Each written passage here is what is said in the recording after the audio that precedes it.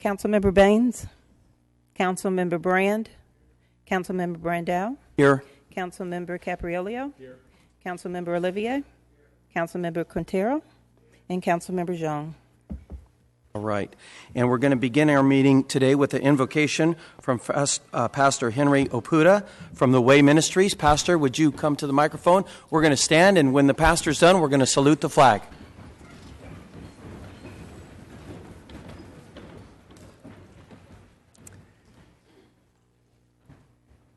Let us pray.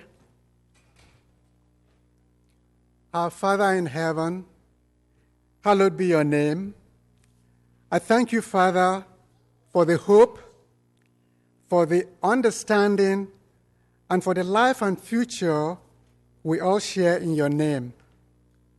I thank you for the opportunity to witness the Park and Recreation Month proclamation and to see the young and beautiful children that we serve. We thank you, Father, that things are looking up for us as a city. We are grateful for the diligent and careful work of city officials in collaboration with our business, faith-based, and community-based leadership. Help us, Father, to keep working together by faith and with positive attitudes on issues that tend to separate and keep us apart. Grant us, Father, the ability to know you. Grant us the willingness to selflessly seek and implement what is best for all people in Fresno, the rich, the poor, those in between, the educated, the uneducated, the citizen, the resident, and the undocumented. Remind us that you are here and always with us. Remind us that if there is any city on earth where people can live together in peace and harmony, that city is Fresno. Help us to use our God-given gifts, our God-given talents, and our God-given skills to create opportunities for ourselves and for our neighbors. Bless our mayor, bless our city council, bless our city departments, bless our city staff, bless Fresno and our neighboring cities, bless California and our governor, bless the United States of America and our president. Let love, peace, and prosperity abound in our lives. This is my prayer and my hope for all of us through Christ Jesus our Lord. Amen. Allegiance to the flag of the United States, one nation, under God, indivisible, with liberty and justice for all.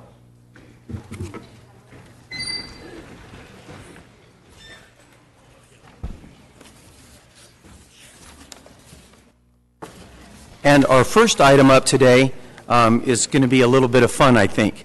So I would like our new Parks Director, Manuel Molinado, to join me up front. And then anybody else that is coming up, Manuel, we can bring them up whenever you're ready.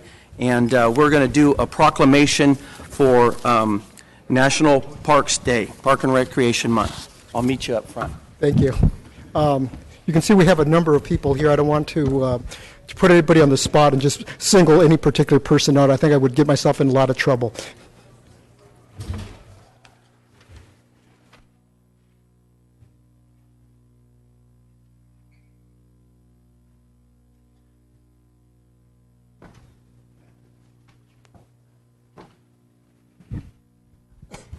All right, were we going to call some people up? No. No, okay. Today is a real cool day. our Parks and Recreation people, and we've got a great new director who most of us have been introduced to within the last couple of weeks, and it's fantastic for Fresno to have a new head of this department after going so long. And we want to thank our city manager for a number of years, and he finally,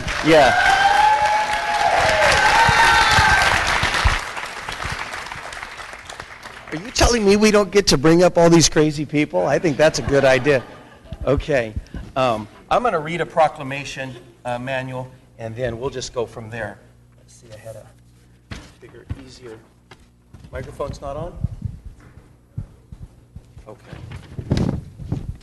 Whereas parks and recreation programs are an integral part of communities throughout this country, including the city of Fresno, and are vitally important to establishing and maintaining the quality of life in our communities, ensuring the health of our citizens, and contributing to the economic and environmental well-being of the community and region. And whereas parks and recreation programs build healthy, active communities that aid in the prevention of chronic disease and improve the mental and emotional health of all citizens. And whereas the United States House of Representatives has designated July as Parks and Recreation Month. And now, therefore, be it resolved, the Council of the City of Fresno does hereby proclaim the month of July to be Parks and Recreation Month. Yay! Emmanuel, that's the proclamation that's passed by Council today. And so we are just so glad to have a great crew in our Parks and Recreation Department, and always, especially this one right here. This one in the pink has given me fits before. Yeah, she takes pictures and then they're all over Facebook. I remember from last time. No, but it's fantastic. So it's great to have you. Again, Bruce, it was great for everything you've done for us, and it's great for this department, and we appreciate you guys, and we're glad to proclaim July as your month.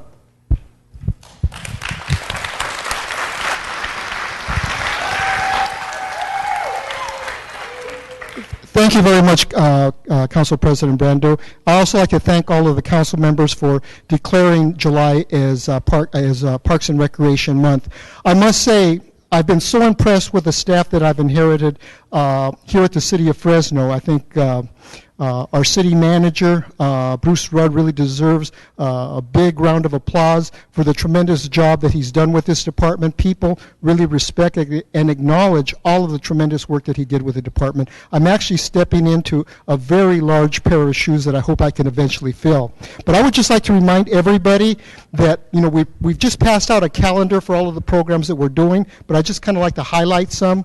We're going to be having an incredible, cultural arts program over, thanks to Wendy over here. We're also doing our nationally renowned science camp again over at Granny's Park. We have an array of aquatics programs. We're offering free swimming lessons. I mean, the list of programs that the department sponsors, especially during the summer, goes on and on and on. And I think the city should really be proud of the Parks Department and its staff that it has here working here. They're enthusiastic, they're dedicated, and they're committed to the city of Fresno. And you can see who the end beneficiaries are of our services, all of the children that live in Fresno. So thank you very much, and I hope to see you again next year for this wonderful occasion. Fantastic. Thank you, Manuel.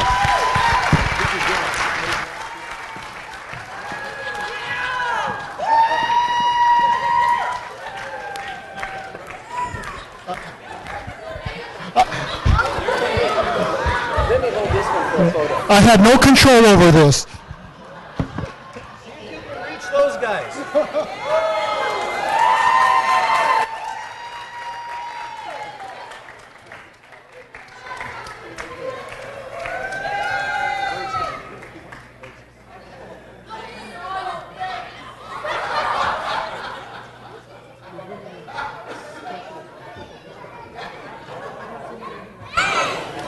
Wow, and we have an extra special guest as well.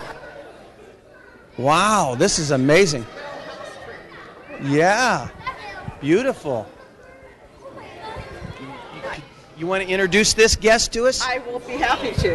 Is that guest going to fly around? No. Oh.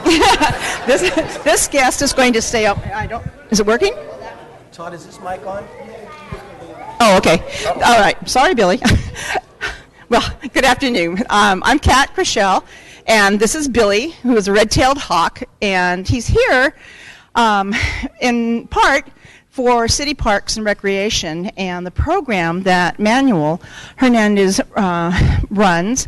He has used my services for the last 5 to 6 years, and working with the City of Fresno, as well as Fresno County Office of Ed and Sierra Foothill Conservancy and a number of other nonprofits, has been a very, very effective way of reaching the youth and oftentimes adults in the Fresno area.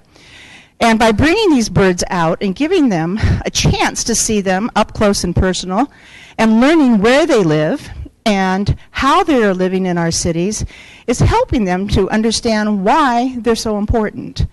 So I just wanted to have a chance to say thank you for letting me work with the city, and know that last year alone, my numbers were 13,000 children reached, and I am a sole owner and representative of my company. So, and that was in conjunction with all the other ones that I work with. Wow, right. Fantastic. Thank you. Thank you very much. What was this hawk's name again? This is Billy. Oh, right on, Billy. He's a red-tailed hawk. I think, I've played Frisbee golf out at Woodward Park. Yes. I think I've seen Billy out there. You have seen Billy. You've seen many of his cousins. Oh, Yes. right on. Well, thank you for bringing Billy in, and thank you for reaching all the kids and everything that you do. We appreciate it. All right, one more hand for our Parks Department.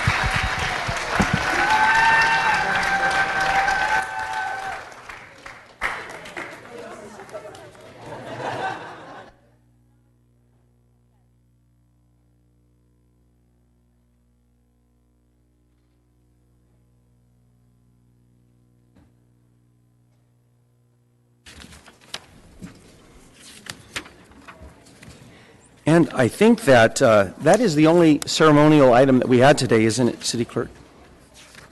All right. Then we are on to the approval of minutes for the June 5th, 9th, 10th, 11th, and 12th meetings. Some of those were the special budget meetings of last week. And so, Madam Clerk, do we have any changes to those minutes? We do. We have changes to the meeting on the 12th. Under the proclamation for Joe Cornell Day, it should say Council Members Olivier and Capriolio presented. And that's the only change I have. However, the minutes for the 5th, 9th, 10th, and 11th will be laid over to the June 26th meeting. All right, thank you. Council members, do we have any changes to those minutes? All right, do I have a motion to adopt those minutes? So moved. Do I have a second? All in favor? Aye. Motion passes 5-0. Now we're on to council member reports and comments. Councilman Quintero.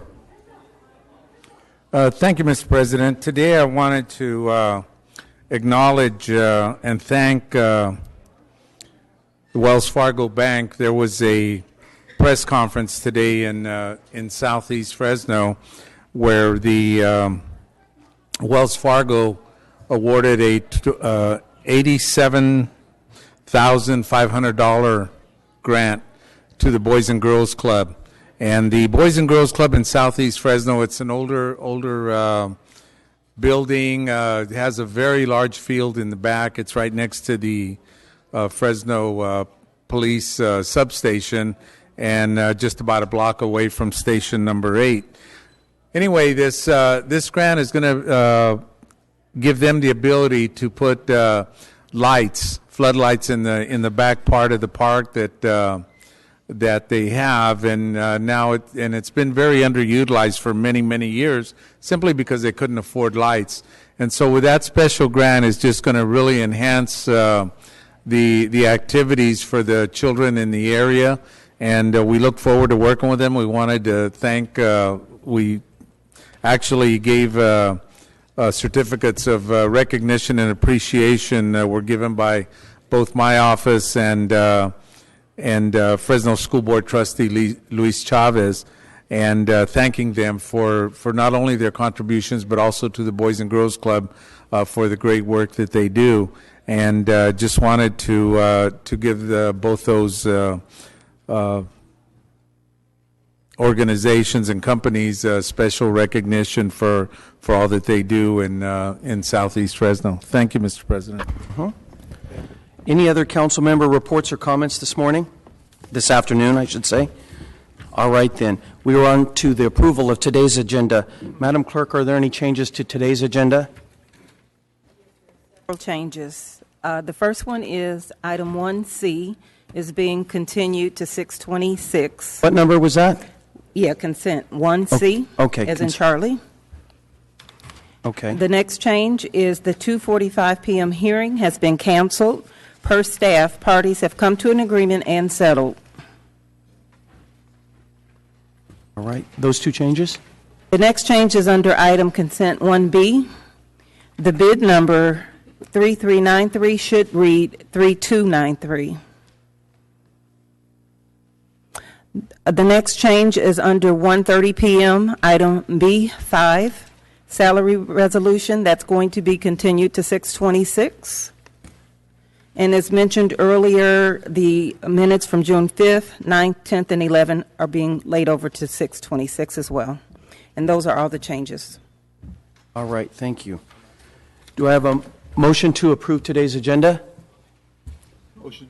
Do I have a second? Second. Well, motion and a second. All in favor? Aye. Aye. Motion passes 7-0.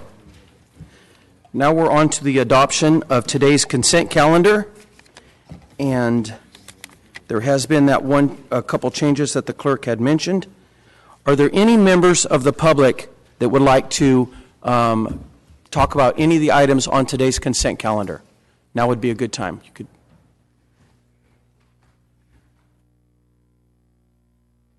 You coming up, sir? Yeah. So it's about the consent calendar items only at this time. It depends. From what I understood, Councilmember Quintero, did you put an item on there about the officer-involved shooting?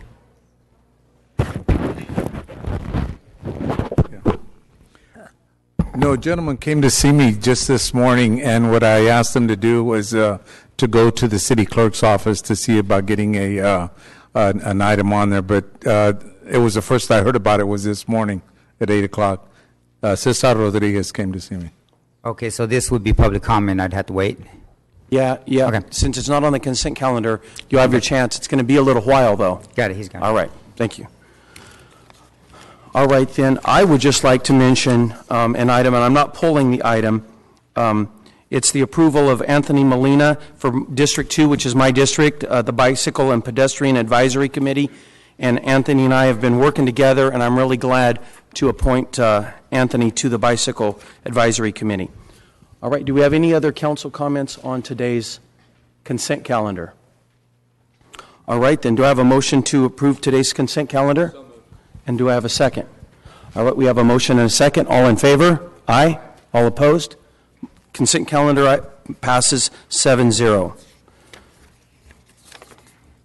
All right, then.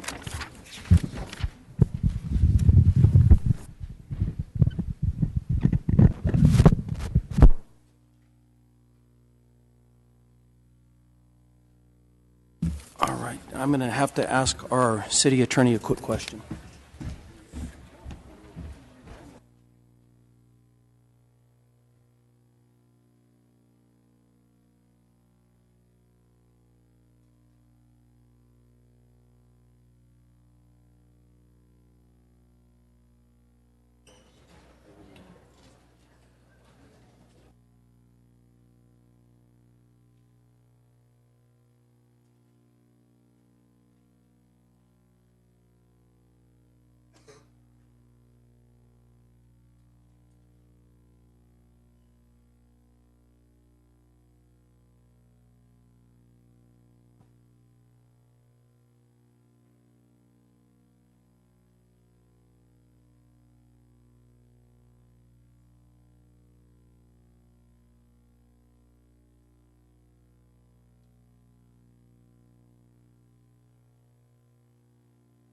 Right now, we are going to have the 2 o'clock timed item, a workshop on the City of Fresno water supply, the Department of Public Utilities.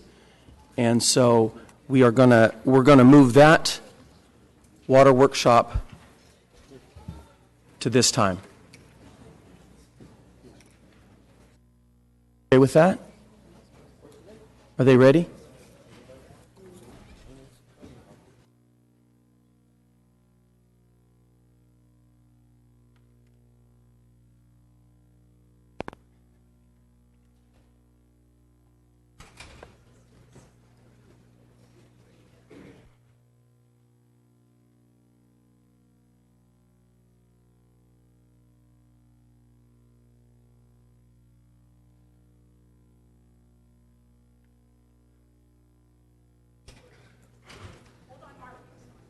I'm just getting them open.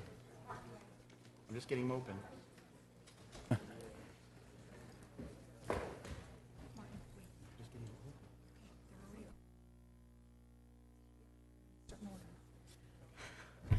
Sorry, you threw me for a loop there, taking this item ahead. I apologize.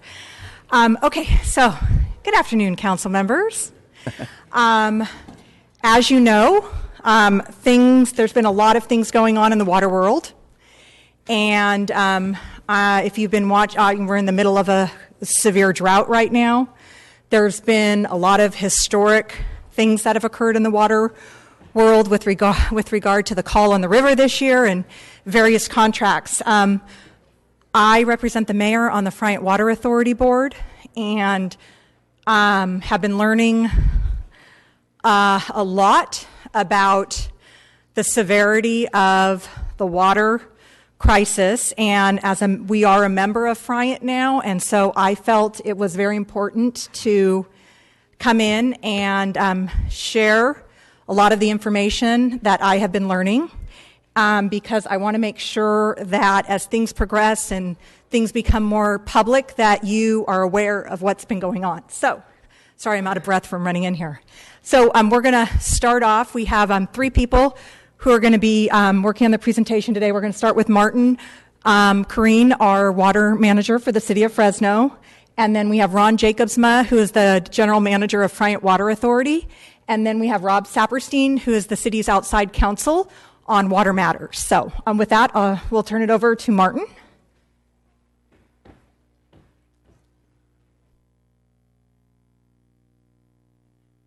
I did hand out hard copies of these PowerPoint presentations, so you should have them as well.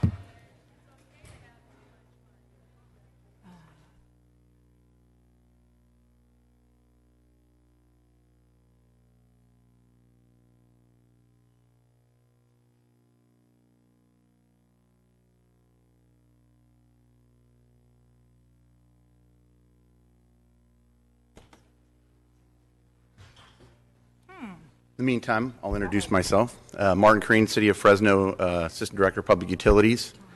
So here we are. Yep, I can do it. Thanks, Georgie. So I'm going to try and be as quick as I can so that we can get through the other 2 presentations. They also have some very interesting and important things to share with you. So a lot of this the council members have heard, and I will try to be quick through it. If there's a question or something you have along the way, please feel free to interrupt me and ask your question. So where does our water come from? As most of you are aware, snowfall and rainfall. We have 2 water rights in the city of Fresno, the surface water rights that both Ron and Rob will speak about a little bit. We have water that we get out of the Kings River watershed. We have water out of the San Joaquin Rivershed. The Kings River water is stored in Pine Flat and delivered via the Kings River. The San Joaquin water is stored in Millerton, delivered currently via the Friant-Kern Canal and a system of canals within the FID system. But we're also in construction of some pipelines to deliver that water currently to our northeast plant. Instead of the 50 miles of current canals, we're actually building a 6-mile pipeline to deliver it more effectively and efficiently to our plant. As you are aware, because we've talked about this in the past, and this was really the fundamental thing that was driving some of the changes that we have in terms of our conjunctive use program, Fresno committed to addressing our declining groundwater tables over the last 80 years. The groundwater table under the city of Fresno has lowered 100 feet, 30 feet in the last 10. And of course, this drought will have severe impacts on that groundwater table further, as we haven't had as much rainfall for influent from the top, and we're not getting the inflow out of the Sierras, and everybody's having to pump. Really what's happening for the city of Fresno is we're making some major capital infrastructure improvements to go from, prior to 2004, we were 100% groundwater, and in 2004 we put our first surface water treatment plant online. It's a 30 million gallon per day surface water treatment plant in the Northeast at Beheimer and Chestnut. That plant currently provides about 12% of our annual demand. The remaining 88% is groundwater. Our plan is to convert that to where we are 53% on average, 53% service water, 36% groundwater, and the remaining 11% recycled. This basically shows what's happening. If you look at this, you can see that the groundwater is green, surface water blue, and reuse in gold. The groundwater before 2004 was 100% of our demand, and you can see we were peaking at about 2009, 2008. We went up to around 165,000 acre feet a year. We were producing some groundwater. With the construction of the new plants, we will increase that and reduce the amount of groundwater to a sustainable amount, which is approximately 50,000 acre feet a year. Had we constructed the 80 million gallon plant in 2005, we would have saved 100 billion gallons of groundwater. So that kind of gives a perspective on just how significant the construction and implementation of this program is. The net effect of that ADMGD plant, if we'd have done it 10 years ago, would be 100 billion gallons of water in the ground. So our future water supply challenges for us, for the city of Fresno, to ensure a safe, reliable, and sustainable supply, which basically water is the prosperity of any community. If you don't have water, property values, jobs, it affects everything. Really, for us to have sustainable supplies now and in the future, we really absolutely need to do four things. Improve our conservation, which we have been working on. We have a very aggressive program. Increase our reuse, which is to diversify our supply and not rely solely on one source. Address our deferred maintenance on our facilities. We have some aging facilities that have not been financed to replace, and build the infrastructure to balance this water portfolio to better manage the supply that we have. We have an abundant water resource portfolio. We just are not, at this point in time, able to adequately use it and responsibly manage it in an efficient way. With that, I'll turn it over to Ron.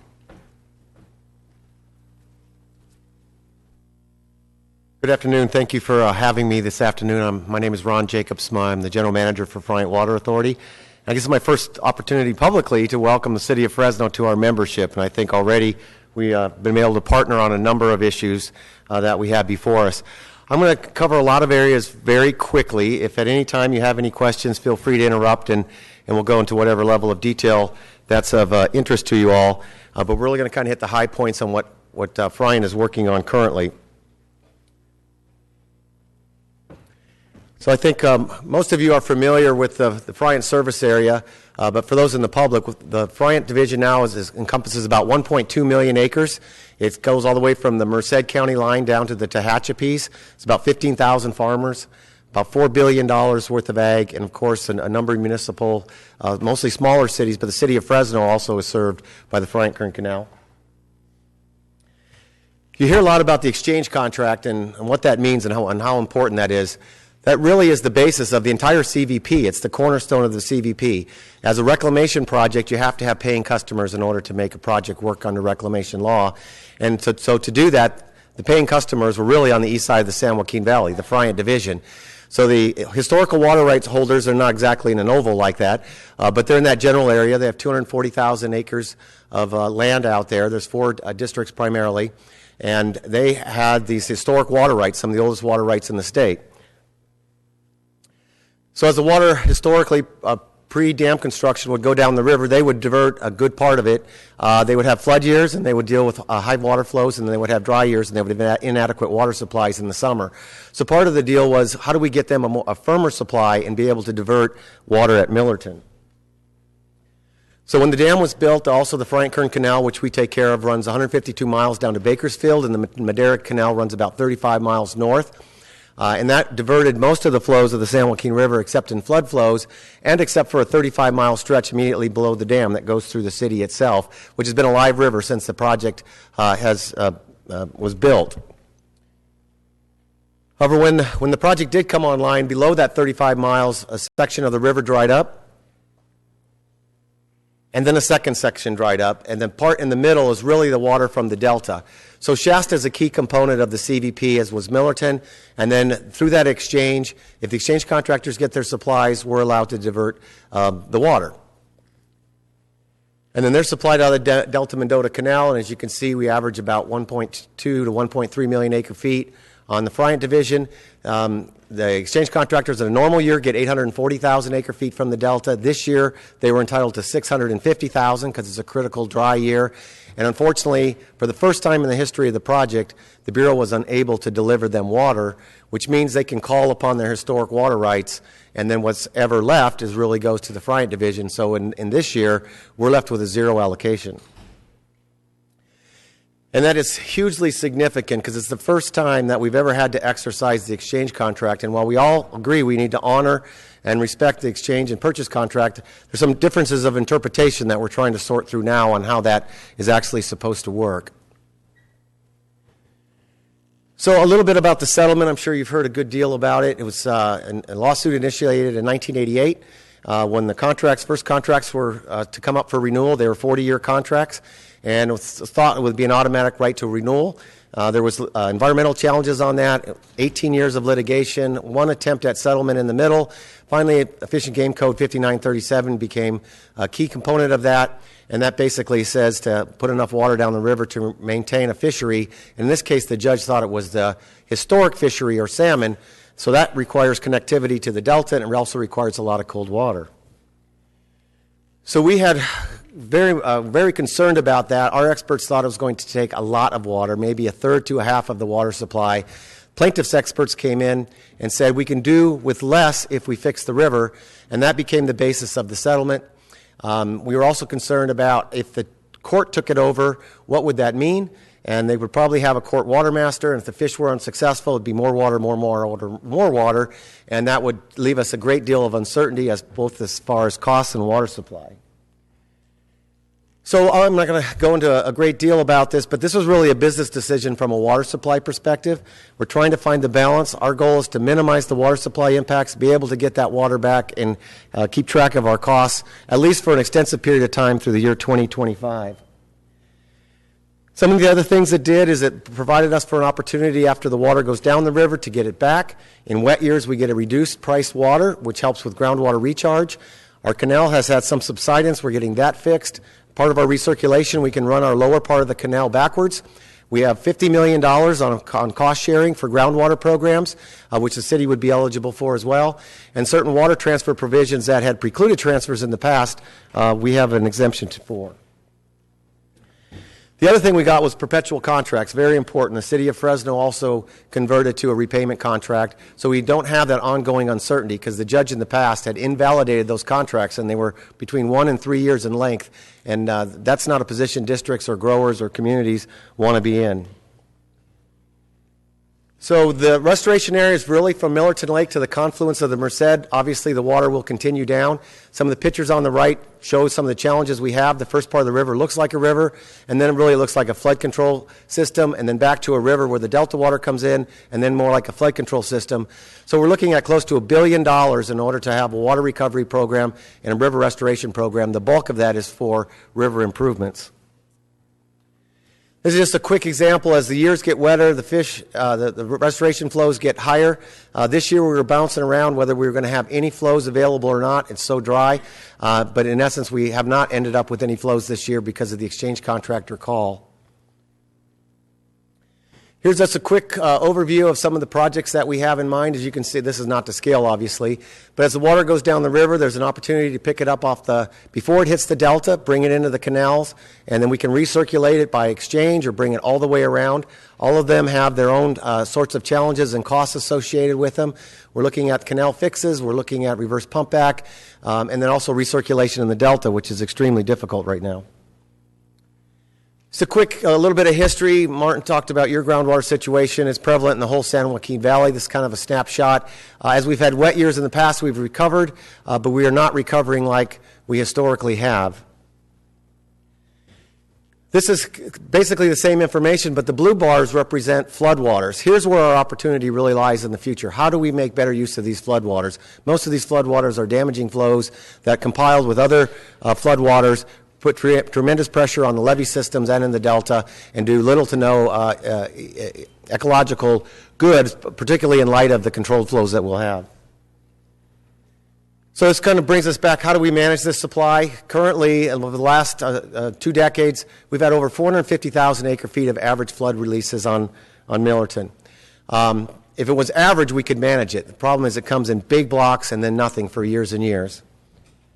So one of the things that is being evaluated currently, the project that survived out of over 20 projects that were evaluated, is Temperance Flat, which would be a reservoir within the reservoir, and it would be a big reservoir, and it would have a capacity of about 1.3 million acre-feet. There's some power issues associated with that. We think we can net out power.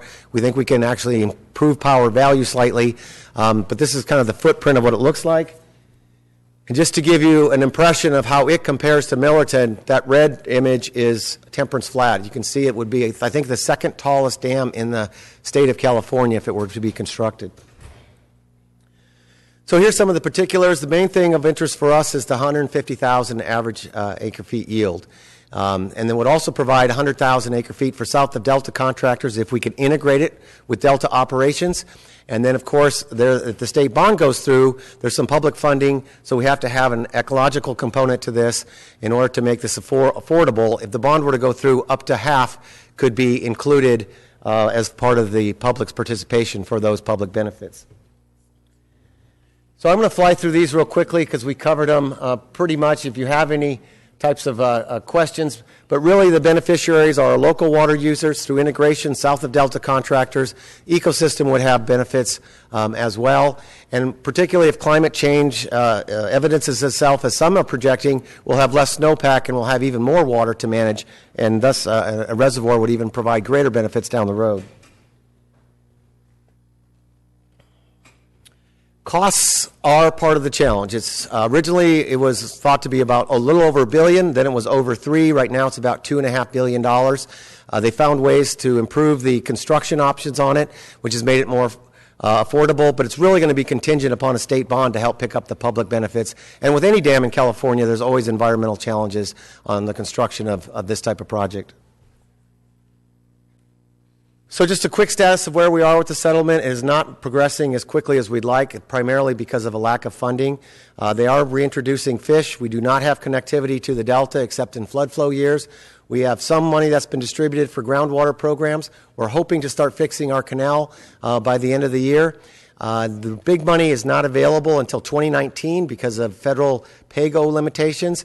And the river restoration, some of these areas around Mendota Pool and channel fixes are $100 to $200 million projects each. So finally, you've probably heard a lot about the twin tunnels or Delta conveyance. In 1982, the referendum killed Delta conveyance. And now there's been an ongoing interest. Over $200 million has been spent by some of the exporters to pursue this type of balanced approach. Friant is interested in this for a number of reasons. First, we got to make sure the exchange contractors always get their water supply. If they don't, it comes out of Friant. Never happened before this year. We got to make sure it never happens again.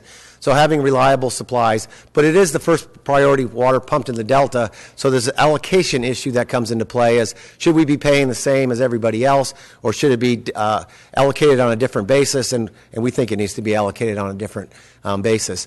Cross Valley supplies are supplemental supplies that actually through exchange benefit Fresno County as well as Tulare County. They come from the Delta as well, so they would need a facility to help ensure their water supply deliveries. And then, of course, we're losing 200,000 acre-feet a year to settlement when it's fully implemented. So one of the things we want to make sure is that we have a way to get that back. And if Delta Conveyance can help us recirculate that water in the Delta, that would be a very beneficial to us as well. So finally, the bond, I hear they're making some progress. Our Assembly member here, Mr. Perea, has done an outstanding job on assisting with that. We're hoping there's a hearing on that next week. One of the key elements of concern for us has been the $3 billion for surface storage. That looks like it's going to remain intact. Not subject to future appropriations, so we're not at the whims of whatever legislative body is in effect at the time. The California Water Commission will be able to approve that. The other component is the Delta, the ecosystem part of the Delta. With or without conveyance in the Delta, we need to improve the ecosystem so we can get the fish populations up so we don't have the diminished deliveries which are affecting the west side and now the east side of the San Joaquin Valley. So I know I hit a lot of territory really quickly there. I'm available for any questions that you may have either now or later. Thank you. All right. He could do one of those car commercials at the end, 18.5% interest. All right. We have the last portion, and then we're ready. Do you want to do any questions at the end, or you want to do them?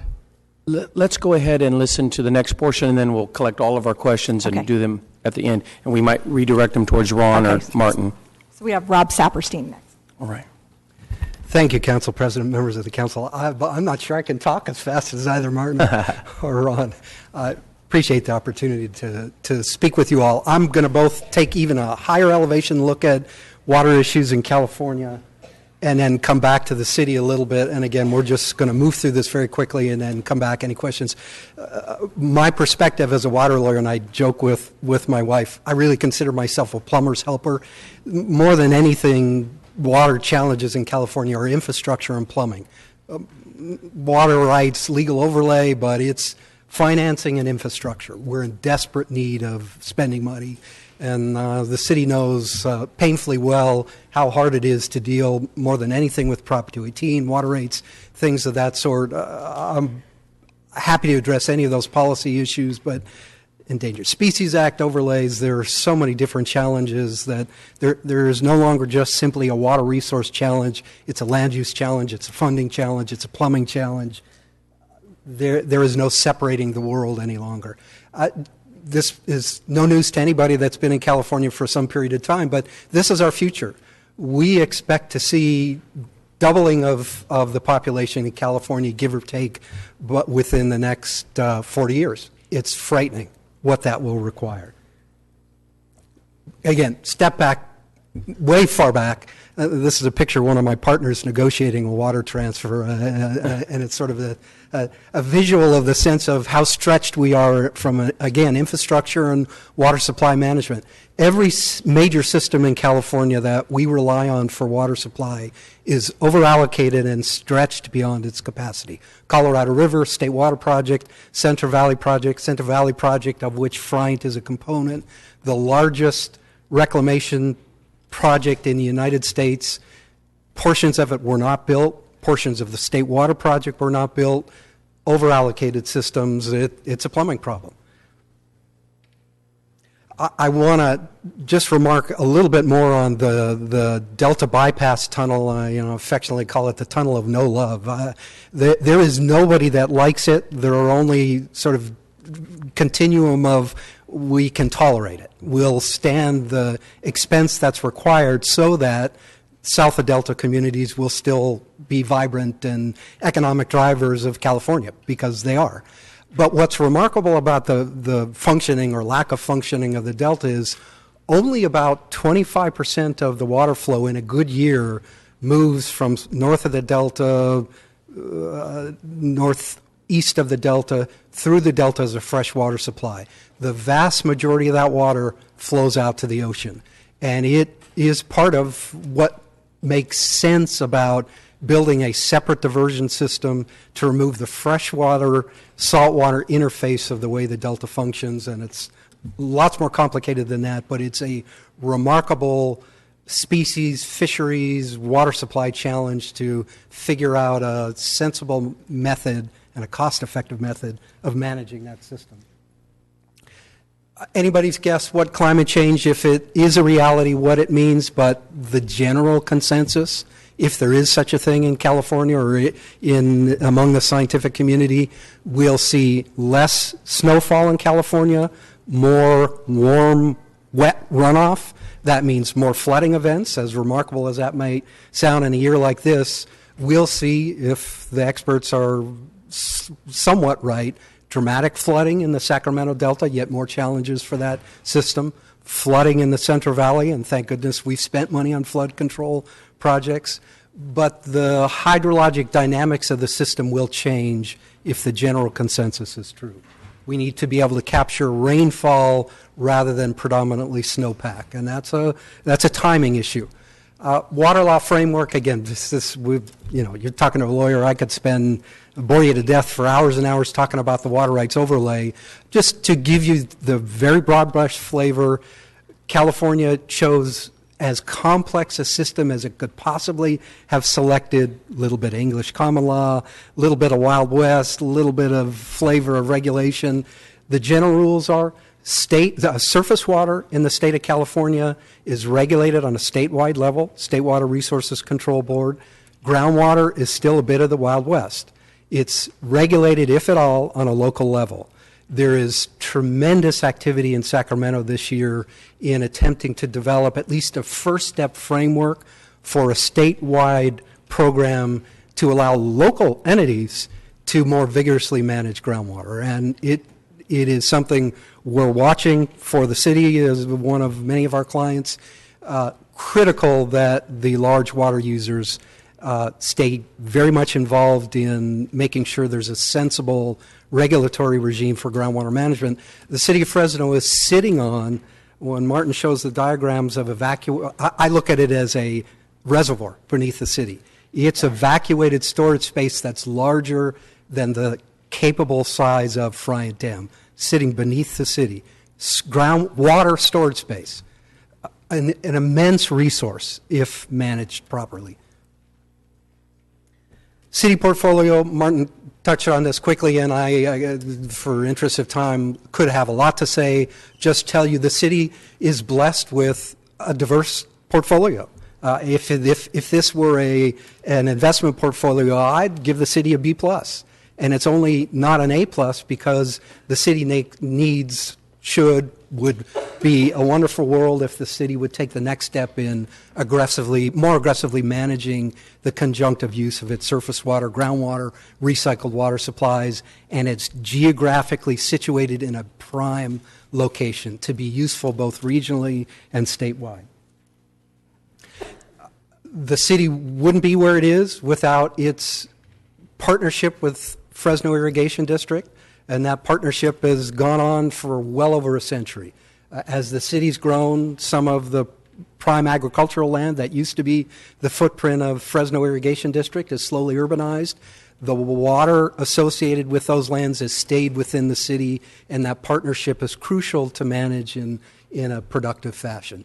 A couple, what I'd consider to be somewhat old now, I was born before 1974, so I need to be careful what I say. It's not too old. But 1974 agreements, 1976 agreements, it's time for freshening up of those, and city staff certainly is looking at and talking with Fresno Irrigation District over management of recycled water and the combination of surface water, groundwater supplies accessible to both Fresno Irrigation District and the city. This is really brings us to where we are now, and Ron touched on it. This has been an extraordinary year. We have never seen dual emergency drought declarations from the governor. We have never seen a State Water Resources Control Board curtailment of water rights along the whole Sacramento Valley, junior water rights. Contemplation in July on extending that curtailment to some senior water right holders. And that means stop using water. It's not, turn the throttle down the fountain a little bit. For those junior water right holders, zero. And it's part of a function of the way the water system allocation works. And we have never seen, in the 60 some odd years that the Friant system and CVP system has been operational, water taken from the Friant Dam, eastern side of San Joaquin Valley, and given to the exchange contractors in lieu of the way the system was planned to operate, which is move water from north of the Delta through the Delta to the exchange contractors. Unprecedented. And major footnote on that issue, it's triggered litigation.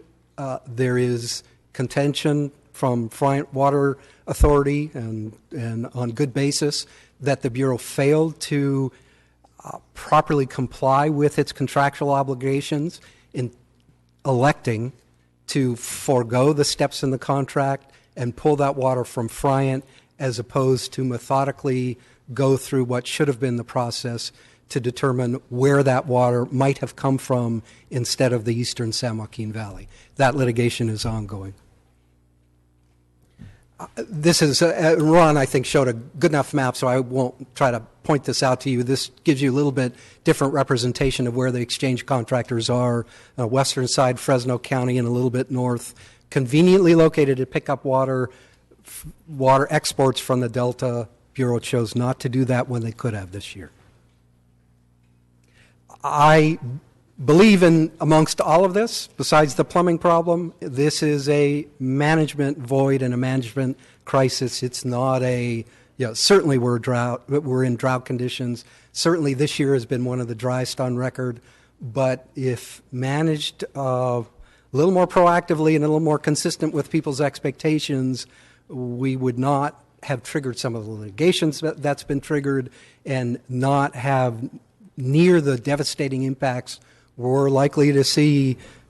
Zero Friant water supply on the east side of San Joaquin Valley. That's astonishing, just astonishing from the entire water world. Thank you very much.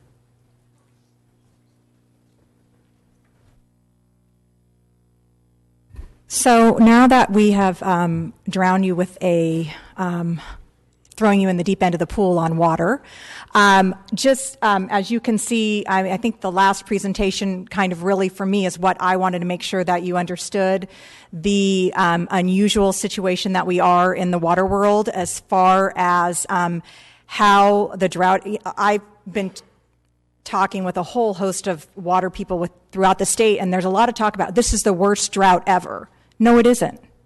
The 77 drought was worse than this drought, and Friant still got water. So there's definitely been a lot of discussion amongst the water users that the way the system has been managed has, from my perspective, not obviously just from being involved in water issues for the last decade or so, not being a lawyer, it didn't have to be this way. And once we got a 0% allocation and once they made a call on the river, and by the way, we are in a direct contract with the U.S. Bureau of Reclamation. We are in a contractor relationship with them. How we found out that we were going to be getting zero water and they were going to be sending the Friant supply to the exchange contractors was via press release. They have obligations under the contract with us, just like any standard contract. There's noticing provisions where if you are not able to live up to this contract, you have to notice people. We found out via press release. The mayor did send a letter to the Assistant Secretary of Interior and the Acting Director of the Bureau of Reclamation about her unhappiness about how that occurred and how we were notified, and that our expectation is that we will have more direct communication because we are a large city in California and have a responsibility for providing water for health and safety reasons for 500,000 people. So, one, wanted to make sure you all were aware of what is going on in the water world. Two, wanted to make sure that you're also aware that we are working very closely with all of our partners in the water world, with our attorneys, been working very closely with Doug and Rob and, of course, Martin to really make sure that the city's rights are protected. As Rob mentioned, Friant Water Authority did file suit against the U.S. Bureau of Reclamation, and it's still moving through the courts. But while we're a member of Friant, and so the Friant Authority sued, there were also individual water districts that were also plaintiffs in that lawsuit. We were not. It was moving very quickly, and we did not have an opportunity to get back to you and brief you, and there were enough plaintiffs moving forward. But whatever happens with that lawsuit, we will either be a beneficiary of a positive result or a negative beneficiary of a negative result. So With that, if you have any questions of any of the presenters, I would like to come before you every few months or so to kind of update you on what's going on with the situation, because we are in a very unusual time in the water world. So with that, I'll open up to questions. All right, I just want to remind the public that workshops are really for council, so the comments are going to be all up here from council. Councilman Zhang. Thank you, Council President. I'll try to keep this as short as possible. Georgianne, the presentation, is it just strictly dealing with the city impacts in terms of a zero allocation, or are we also, so I know how to appropriately ask the question, the impact outside of the city's sphere as well, different cities within the county, whether it's been notified by Parlier and those areas. So I'm just looking at the Friant question. Is that just the direct impact with us? So today, yes, Okay. we're focused on the impact on the city of Fresno proper, and then a little bit farther in that we're a member of the Friant Water Authority, which covers the east side of the valley. Right. Obviously, the west side has been challenged for years and has faced, water supply problems.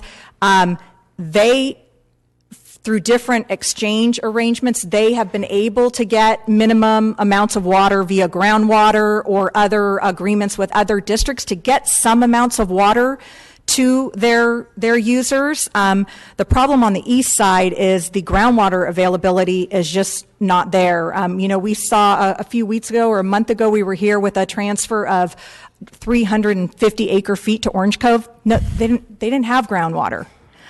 So you're seeing things like, I see photos every day of a lot of citrus orchards getting bulldozed because the farmers are having to make a decision, okay, we're going to have to tear out this orchard in order to keep this one alive. So West Side has been challenged for years. They have had, I think, a little tiny bit of flexibility with some possible other sources. This is the first year that it's really been whoosh on the east side and not as much flexibility for them. And I know there was some discussion about some of the different budget sources or funding to do some of the different projects, whether it's above ground or Temperance Flat and those things. How much of that is dependent upon the bond that's going through the state right now, and how much of that is already technically we have in the pipeline, but just a matter of getting it through?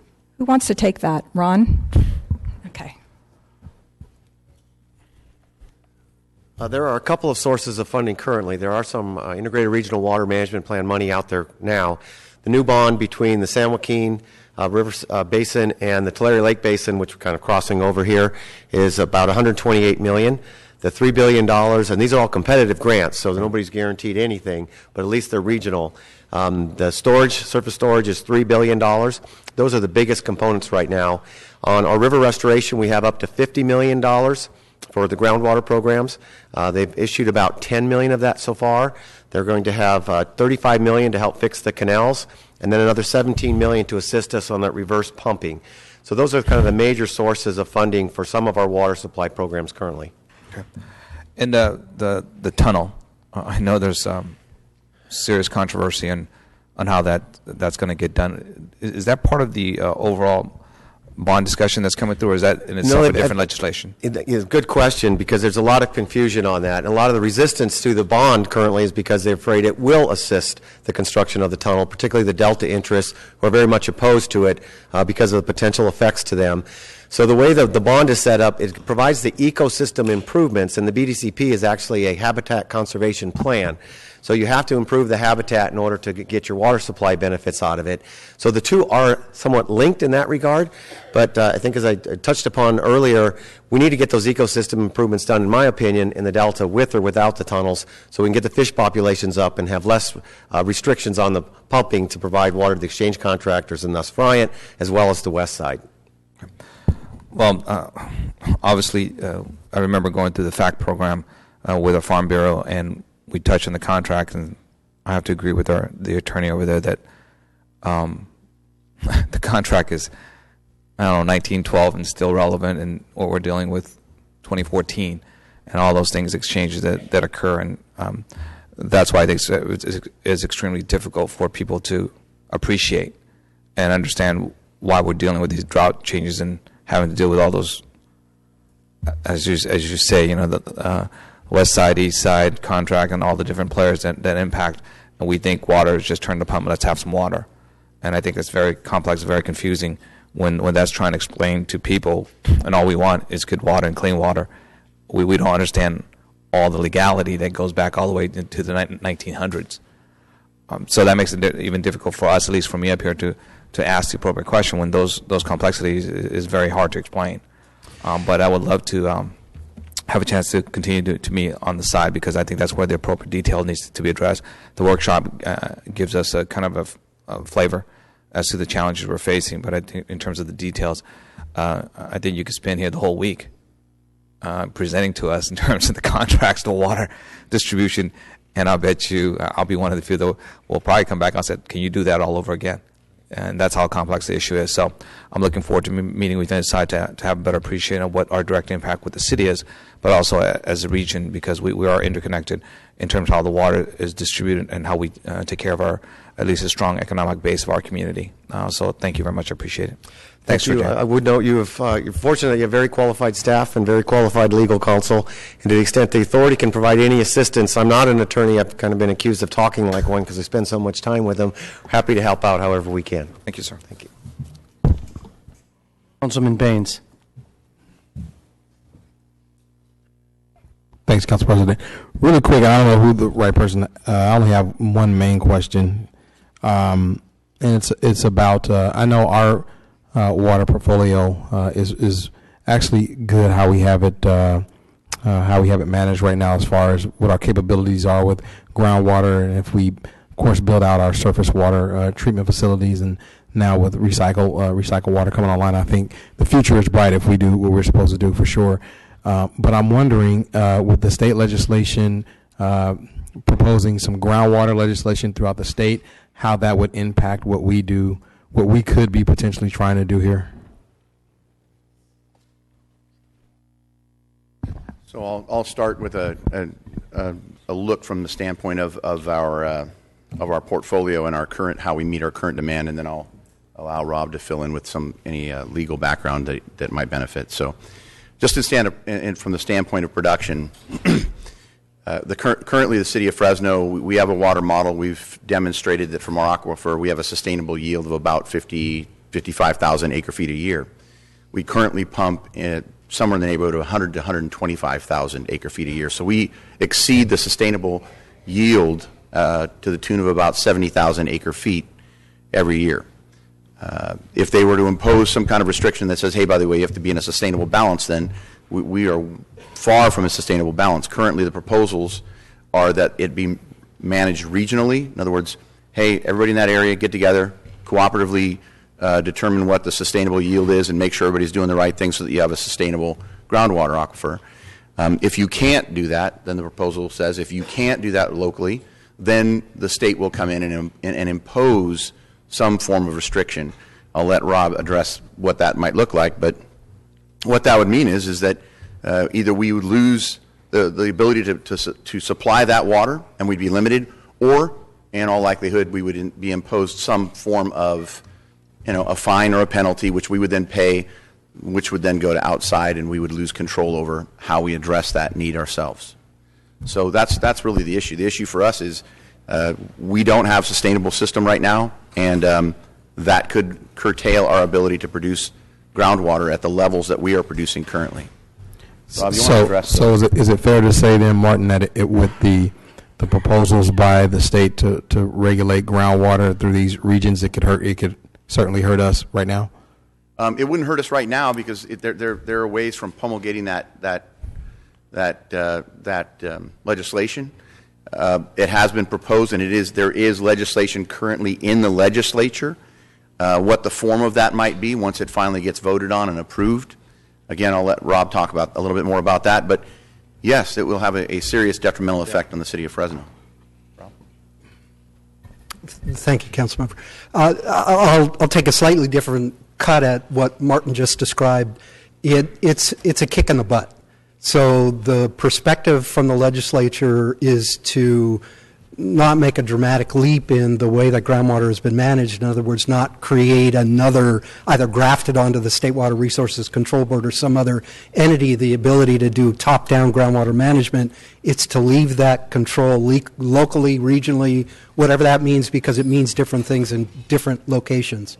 So the first step will be, as it's currently crafted, local regions, get your act together. We don't want to face this type of crisis again and not be prepared to manage the resources. And there will be a but, and this is where Martin was headed, the but will be if you don't do it promptly, and that's a loose promptly, then the state will have some tools to force a process to get it done, but it won't be a top-down process in the sense that the state board will drag all the users into a state board proceeding in Sacramento. And my law firm is working with about half a dozen other firms that do nothing but water work in the state to make sure that the century of expectations of common law over groundwater rights are respected in the way this process is designed. And so the kick in the butt may be, if nothing else, you're forced to go to a court proceeding that would be streamlined to create a management regime for the groundwater resources if the locals can't do it through some sort of negotiated local-based process. So lots of words to still local-based, but carrot first, stick to come if it doesn't happen as promptly as the state would hope it will happen. In the measures that we're proposing, certainly we're trying to have more balance to our water management with the addition of the surface water treatment facilities and such and so forth, and obviously the tertiary recycled water treatment. Assuming that we're able to implement these procedures, would that put us in line with what the state is trying to accomplish with regions? Put you well ahead in sense of the line. So what we're trying to make sure the legislature understands is all of those investments for the folks like City of Fresno and others that I work for that are actively engaged in spending real money on real projects to help their regional sustainability. If they change the rules, that money is spent with expectation that the rules will be somewhat stable. So, providing the world doesn't flip on its head, we expect that the rules and the structure of some management regime, if it's legislatively designed, would respect all of the legal advice that we're providing our clients, and it's not just my firm, others, about how to design those programs so that the money you're spending gets you something that's reliable. Got it. Thank you. All right. Screen is clear, so I'm going to ask a couple questions, but if any other council members want to jump in, they can. Let's see. Ron, can I ask you a couple questions first, please?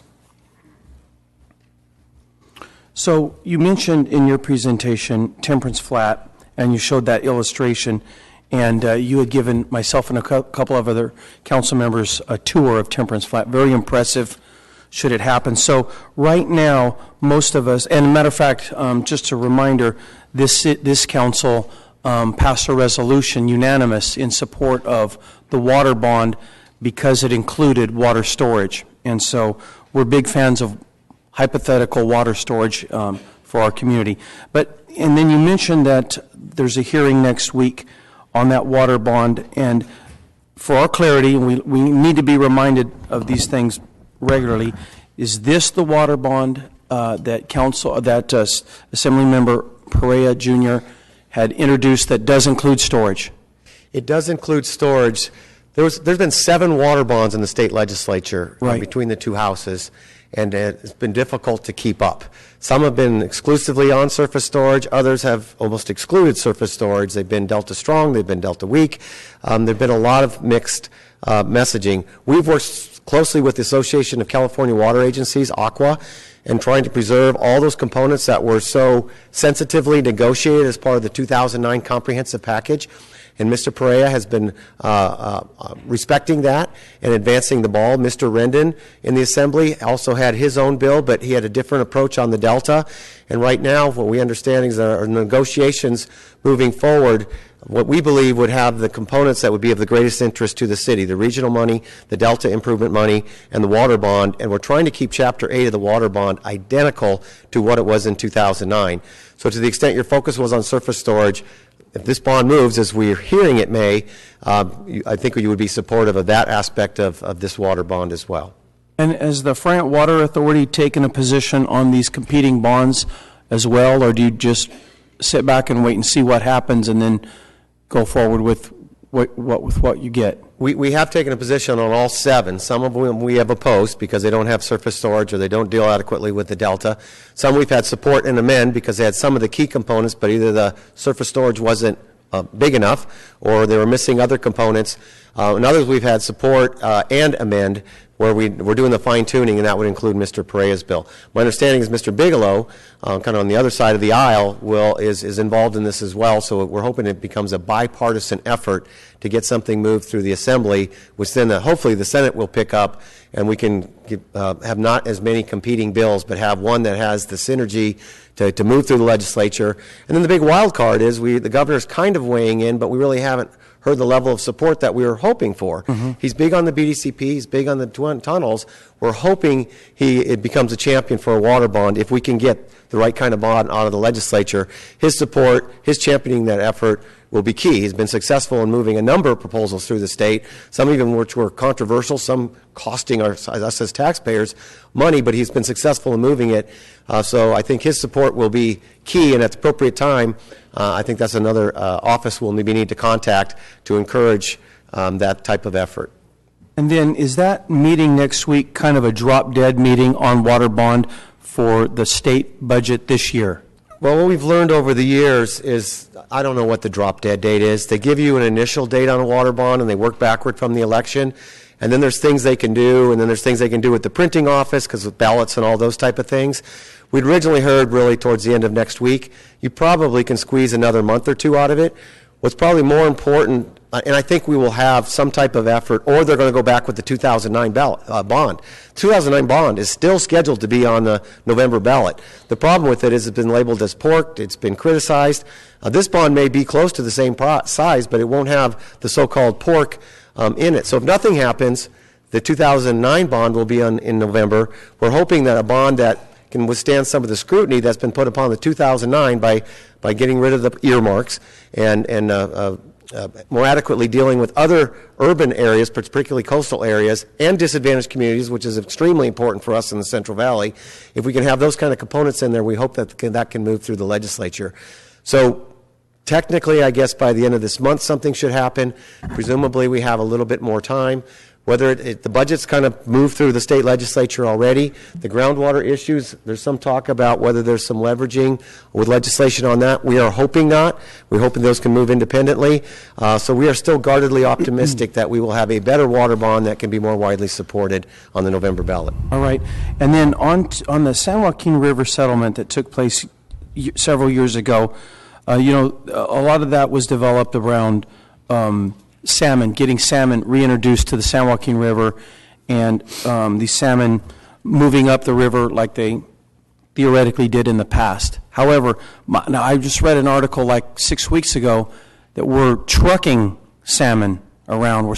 So catch us up with that. So what's happening there? That's kind of a big question. Okay. Because the backdrop is so deep. Really, the tool that the environmental community and the fishery management communities have been using to improve salmon stock and other native fisheries has been flows. They've been really limited in what else they can do. There's other stressors in the Delta, obviously. So in the years past, they've made these releases. Unfortunately, the fish populations haven't rebounded, so we're kind of wondering what value we're getting out of some of that water. Maybe some flow is part of the equation, but obviously other things need to be done. What happened is that after just in our third year of drought, and this is the third driest year ever, not the driest, we basically have nothing left by way of assets. There is no water available. And right now they're trying to maintain salinity control in the Delta. That's not a fishery thing. That is to keep the balance in the delta. If we lose control of salinity, you can't export water. You'll have seawater in the delta, and then nobody benefits, not the fisheries, not the cities, and not agriculture. So right now they're bleeding reservoirs even further trying to maintain that, because once you lose salinity in the delta, it is extremely excruciating to get that salt pushed back out to the ocean. And so right now what we have is very limited resources. Creek levels are low, river levels are low. Cold water is a real big problem, particularly for winter run that actually grow up over the summertime. So what they're doing in this case is because of low flows and temperatures, they're trucking fish.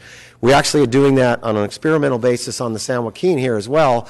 We brought in fall run from a hatchery up north, put them below the dam, let them sit a few days, and then moved them to the confluence of the Merced because we don't have connectivity, and then hope they go out to the ocean and see if they come back in 3 years.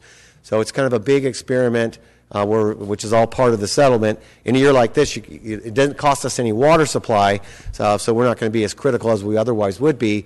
But until we kind of get the river fixed, where we can have adequate flows, we get our water supply tools in place, we're really questioning the order of things on salmon reintroduction in the San Joaquin River, because as you point out, we have salmon population problems throughout the state, and we have no cold water pools available. And if we aren't blessed with an El Nino that actually brings a lot of rain, I hate to venture what next year will look like for the state. I agree with you that it seems to me like we have things a little out of order. It'd be nice to fix the river and get the flows correct, and then hypothetically, when that's done, talk about fish reestablishing that. I've got a couple more questions for Rob. Thanks, Ron. So, Rob, this problem that Georgianne described about zero allocation, and we got noticed by, I can't remember what she said, reading about it in the paper or Press something. release. Yeah. And so that doesn't sound really cool. So, and you're a water attorney. Do you feel like our community, and I really mean beyond Fresno, I mean our region, is getting disserved in this process? Yes. The Bureau of Reclamation, somewhat in conjunction with the Department of Water Resources, state agency, there were decisions made that all you can do is scratch your head and say, boy, where did this come from? So some of the public statements, so I have to be careful, there's ongoing litigation, public statements not protected by attorney-client privilege that the Bureau decided to trigger a force majeure act of God provision in the exchange contract to ignore this stair-step method that it should have gone through to determine where the exchange contractors received their water prior to deciding all of it would come from Friant Dam, for example. There are just some curious decisions that are hard to explain other than some political dynamic that is very unsatisfying. Okay. And, I think most everybody in the audience and in our community is just really worried about this type of action, because we'd love to see a El Nino, as Ron just mentioned, but if we have another year of drought, these problems just compound upon themselves. And we already talked about one of our neighbors, Orange Cove, being completely out of groundwater. And so this stuff is, really, it terrifies me when I start thinking about what the possibilities are with our water supply. So we appreciate the update today. I guess I'm done with my questions. Thanks a lot for coming. Thank you. Councilman Capriolio punched in, so he's got some comments or questions. Thank you, Council President. Ron, maybe you'd be the one to answer a couple of these questions. It seems that the real issue here is groundwater management and sustainability. And I think someone said the local regions, if we don't get it together, there are serious consequences. And so that, to me, the local region would be the city of Fresno. So we really want to, as a council, take care of the city of Fresno, it seems to me. So we've listed what are our options? So the long-term options are temperate flat storage, which is years away. A wet year could be years away. It has been for the last couple of years. And there seems to be bureaucracy battles going on all the time, litigation and so forth. So it seems like those solutions aren't really on the table. Next to me in my notes here, it says state legislature. They have their solutions, but quoting someone, those could kick us in the butt if we don't take care of our local scene. Is that a fair statement? I believe it is, and I know a number of our ag districts have been struggling with this for years, and it's always hard to self-police. But at some point in time, if we don't get our arms around maintaining sustainable groundwaters, we're going to fall into this issue of adjudication. And then the courts come in and they'll tell us how to run things, or some other governmental regulatory agency. The solution to the groundwater problem, though, is not so easy. We have 21 member districts, and we have different camps. So Friant Water Authority itself has not taken a position on groundwater legislation because we have different lines of thinking on what a good groundwater type program is. I think what the city is doing, Martin has shared with me some of your proposed plans. I think that's a very lot of foresight in that. I think those are the kind of things that we're going to see more and more of. Surface water is going to be key. How do we manage these flood flows? The Kings has flood flows. The local streams have flood flows. San Joaquin have flood flows. We're not looking at dams elsewhere.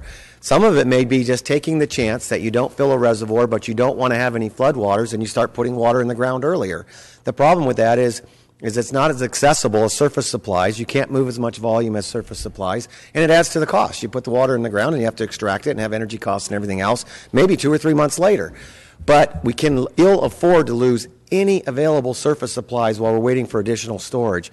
So the conjunctive use aspect, I think, will become more aggressive programs, and then also partnerships and groundwater banks. It was mentioned our foothill districts have little to no groundwater. Terabella has no groundwater, permanent plantings. So how do we partner with folks so we can start to move around? We have Band-Aid, baling wire, duct tape, about 100,000 acre-feet this year to try and keep the crux of the devastation to the permanent plantings at bay. I'm not sure, we're not going to make it all. Some trees are going to survive, but they're not going to bear fruit for a year or two because they've been cut in half, basically. But those are the kind of programs we need to work on regionally. We need the incentives from the state and the federal government to assist us with that. You talked about the regulatory environment. Mm-hmm. Those things need to be streamlined. We don't need to deal with 15 agencies. We need to get kind of a clearinghouse on how to get these programs advanced, funded, partners, and move forward, in my opinion, and that's going to take some work.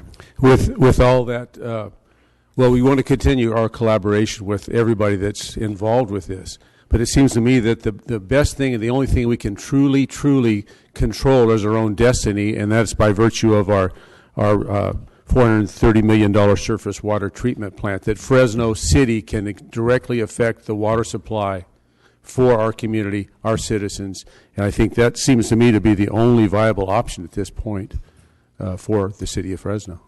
From an outsider looking in, because I live in Visalia, not in Fresno, but that to me is a very astute plan on trying to manage your groundwater situations, your surface supplies. You have access to the canal, a lot more flexibility. I know you have ongoing partnership with Fresno ID and others, and we're having more and more collaboration within Friant, which we've had districts collaborate for years with groundwater and no groundwater and Class 1 and Class 2, all those kind of things. So in my view, you're certainly on the right track. You know, can you ever do enough? I don't know. I mean, at some point in time, the checkbook is only so deep.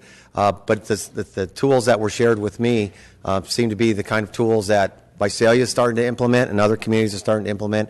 And it seems like that's a good course in proceeding forward. It seems like we're a little bit ahead of the curve then compared to the other communities with surface water sustainability by virtue of what we've approved so far and the direction we're going. From my perspective, that would be a fair statement, yes. Thank you very much. Thank you.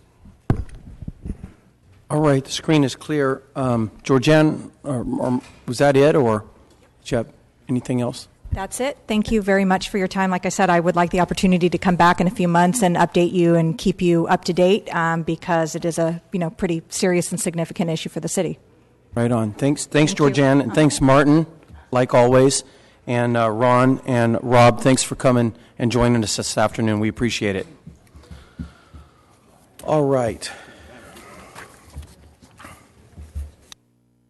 Now we are going to take on the adoption of the fiscal year 2014-2015 annual budget. There are 7 items in the budget. There's 7 items. We're going to take them, we're going to essentially in the end vote on them in one fell swoop unless council wants to take it a different direction.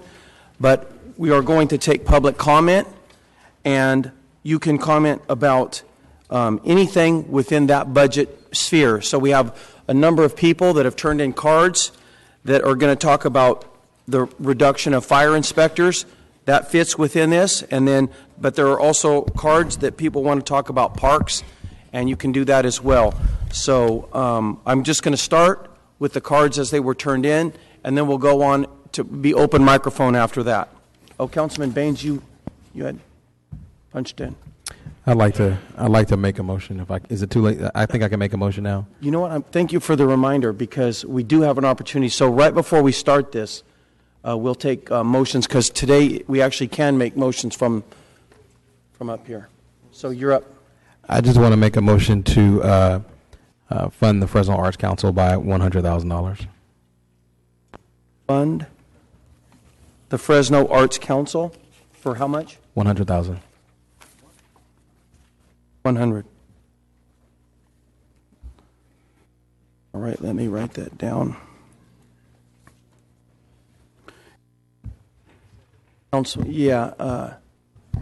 You have a second? Yes. Yes, he needs a second. Councilman Zhang seconded it. All right. So we have a motion and a second. Let's just take all the motions first, and then we'll vote on those motions. Councilman Quintero, did you have a motion? I do, Mr. President. Thank you. I've got 2 or 3 motions. First motion I'd like to make and add a couple comments to it. Monday when we voted on some of the motions, there was one to add $50,000 to each council infrastructure budget. And I wanted to bring that back. I voted against it initially and had some time to think about it. And I believe that it was maybe some of the council members probably felt that they didn't need it for their districts. It seems to me that we talk about the tale of 2 cities, and the southern part of the city probably has greater needs than the northern part, simply because it's older. We have older neighborhoods. More infrastructure repair is needed. And one of the things that we did some years ago, so basically what I'm doing is asking the council members that voted against that motion last time, and like I said, I was one of them, so I'm bringing it back, is that we go ahead, and I'm asking them to go ahead and support this motion, the ones that voted against it. But what you can do is help the council members on the southern part of the city by supporting this motion and then giving your money back. Okay, so then we get our monies for our infrastructure budgets for the southern part of the city, and you in the north can give it back to the city. But it'll help us, believe me. And it's not anything new that I'm proposing. It's when Council Member Zhang was president of the council, it was a similar situation that arose, and I believe it was a couple of the council members in the northern part of the city that went ahead and supported it, and then they gave the money back afterwards. So I wanted to just kind of give you that little bit of background on it and make a motion that we restore the $50,000 to the infrastructure budget that had been made earlier. Okay.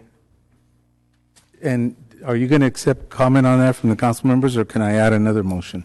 Well, I thought that we would take all the motions, okay, and then we can go back and discuss them. Yeah. Oh, okay, perfect. Mm-hmm. Okay, second motion I'd like to make is that during the budget process, I had mentioned that in our council district as well, we had at least 10 priority items that we needed for the city council budget. And I went down one by one with the staff and as to why it couldn't get done or why it didn't get done or where it was in the process. Anyway, of the 10, I only got one.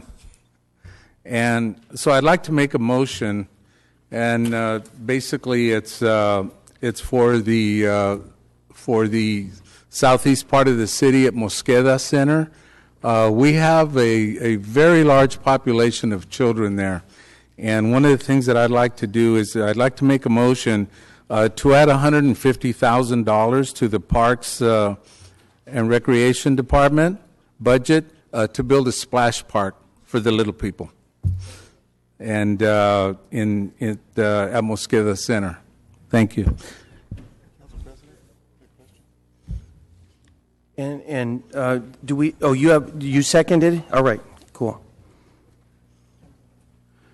All right, Lee. Before we talk about any of those items, are there any other motions that councilmen want to make at this point?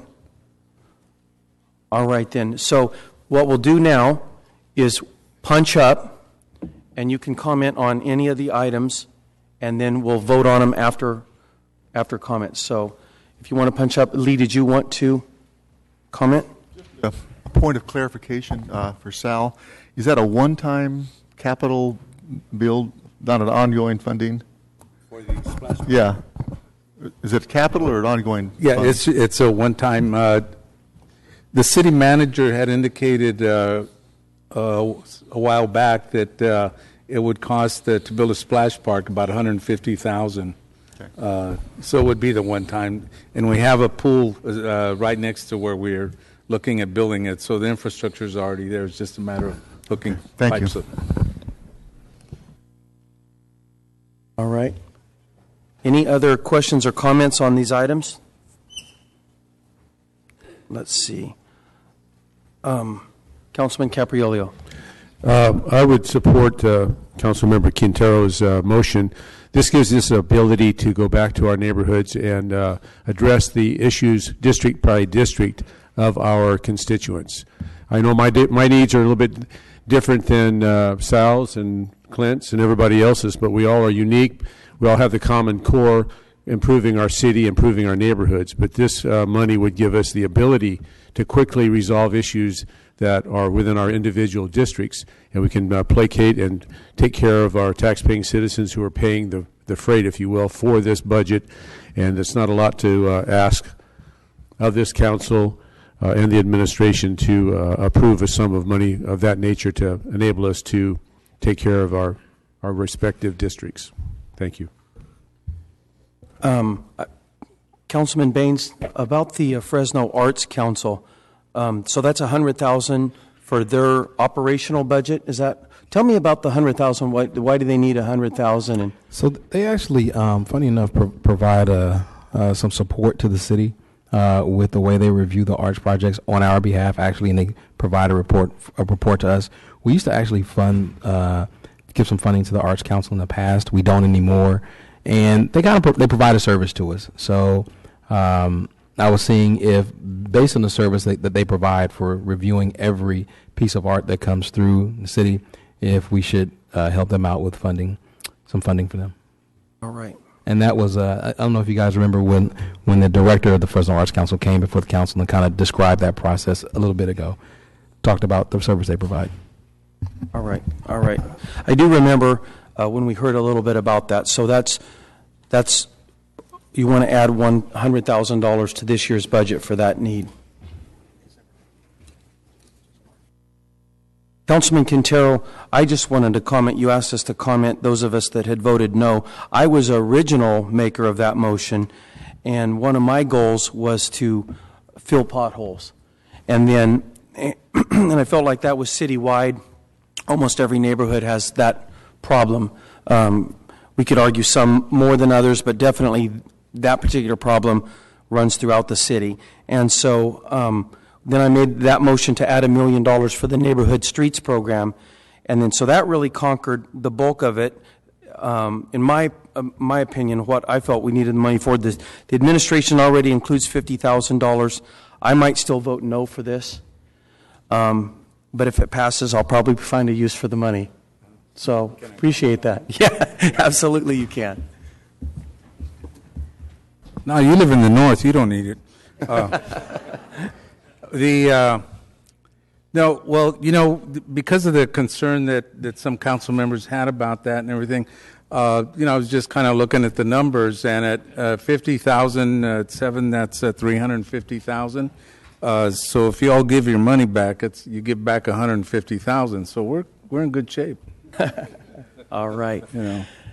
And is that what you punched up for, Councilman Quintero, or was it something different as well? Because you No. punched up. Oh, Okay. I'm sorry. I didn't mean to punch. All right. I'll clear you. Councilman Baines. And I just want to echo Councilmember Quintero's sentiments along with Paul, Councilmember Capriolio.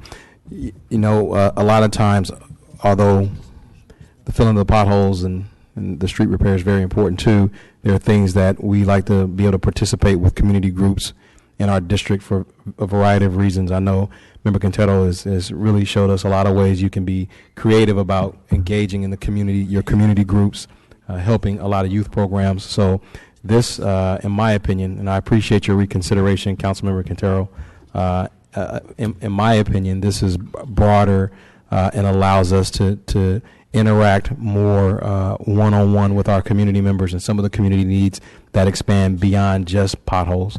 And it gives us an opportunity to be kind of on the ground level with participation activities. I usually use that money for like pools, keeping pools open, providing swim lessons to kids that otherwise wouldn't be able to pay for them. So there's a kind of a variety. It gives us a little bit more flexibility than just, you know, cutting a tree or filling a pothole. So thank you, Councilmember Quintero and Capriolio for bringing that item back. Councilman Brand.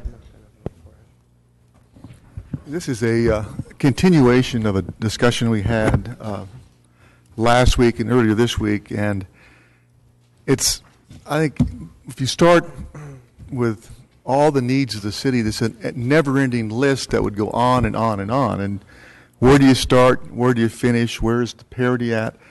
And I would agree with Councilman Quintero that based just on, you know, the physical age of certain parts of the city, that there's going to be more problems, but I think in every single district you can identify millions of dollars worth of unfunded street maintenance, potholes, street lights, you know, there's just insufficient parks and so on. So it's difficult for me, you know, unless it's done on some sort of uniform basis, to just sort of cherry pick one by one. I mean, I can see the need, particularly the Arts Council. I think that's something that this city has ignored for a long time. It's almost been like a desert as far as, you know, cultural amenities, music, arts, and so on. And I know that's something that it often overlooked when you try to attract business to the city of Fresno. It's not always just lower fees and economic incentives. It's people want a good place to live. They want parks and trails, arts, music, and so on. So I don't know. These are difficult decisions. We're just barely coming out of, you know, near bankruptcy the last few years, and there's so much ahead of us and so much to do. We have public safety concerns in both police and fire. We have so many issues. I don't know where to start and where to begin. So I'll have to give it careful consideration. Thank you.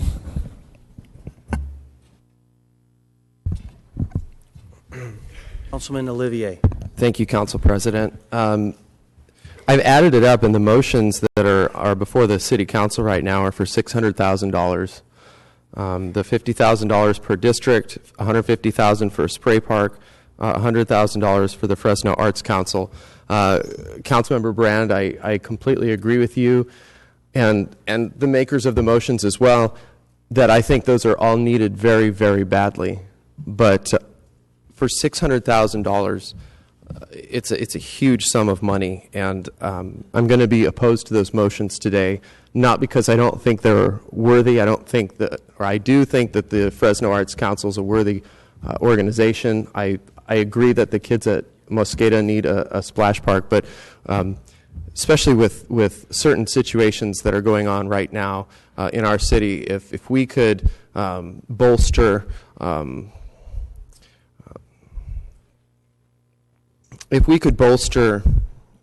perhaps a contract with an employee group by $600,000, it would be huge. And the city's not in a financial position to do that right now.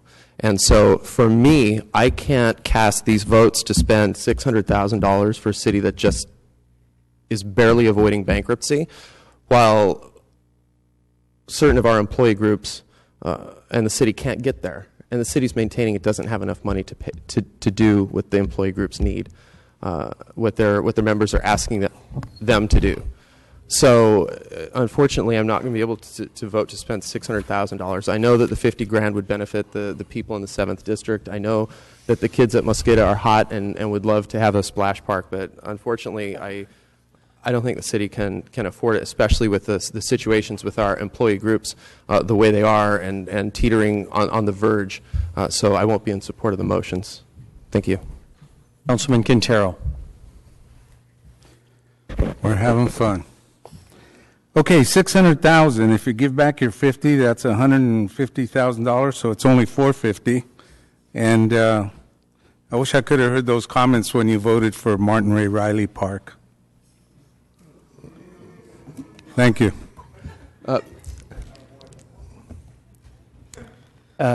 City Manager Rudd. Just kind of the point of clarification, the motion or the combination of the motions, are we talking about a $600,000 increase or $450,000 increase? I just heard the council president say, well, if the motion passes, I'm taking my $50,000. So I don't know if I have a clear direction. We've already added $1 million plus for what was at the time a week ago pothole maintenance, which was a high priority, and it was citywide. I'm concerned that it sounds like now is that we're going back and trying to identify ways to deal with projects specific to the district or a district and not in consideration where we've been in the last 4 years. And I too share a concern that we are sending a signal to a number of stakeholders that we are back to normal, we are back out of bankruptcy, we have no financial.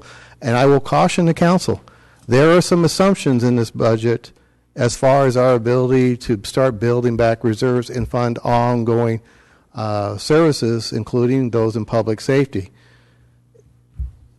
There's an assumption that we will be paid back debt owed to us by the RDA. That is a $3-point-some million assumption. There's also underlying assumptions with labor concessions that have yet to be achieved. So I'm just, and we're still walking out. We're still running with about $1 million. Hopefully, we'll have a little bit more than that by the end of the year. But I would caution council that until we get to mid-year, it may be premature to start adding capital expenses or adding any kind of costs to this budget, and would urge you to wait maybe until the middle of the year until we see exactly where we're at and how we're progressing. Thank you. Councilman Olivier. Yes, thank you, Councilmember Quintero, for your input on that. The only thing that I would share with you is that, and everyone here, is that Martin Ray Riley Park cost the taxpayer of the city of Fresno $0. And that was a vote that I was very happy to cast. The money came from Prop 84 from the state of California, and so we're able to construct that park with zero local dollars from our general fund, and it's something I'm extremely proud of. Thank you, Councilmember. Councilman Brand. Just echo what our city manager said. I think, again, all these are viable, needed programs. I'd like to maybe reevaluate midterm and see how we're doing. And as the city manager stated, we were about $1 million off already. So hopefully we'll do better than expected, and we can look at mid-year and for maybe funding these programs and possibly a few more. Councilman Capriolio. Thank you. It seems that the issues that have been brought up on the larger picture in Fresno, some of that are the $1 million that we're short. That could be addressed from the reserve that we're putting aside. We haven't really discussed that. But we can take some money from that, still have a reserve, but still have the ability to take care of our needs that are in existence today as we speak. There's also the debt reduction funds that also could be used. So there's funds out there that, in my opinion, that can be used to address these larger issues that we're discussing here. And all our districts have concerns, and we're not asking to address every issue in our districts.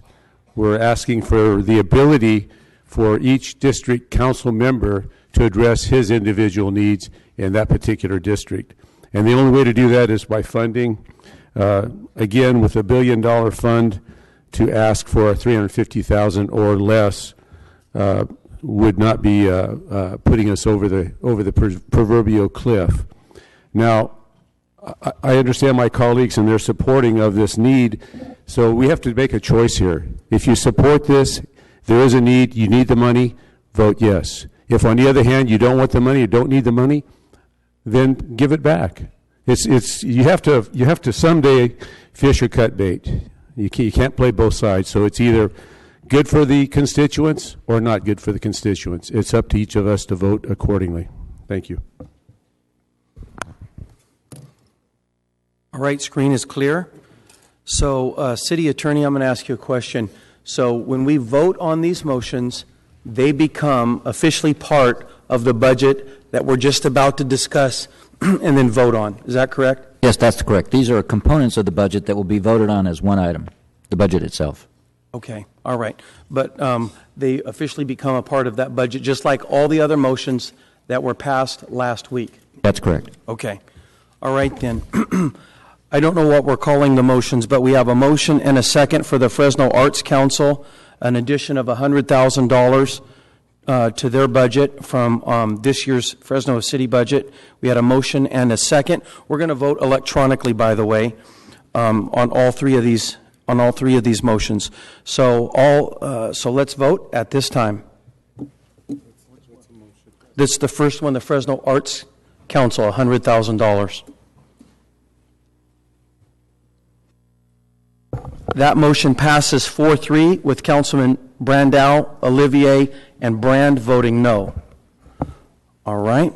Now we're on to the motion Councilman Quintero made for $50,000 additional dollars in each district, a total of $350,000, and that was seconded by Councilman Capriolio. And let's vote on that motion. That motion also passes 4-3 with Councilman Brandow, Olivier, and Brand voting no. Now the third and final motion for today is the Mosqueda Center. Councilman Quintero made a motion for $150,000 for a splash park. It was seconded by Councilman Baines. Let's vote on that motion.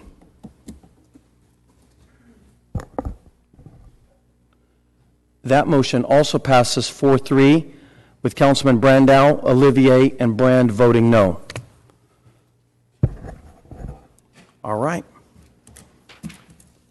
Now those items have all passed. They're officially in the budget that we're going to vote on after we take public comment. So, now, I'd already prepped everybody. Now we're going to, if you came in and missed this, we're going to vote on the budget, and just prior to that, we're going to take public comment about budget items. And I mentioned that it could be fire inspectors, as a group of these are, but it could be about parks, as a couple of them are, and then there's a couple of them that just say budget. If you didn't turn in a card, once we work our way through these cards, you'll have a chance to come up to the microphone as well.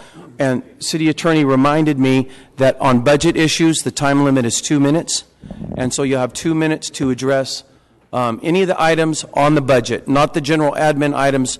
We'll tackle those later after budget. So the first one is a card turned in by Lachey Tarver.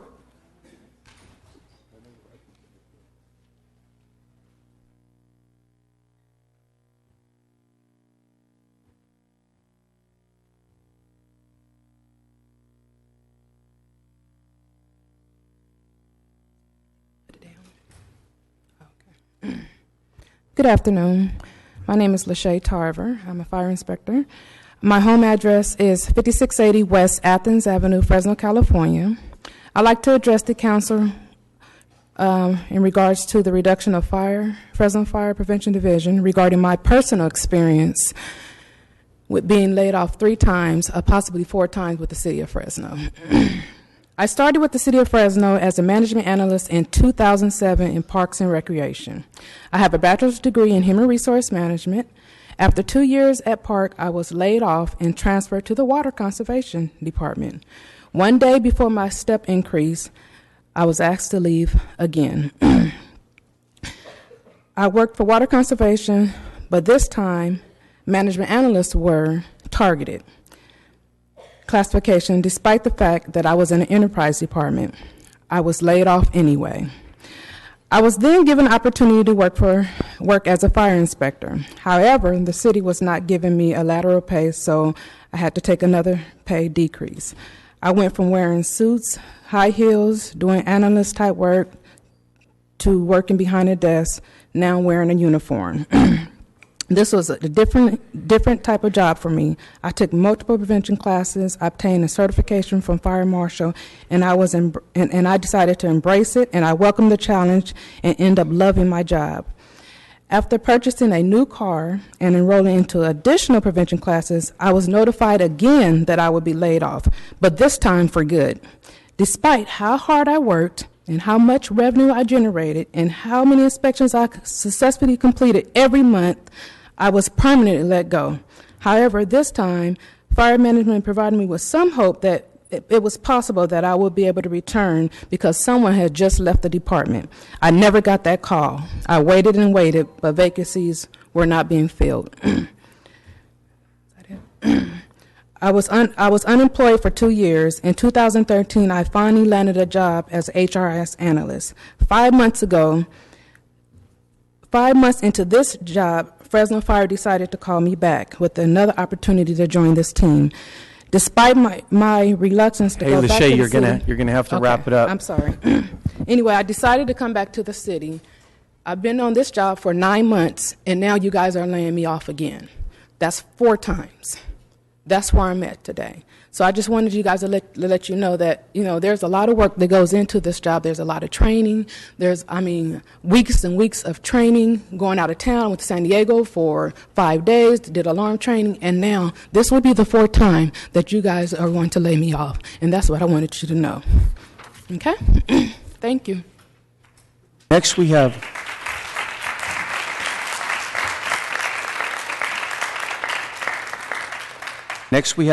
Bridget Morgan, and then after Bridget is David Polanco. So David, get ready, and Bridget, you're up. Thank you, Council President. My name is Bridget Morgan. My home address is 1536 West Browning Avenue. I also co-own a business in the area of Cedar and Herndon. I'd like to address the Council's recent proposal of a reduction in the Fresno Fire Prevention Division regarding my own personal experience. I have been employed by the City of Fresno for almost 20 years. I had the privilege approximately 3 years ago to lateral over from Fresno PD to fire. 4 months after being hired with the fire department, I was laid off and sent back to PD. Just recently, 6 months ago, I received that call back from fire department, understanding that the budget had changed and things were looking hopeful. They asked if I was interested in returning as an inspector, and without hesitation, I said yes. This is the type of career I saw myself working for the next 15 plus years. Seeing the value and the commitment the inspectors have toward their job duties, I knew this was a team worth joining.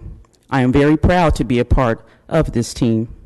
I understand the challenges that they face on a daily basis, just as our firefighters and police officers want to end the day knowing that no life or property was lost and that they prevented something tragic from happening. So it is with our fire inspectors' mentality also. I hope and pray that Council sees the big and total picture of what we do as a fire prevention and reduction unit. not minimizing our worth and effectiveness. We may not be out there fighting fires directly, but we are definitely fighting to keep fires from occurring. Thank you.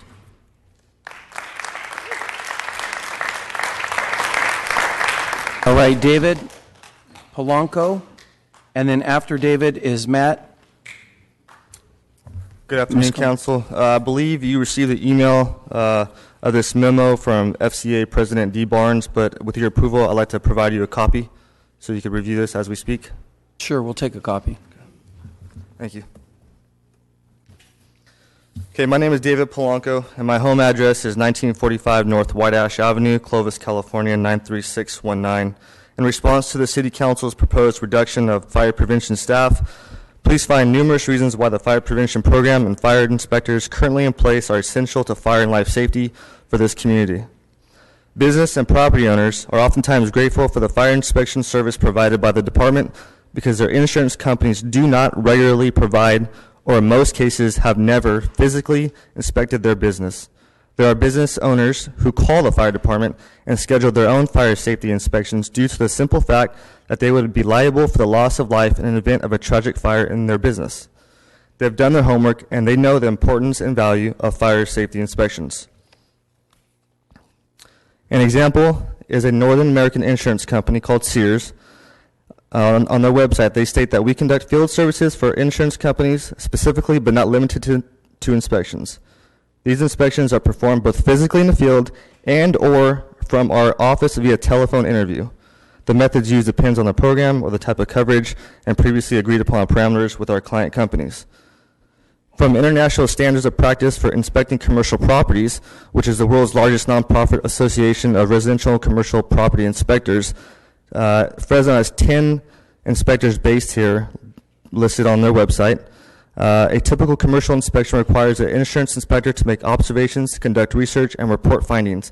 It is recommended by the insurance industry that the insurance inspector request to review documentation, which includes a fire inspection report from the local fire authority. Included in this document is a listing that includes 47 bullet points that the insurance inspector is not required to do during their inspection. Currently, the Fresno Fire Prevention Division inspects 40 of these 47 items listed during a fire prevention inspection. Please see Exhibit B, and I'll just name a few points real quick. The inspector is not required to determine easement, encroachment, and plants, inspect the fire or alarm system and components, perform an NFPA inspection, which is the National Fire Protection Association, determine if any appropriateness of the installation is maintained, move drop ceiling tiles, determine combustibility or flammability, test alarm systems, or determine if they have been tested, inspect or test heat detectors, fire suppression systems, or sprinkler systems. David, you're going to have to summarize that for us. Basically, they do not do what we do. 100% I guaranteed I complete a better inspection than any insurance inspector. Thank you. That's all I have to say. Thank you. Next is Matt Marquez. After Matt, Lori Sawhill. And after Lori is Terry Mize. Hello, Council. My name is Matt Marquez. My home address is 2108 El Paso Avenue in Clovis. I'd like to address the Council on recent proposal of reduction of the Fresno Fire Prevention Division regarding the ISO rating. ISO is a leading source of information about property casualty insurance risk. They provide a broad spectrum of information related to commercial and personal lines of insurance, which insurance companies use to set rates for policies. ISO recently updated its fire suppression rating schedule to include community risk reduction, or also fire prevention. The City Council's decisions are jeopardizing up to 50 points in the rating schedule by this action. ISO states the jurisdiction must provide adequate personnel to perform fire prevention inspections of all non-residential structures at least once a year. This is worth 8 points. 2 additional points may be lost as the fire department must perform a fire prevention inspection of all new residential construction before issuing a certificate of occupancy, not the building department. 40 more points are at risk of being lost because the fire department's public fire safety education will be discontinued with the loss of these positions. This means that the insurance rates in all of your districts for both commercial and residential policies will be increased. This will not only affect local businesses of all sizes, but homeowners as well. The average fire inspection fee for a business that is 5,000 square feet or less is $44 every other year. This is an annual $22 charge for a business owner. An annual charge of $22 for a fire inspection is significantly less than the potential hundreds of dollars in higher insurance premiums. Another issue is public education. One of the roles of the fire prevention is to provide public education to the community. This includes participating in local events, education in the schools, smoke detector installations, and public safety talks. Fire prevention is requested frequently for major annual events within the community. With your proposed cuts, you will no longer be able to provide these services to your constituents. Thank you, Matt.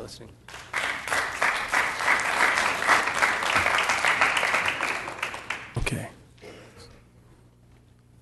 And after Lori is Terry, and after Terry is Carl. My name is Lori Sawhill, and my home address is 20228 Nicholas Road. I'd like to refer to the Council's recent proposal of reduction in the Fire Prevention Division and regarding the document you have in front of you, impact on other city services. Eliminating fire inspector positions will not only stop inspections on specific occupancies, but it would also reduce turnaround time of building plans, site plans, CUPs, fire alarm plans, fire sprinkler plans, tentative track max, billiard permit and tent inspections, special event inspections, and aerial firework display inspections. A reduction in staff will directly affect the speed of development for newly constructed businesses and homes. This will also have a direct economic effect on the economic progress of this city and the business-friendly Fresno motto. Currently, the fire department is the only department facing job layoffs, which will include 4 full-time employees and 2 vacant positions. This loss will create a ripple effect throughout other departments. Residential fire sprinklers. Life safety of the occupants is the primary goal with fire sprinklers installed in 1- and 2-family dwellings.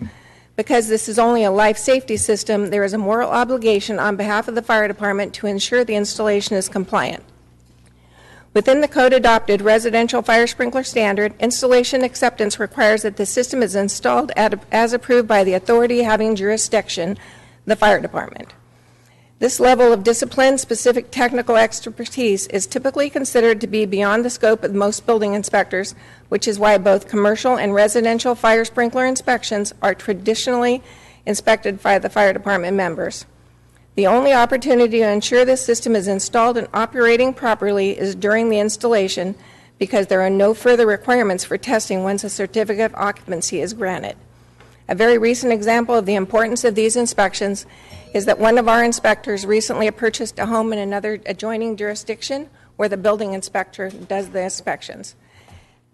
During the construction and after he purchased the house and moved in, he found various fire sprinkler code violations in the installation of his sprinkler system.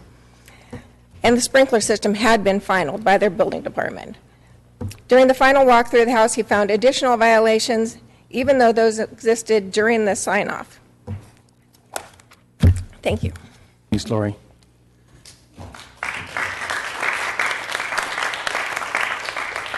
Terry, and then Carl, and then Mark. Good afternoon. My name is Terry Mice. My home address is 32526 River Knolls Road in Corscoll. I'd like to address the Council's recent proposal of a reduction in the Fresno Fire Prevention Unit. Regarding the statement, nothing catastrophic has happened yet. To say that nothing catastrophic has happened is at the very least misguided. This comment reveals that we have done our job in the past and have educated business owners how to maintain their business in a fire-friendly manner.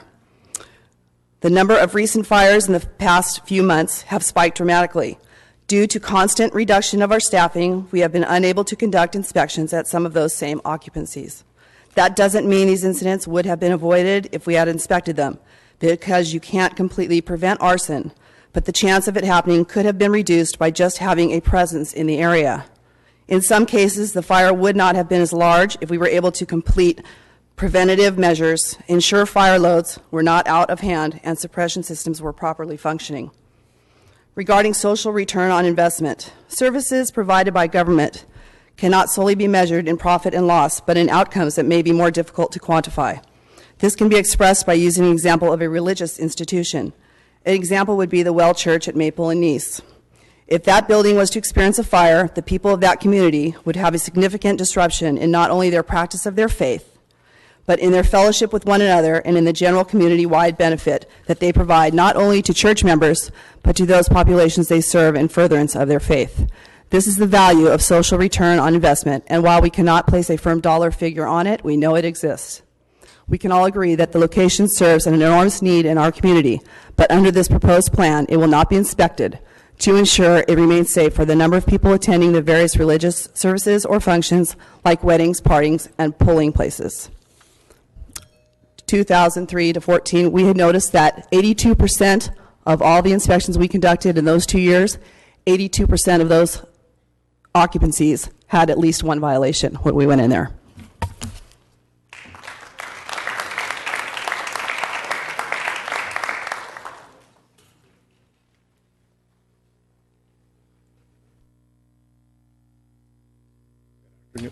Good afternoon, council members. My name is Carl Torrance. My home address is 5028 West Herndon. I'd like to address the council's recent proposal of reduction in Fresno Fire Prevention Division. Regarding environmental hazards, we know that in a large number of cases today, builders, both residential and commercial, are trying to be as environmentally conscious or green as possible. What some may not understand is the typical benefits gained from green construction can be lost with a single fire event. This is because the release of carbon dioxide and other greenhouse gases produced by the burning materials, either those used to construct the building or those materials found inside the building, along with the reconstruction that must necessarily occur to recover from a fire. The recent Ace Tire warehouse fire that occurred was a building that had not been inspected for over 5 years. During that time, the building sat idle, and at some point, the fire sprinkler system was rendered inoperable. When a fire did occur, it was at such a size and magnitude that the building had to be demolished. And today, the site is a pile of rubbish on one of the very neighborhoods we seek to revitalize. From an environmental quality point of view, the smoke produced from that location created a significant impact on the air quality of the local community that lasted literally for hours. A rudimentary calculation of the water resources used to fight that fire shows that upwards of 90,000 gallons of clean drinking water was likely consumed fighting that fire. And once that water was used for extinguishment, the contaminated effluent water was sent down the city sewer system for treatment. On Monday, Councilman Olivier commented, rhetorically speaking, we know that BF and M's have not been inspected for 5 years, yet the objection seems to be that if we don't inspect them, there will be a catastrophe, but we don't inspect. Would this not qualify as an environmental catastrophe for citizens of Fresno? Had the fire sprinkler system been working, up to 90% fewer toxic emissions would have been released in our air basin. Up to 90% fewer gallons of water may have been needed to control and extinguish the fire, and the demand based upon the city's wastewater facility would have been dramatically reduced. Each of these items has cost every taxpayer in the city. If the case had the building owner, the person causing the risk to occur, had the inspection and borne the cost of necessary maintenance, every other taxpayer would have been spared contaminated air, the waste of our most precious resource, the cost of dealing with the contaminated runoff, the potential injury to our firefighters, and lastly, the blight that now remains. Thank you very much for your time.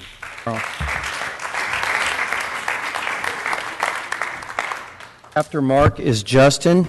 After Justin is Donald. Good afternoon, Council. My name is Mark Guardado. My address is 1646 North Pacific, Fresno, California. The impact of the Fresno Fire Prevention Division. We are easily the largest fire prevention division within a 100 and 150-mile radius, and for good reason. We are the 5th largest city in the state. Should there be a reduction in fire prevention staff, this action is going to directly affect other fire departments that look to our department to lead certain associations and trainings. Other fire agencies contact the Fresno Fire Prevention Division to ask how we run our division and program because they want to duplicate our practices and grow their inspection division to model the Fresno Fire Department Fire Prevention Division. Of the business-friendly cities listed on CNN Money, 6 of the 8 cities have well-established fire prevention divisions that have inspection programs that charge a fee. In conclusion, in 1975, the Fresno Fire Department made inspections of every commercial and industrial building at least every 6 months, not just state-mandated occupancies. Even then, the policymakers of the time understood the importance of fire inspections in locations that weren't just mandated by the state. Occupancies were also sometimes making improvements without permits and rendering their systems inadequate for the current hazard. The only way to find out about these issues is through inspections, and if they are not being done, the city will never know, which means it misses out on building fees for these improvements. Excuse me. At the same time, it increases the potential damage to the building in the event of a fire, increases the risk to employees and general public within the buildings, and as a former firefighter, I can tell you that uninspected buildings are going to increase the risk and dangers that our firefighters have to face when they operate in these buildings during a fire. The planned intent of these reductions severely and negatively impact the safety of commercial businesses and their neighboring structures and the citizens of the city of Fresno. We respectfully request a reconsideration of your decision to eliminate the 4 field positions within the Fire Prevention Division. Thank you.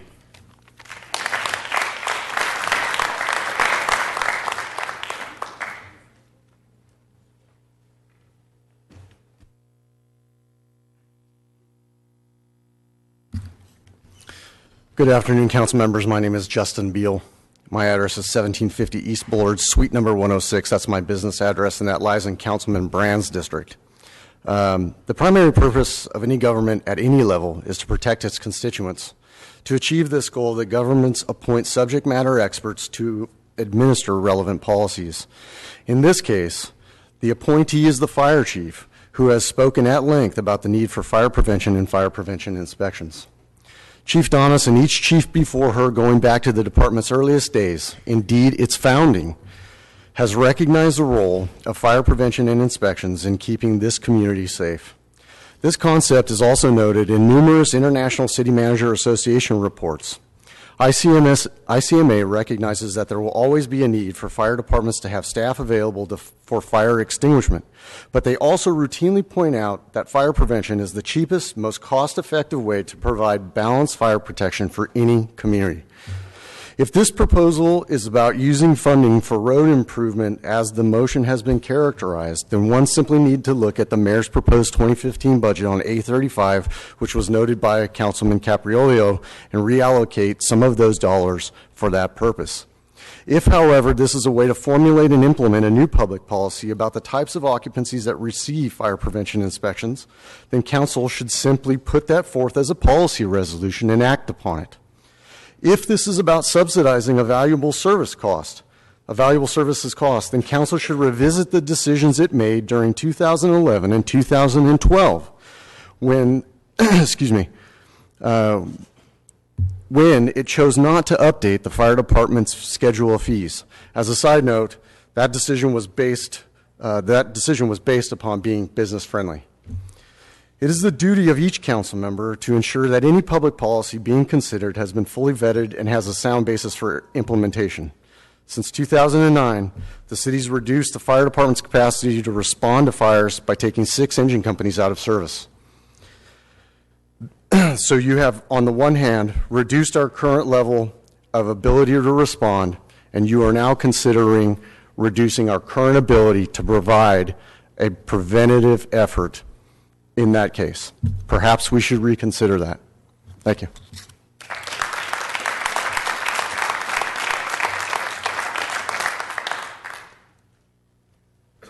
Donald is up, and then after Donald is Maya O'Neill, and after Maya is Christy Cashon. Good afternoon, council members. My name is Donald Mayo. I'm a international fire protection consultant. I've been 45 years in this business. I know several of your staff on the city because I was the main consultant for the GAP distribution facility that was built here some years ago. I want to correct one very big misconception, and I can tell you this having been in all aspects of this business. Insurance companies, specifically property insurance companies, do not do life safety, period. Neither do casualty inspection companies. They are concerned with work comp. The life safety inspections are only done in conformance with the California Fire Code by local fire departments. in some cases by CDF when there is no local department. But you have been misinformed about there being any stopgap against violations, code violations. And I will tell you that if you vote to diminish the fire prevention activities in this city, you are doing a serious disservice to your community, to the people that elected you, and the people that visit Fresno.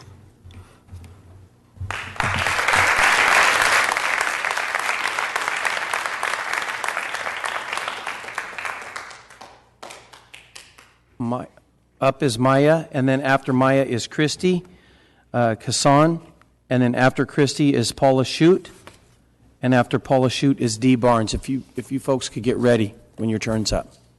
Hi, my name is Maya O'Neill. My home address is 2516 North Fruit, Fresno, California, 93705. I would just like to say I would really, really urge each and every single one of you to please reconsider cutting these positions. These are people that need to serve the citizens of Fresno. These are not positions that can be taken over by anybody else. This is not a staff position that just anyone can walk into. These are people that are providing service to the citizens and providing safety. If there's a fire, these are the people that we need on our side. We need these people filled in these positions to help keep us safe. This is not something that is just this is not a position that can just be done away with. These are people that we actually need in service. Thank you.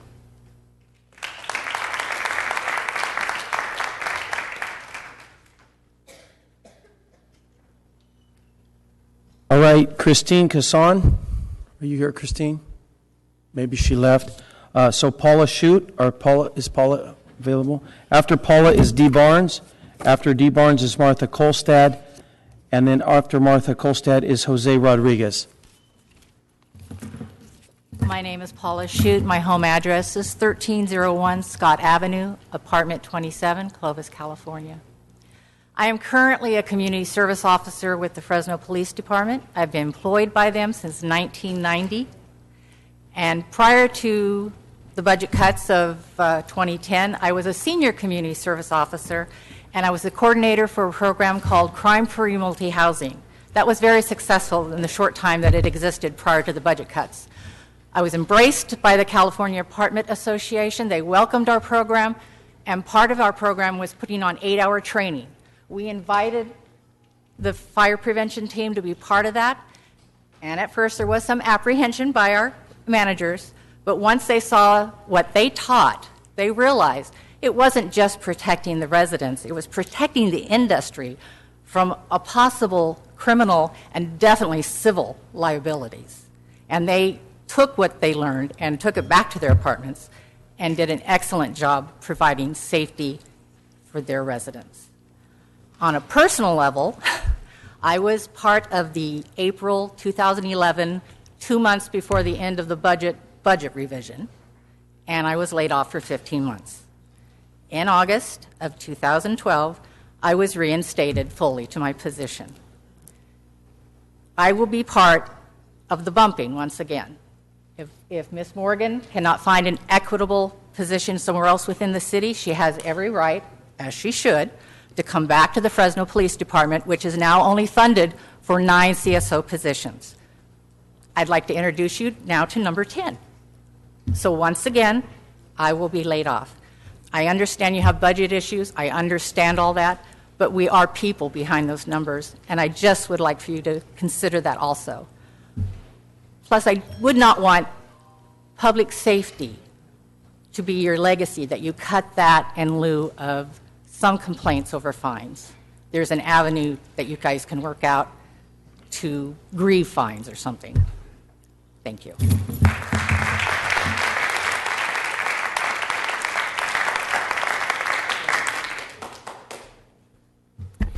Dee Barnes, 2607 Fresno Street, Suite D.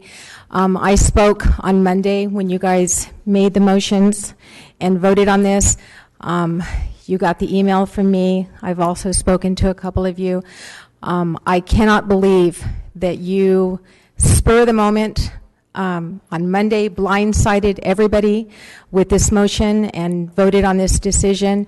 This is a major policy decision that impacts every citizen, every business, every home, everybody living in this city. And I hope that you listened to the words of our fire prevention inspectors. I hope you'll take another look at that document. There was a lot of work put into that. I cannot believe there are just so many things wrong with the fact that you made a decision to decimate a department like this and a program like this without meeting with anybody, without getting any of the facts or figures. And Councilmember Olivier talked about businesses complaining to him. I'm not sure what businesses, you didn't give any details, but I find it really hard to believe that any business was complaining over that fee that they may have been charged every 2 or 3 years. And if they were complaining, it was probably because they had to go back out because of violations.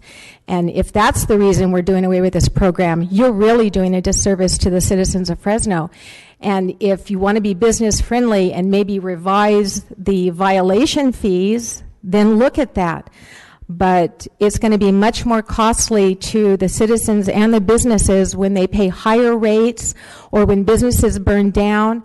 And I did bring up the fact that I live in the heart of your district, in District 7, and I know what kind of businesses and homes are in that area, and we need this service. We need this service to help protect our citizens and our city.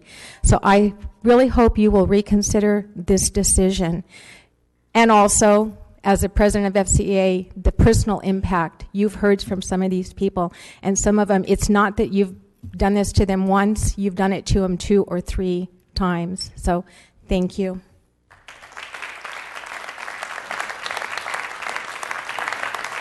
Up next is Martha Kolstad. After Martha is Jose Rodriguez.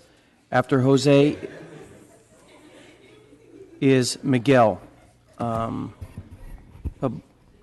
Miguel, I don't know how to say your last name. Bibanio, I think.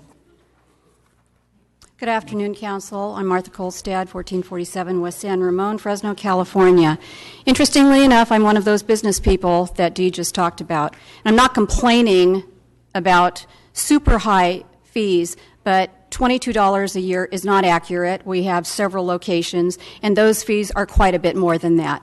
So I'd like to say, first of all, that all of us are trying to do more with less. The economy requires that we all do that. Thousands of jobs have been lost in California, sadly, in all kinds of businesses. No one likes it, but there are times when things happen and it's the prudent thing to do.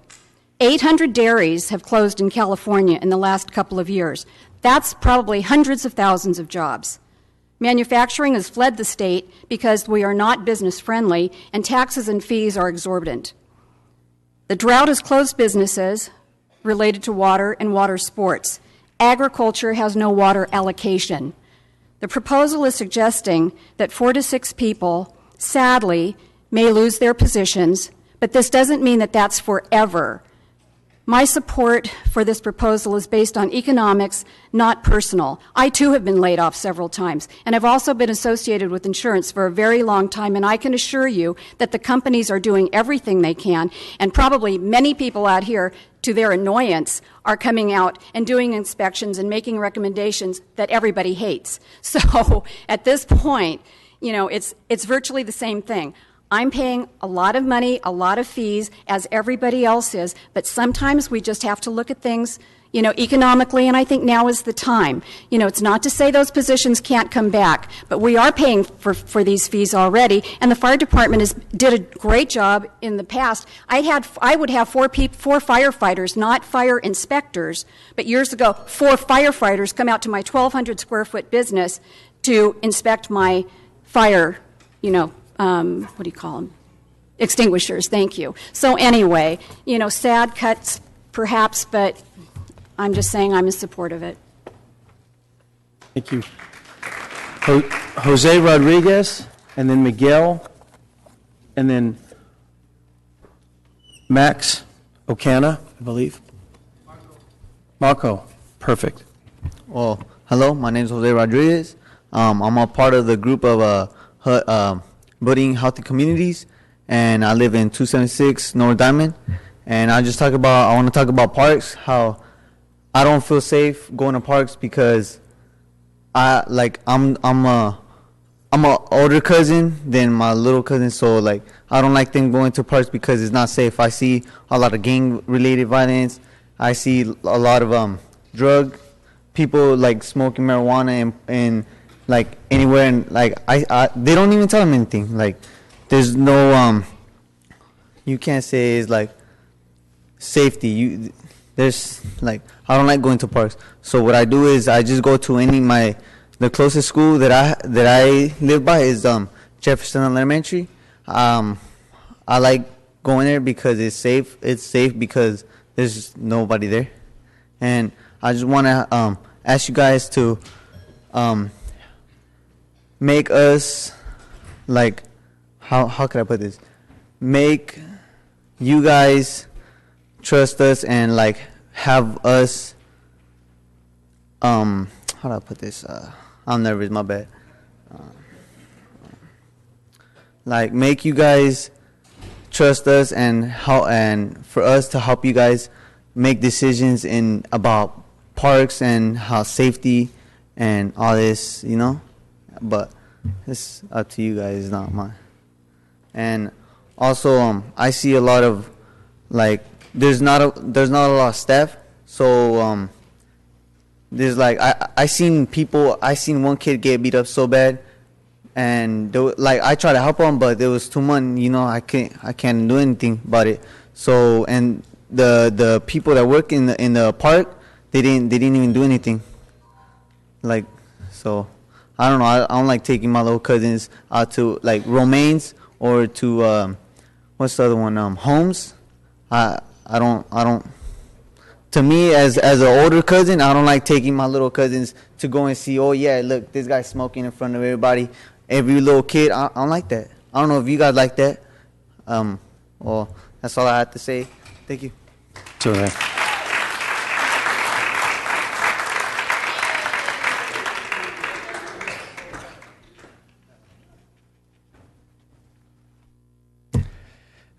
hello, my name is Miguel Bebanco, just so everyone can have the proper pronunciation for that. I'm grateful that I have the opportunity to be here today to kind of express my concerns, my thoughts on a lot of the things that my other peers have told me. So I'm 19 years old.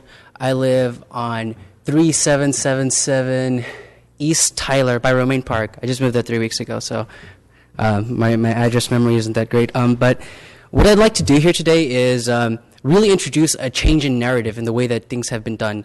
I've found it to always be the case that, you know, governments, you know, elected officials, you know, they're often faced with a myriad of problems, a myriad of decisions. You know, in my political science class, we discussed the tyranny of small decisions and how difficult it is to actually give everyone what they want.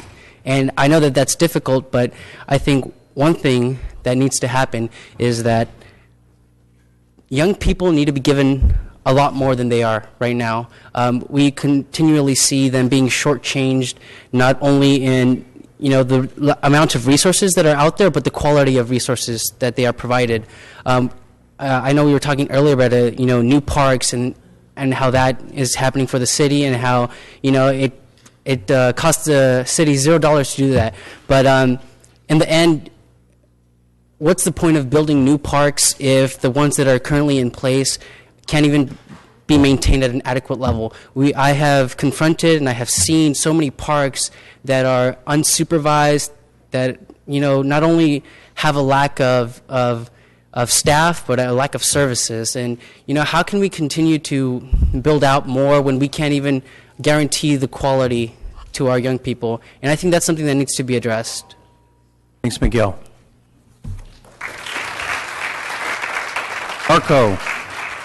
Marco Ocana, John Draper, and after John is Adrian Ferguson. Good afternoon. My name is Marco Ocana. I live in Southeast Fresno 93703. Ever since I was small, people have always been fearful of what's in Southeast Fresno. And nowadays, they there's a tale of two cities, rich Fresno and ghetto Fresno. It's sad to see that the youth who live in the streets in this community in Fresno have to fear of what happens in their own neighborhood. To just walk in the streets, and sometimes even at night, the lights are not on for them to be out there, to be fearful of what they see in their own parks. Sometimes I go to the park, I see trash around, I see things that small kids shouldn't be exposed to. There should be more youth programs set up, not only for the youth who are right now, but to build a better community for the future youth. Because if we don't do anything right now, what's going to happen when the next generation comes? We're going to be the ones stepping up in the future. We're going to be the ones, the adults in the society. Fresno's already known for bad things. I don't think youth should be one of the things that should be known. I think it should be known that the youth in Fresno have the potential of doing something positive with their lives. The youth here have the heart to step up and talk in front of you. We're not sitting at home watching TV on a couch. We're right here because we care.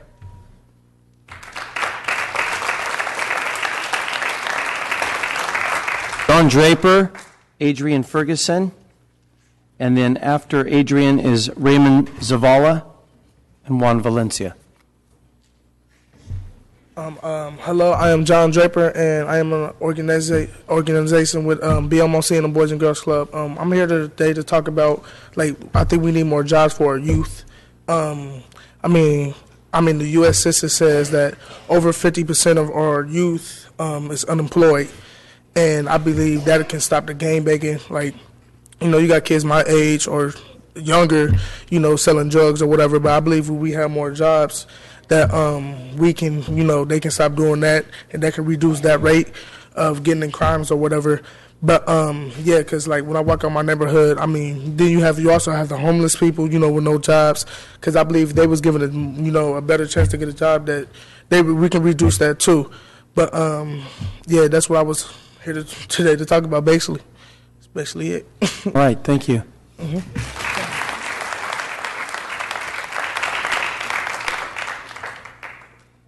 Adrian, you're up. After Adrian is Raymond Zavala, and then Roseanne Montoya.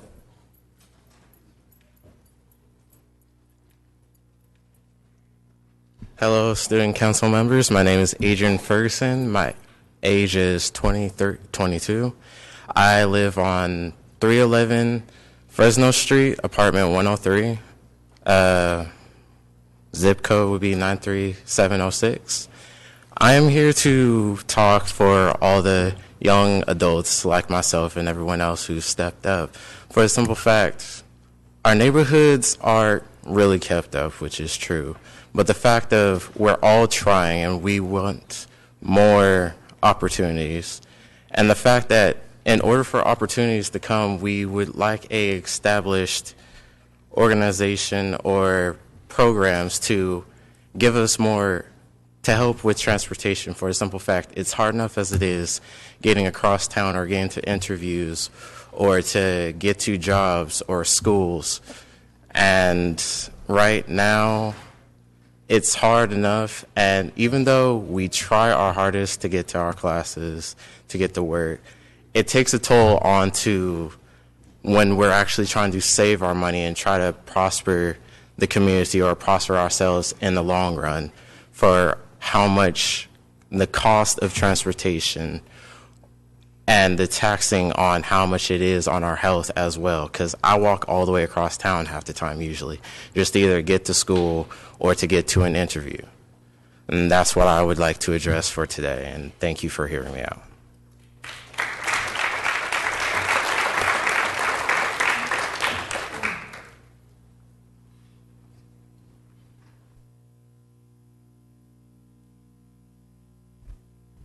Hi, my name is Raymond Zavala.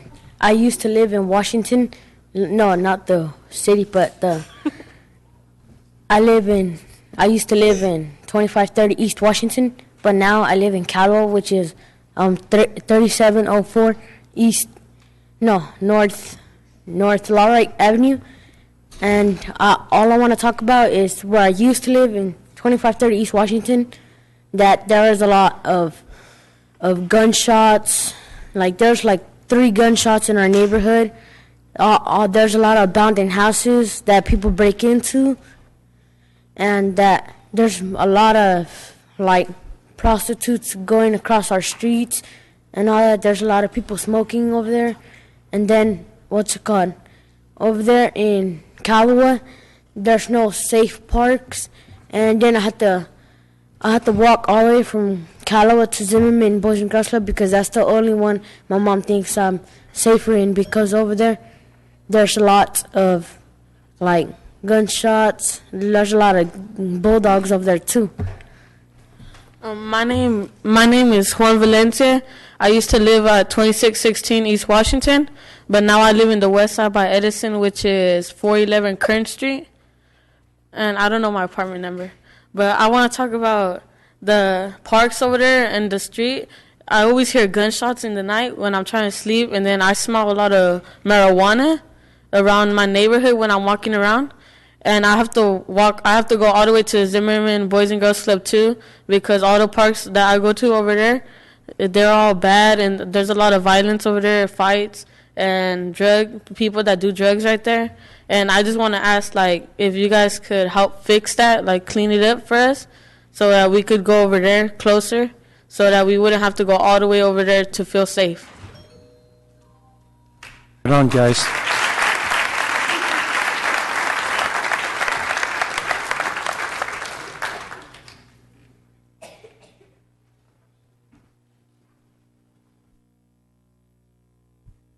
Good afternoon, council members. My name is Rosanna Montoya. I am a proud Fresno Unified School District parent and a volunteer. This is my son, Andrew. He's a sophomore at Fresno High School. My daughter's also in the audience as well. I'm a parent representative for Building Healthy Communities. I'm also a volunteer at the Zimmerman Boys and Girls Club on Fresno and Belmont, and an active member in Parent University.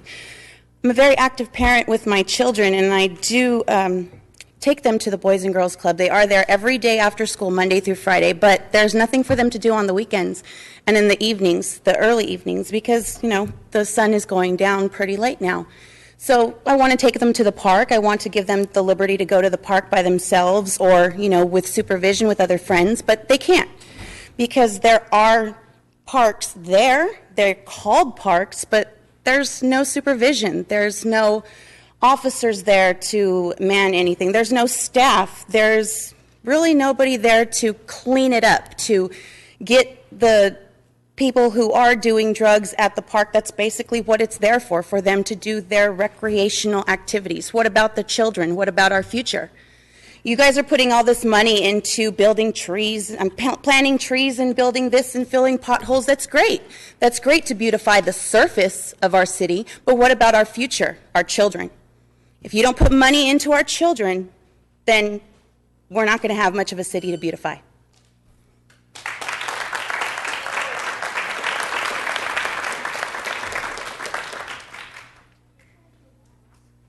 So our next one is, I think it's Oscar Rodriguez, and then Cesar Casamejor, Jose Rodriguez, and Don Mackey.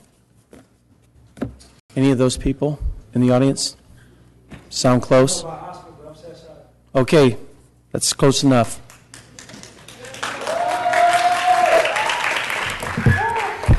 Peace. My name is Cesar Casamayor. I'm a youth organizer with Building Healthy Communities and an ally with BMOC. I remember growing up in New York City. I grew up in the projects, Marcus Garvey, and what I thought was normal. As I grow up older, I realize it is not normal, and I'm seeing the same things that I saw when I was coming up. In Fresno, there's constant prostitution of the block from a community center, the Boys and Girls Club, to Hippity Middle School, and it's not normal. Young people and adults going into abandoned houses and getting high is not normal. Not having green space for young people and their families to live healthy and exercise should be something that is normal and available to them. For the majority of youth that don't trust the police, it's not normal, and more importantly, it's very sad. Adding 10 more staff for Parks Department, which is the worst in the country, is not enough. Adding another park, Martin Riley, is not enough. Parks like Carosa Park on Willow and Olive, without a garbage can in the bathrooms, no shade in the playground area, no shade on the slides, no water faucet, it's not just, it's not fair. It should not be happening. And what I want to add, last thing, is that we're here to help. We're not here just to complain. We want to be involved in the decisions. I heard $100,000 for the Arts Council. What if there's other things that you see that are more important than adding those funds to the youth? We haven't, you guys, I don't believe, have input from the youth on what programs they like or they are would like to be part of. And I think that we come here to tell you our reality, which is very sad, but at the same time, too, in Lauderdale, that we want to be involved, we want to help out, we want to be part of making Fresno beautiful. And so I'm asking y'all to consider not just the stories, because you guys know what happens, but give us an opportunity to show. The last two young men that spoke are only 12 years old, and they speak from an experience that's very real, and they want to change. And if we don't give them the opportunity to speak and give their knowledge on what programs they like and what programs are not working in the community, we're going to continue coming here every single year with sad news. And I hope that next year, when you guys create the budget, give us an opportunity to show you guys and work with you guys to look at some permanent funding streams so we can have jobs for youth, better parks, better programs in our community. Thank you.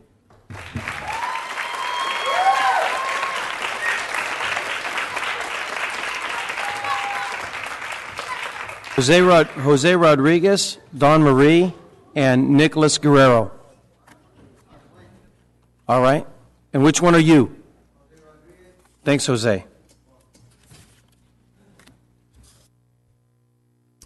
Good afternoon, City Council members. I'm Don Marie. I'm a Fresno resident and an organizer with the Gay Straight Alliance Network.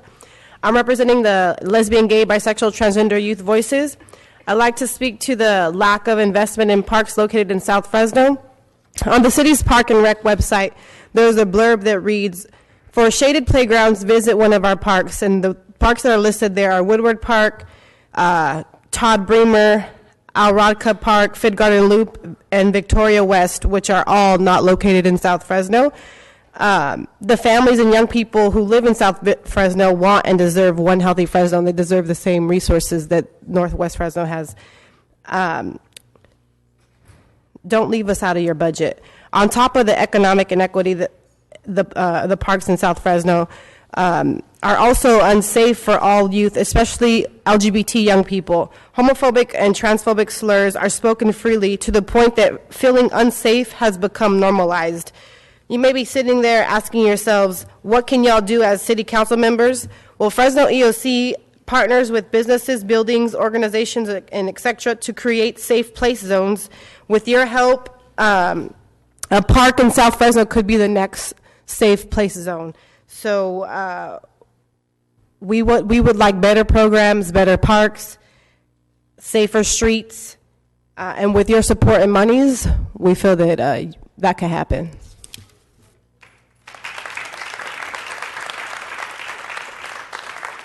Nicholas Guerrero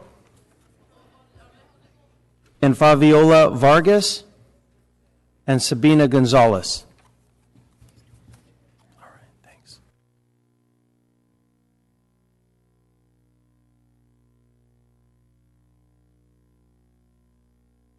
Are any of those folks here?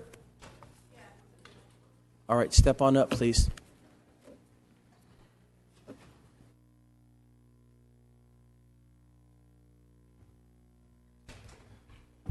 Good afternoon, council members. Sabina Gonzalez Araña with Communities for a New California. Also here in partnership with Fresno Building Healthy Communities. Just first want to point out a couple of organizations that are here. You've heard from a couple, Gay Straight Alliance. There's also members of our coalition that are Fresno Barrios Unidos, Boys and Men of Color, a lot of other youth-serving organizations, as well as in partnership with the California Endowment. And I'm here just to speak briefly to a couple of questions that might have arose in your mind as you're hearing all these stories from young people and how they're feeling when they walk outside their home or when they walk outside of their school and how little opportunity they have. You might be thinking, why is that the business of the city of Fresno? Isn't that the business of the county? Isn't that the business of the school district? What do we have to do with all of that? And I'm here to speak to that. So in a city, in normal circumstances where you have a city that is not plagued like ours with so much poverty and with parks that are unattended to and with these types of circumstances, it would be enough to have these county programs and the school district take care of it. But with problems so unique to our city, it really is going to take the leadership of all of you and of the city of Fresno to join us at a table with the county, with the school district, with the private sector who's willing to come to the table and has before to really look at this in terms of the future of our young people and not just kind of pass the buck and say this is somebody else's job. So as Cesar mentioned, we're here not just to complain and to be one more voice of opposition, but we really do want you to take notice that moving forward into the 2016 budget, we'd really love to work with you. So you won't say later on, you guys are too late. So we know that it's too late for this budget, that's obvious, but we do want to, as of July 1st, want to begin working with you and anyone else who wants to listen to really secure a better future for young people in Fresno. Thank you.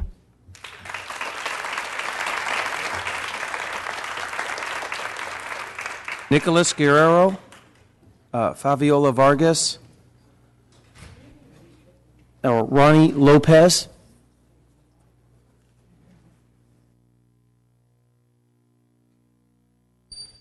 My name is Nicholas Guerrero. I live on 25 East Grant. The thing I noticed that there's abandoned houses. I see group crack kids breaking in, and I just want it to be safe for myself and for communities. That's all I see.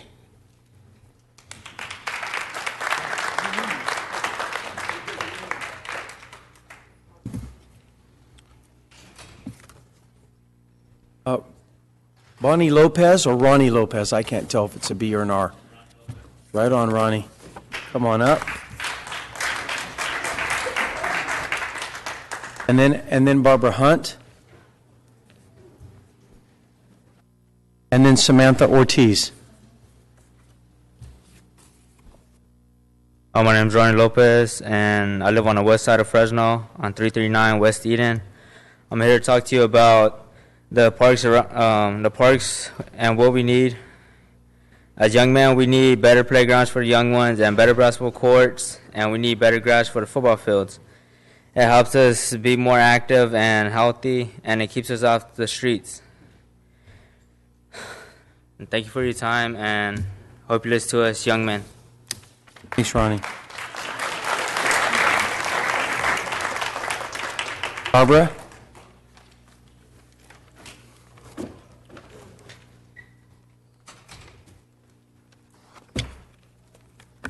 Talking about North and South and international and national. This is what I'm telling you, man, about our kids. You too, Sal. All of you guys up here about our kids. We talk about the fire department. We talk about everybody's department. But what about our kids? They can't even have no decent place to go, no place to play, no nothing out here, no supervision. How are the houses going to look if they don't do right for themselves? The parents can't take care of all them bills and stuff when you guys don't take up the responsibility. The fire department going to come over here, inspect every road, and they'll watch everything that goes on. Everybody got problems out here. We're going to have to think about these kids, put all this shit on hold. These are our kids. This is only a piece of them. We got millions of kids out here, and you guys are neglecting them. I never heard of an art program. I got this paper from you, Mr. Baines, today talking about a change. How you going to change anything when them signs over there say Southeast, and I know damn well I was born in Southwest Fresno.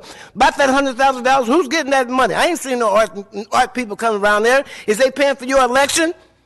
Something's going on wrong around here.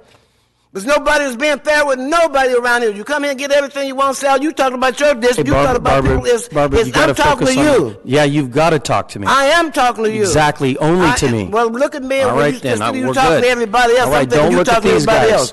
When I'm talking to you, I'm talking about what Sal did in his district. He thought that money was for people. He helped everybody around here. He just didn't do for certain people. He took care of his district out there. These kids need to be taken care of. I'm tired of seeing them getting killed, run over. The schools don't teach them. Put that $100,000 for some programs to get tutors out there. Put something out there in them parks out there the kids can go and play. Schools and stuff making all this money, getting all these grants and everything for their business. And I don't see nothing they're doing over there. And I was born in Southwest Fresno for 67 years ago. We got to think about these kids.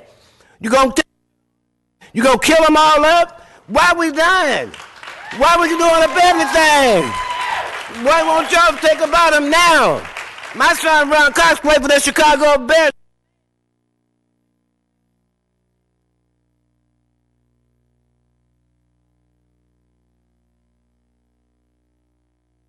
That's it, Barbara. Your time's up. Good deal. We're glad to.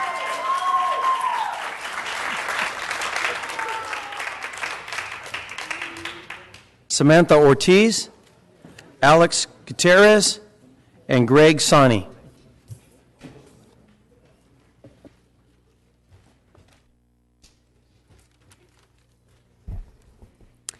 Hi, my name is Samantha Ortiz. I am 13 years old. I live in 131 West Hutchinson. My zip code is 93706. I'm from the youth group Building Healthy Communities. And I live in front of a park from the west side. It's called Hyde Park. It has nothing but hills and hoes. There's nothing, not even benches, no trash cans, no water fountains, no restrooms. It's plain. And there's drive-bys, sexual activities in cars. There's drug exchangements.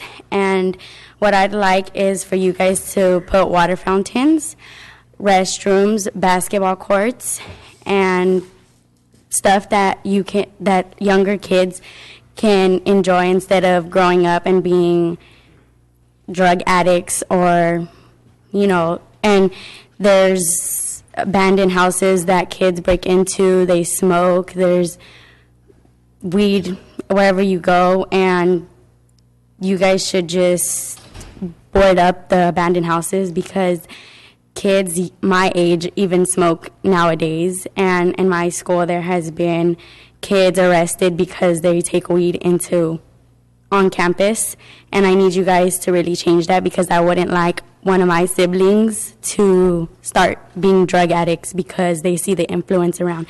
So I'd like you guys to build parks that have playground equipments, swings, at least a restroom or a fountain, because there's nothing there but hills, and they do very bad things there that have the influence on bad kids.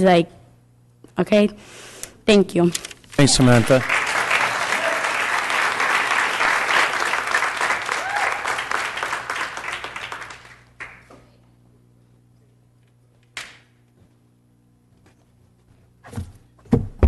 Good afternoon, Councilman. My name is Alex Gutierrez. I work in the 93721 area. I'm here representing Fresno Boys and Young Men of Color in partnership with the Building Healthy Communities. And I'm here to talk to you, and I'm going to ask you to invest in our young people, to invest in our youth, to invest in the future of this city. And specifically, I'm talking about parks, cleaning up our parks, cleaning up our neighborhoods, serving the young people, serving the future of this city, programs for our young people. And if we're going to be hiring police officers, not hiring police officers for the sake of hiring police officers, but police officers who are able and willing to maintain relationships with the citizens of this city. And I say that, and it's June, and we just got past a beautiful moment in the cities during this time of year. In our graduations. And I was sitting in a graduation a couple days ago. I was in McLean High School and had this overwhelming sense of pride and hope. And that I know that I'm not the only one that's feeling that the entire city shares for the future of our city, for the future of Fresno, for all the graduates. But unfortunately, that same sentiment isn't always reciprocated by the city politics. And part of this is because we lack the adequate resources for our young people. We don't invest in their futures. We have parks that are unkept.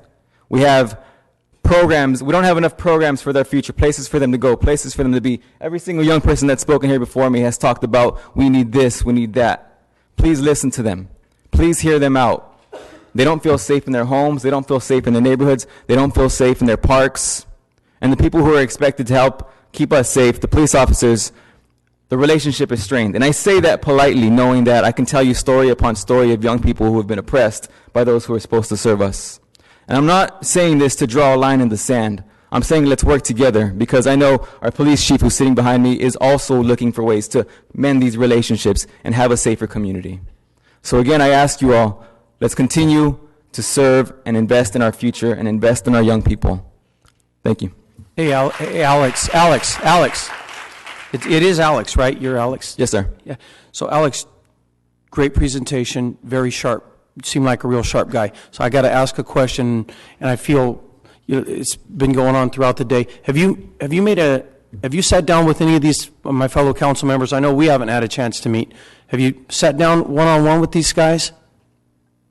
We were moving in that direction, and yes, we've spoken at Which times one? with Councilmember Zhang, Councilmember Baines, not specifically one-on-one sitting down, but our partners within the BHC. And we would love to build a relationship, so if that's the offer you're sending out, so that's what I I'm very much getting at. appreciate that, yeah, Because, definitely. I mean, and really, I just decided to ask you, but it applies to almost everybody that made comments. Really great comments, and I think most of us value that.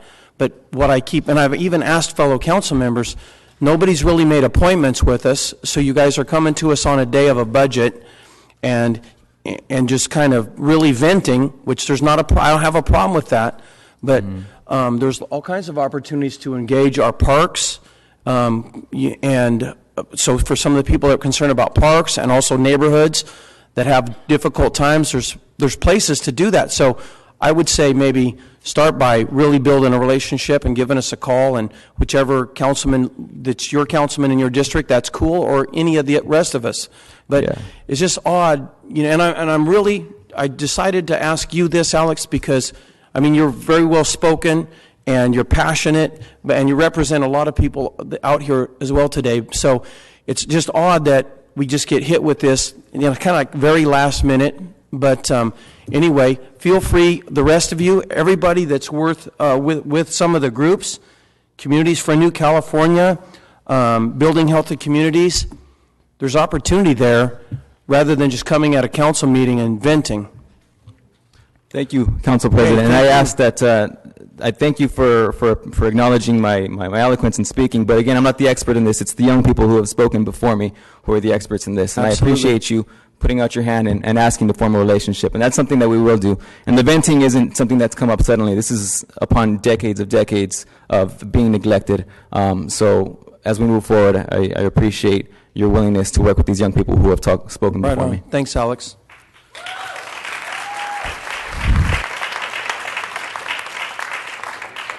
Greg Sawney, Rudy,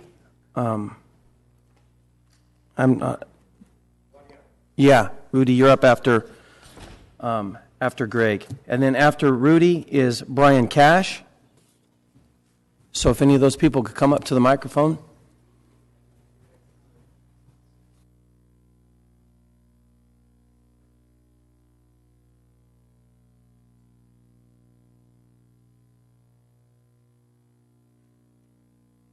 Hello, Council President and Council members. I'd just like to start off by saying I work for Fresno Fire Department, and I don't represent anybody from the executive staff or our local bargaining unit. I'm speaking to you as an employee with Fresno City Fire Department. And I'm here to state that I'm in opposition of the agenda item to eliminate the 6 fire inspectors from the Fresno Fire Department. The initial motion lacked transparency and also blindsided the fire chief. The elimination of those positions reduces a very important mission of the fire department, and that is to save lives and property. The reduction of personnel will stress a department that's already understaffed. In a city budget nearing $1 billion, the small savings do not outweigh the benefit gained by the role of the inspectors. One of the main functions of the inspector is to try to make all buildings safe at all times for everyone. As a firefighter, I enter those buildings at the worst possible moment. I risk my life every day at work. I risk my life for the preservation of yours, your families, and the public behind me. The inspector's work benefits me and my crew in going home safe every night. In previous council meetings, many of you thanked the fire department employees for all the good work that we do. In this meeting today, I saw thousands, hundreds of thousands of dollars voted and passed around. That money that went from this place to this place could save these positions. Today is the day your vote on this item will speak volumes. Please reconsider your vote, and if you intend to eliminate these positions, your vote today reflects your position on public safety. Thank you.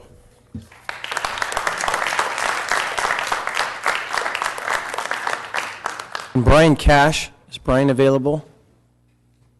All right. Mr. and Mrs. Senegal, I can't get the first name. All right.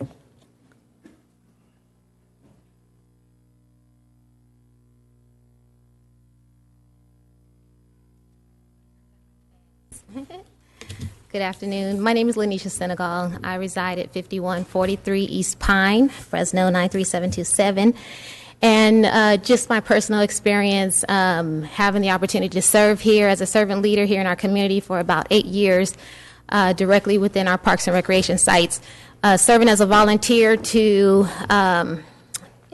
a park here in West Fresno, Hinton Community Center, starting out to raising that attendance to about 85 kids every day. I saw the lives and the impact that we have when we come together as a collective to, provide some sort of focus for our young people.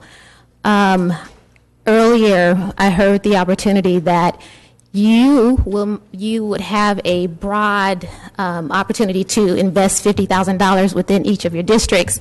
And I would like to propose that that we might be able to set aside, just starting today, maybe 5% or 10% to some sort of access to opportunities that directly benefit our young people. So meaning maybe an opportunity for the access to transportation that the young man suggested that he's driving or trying to get to a interview across town, or maybe some sort of training opportunity within that park location that those young people will be able to have access to, or just some type of educational service that our young people can. So mainly what I'm really trying to say is I would love to see some sort of focus, and if it's just a small investment today, we have the broad investment within each and individual one of your districts. I would love to see today that we can start that discussion and invest in our youth. Thank you. Thank you. Then Andy Walls, and then Mike Wells. Is Andy available?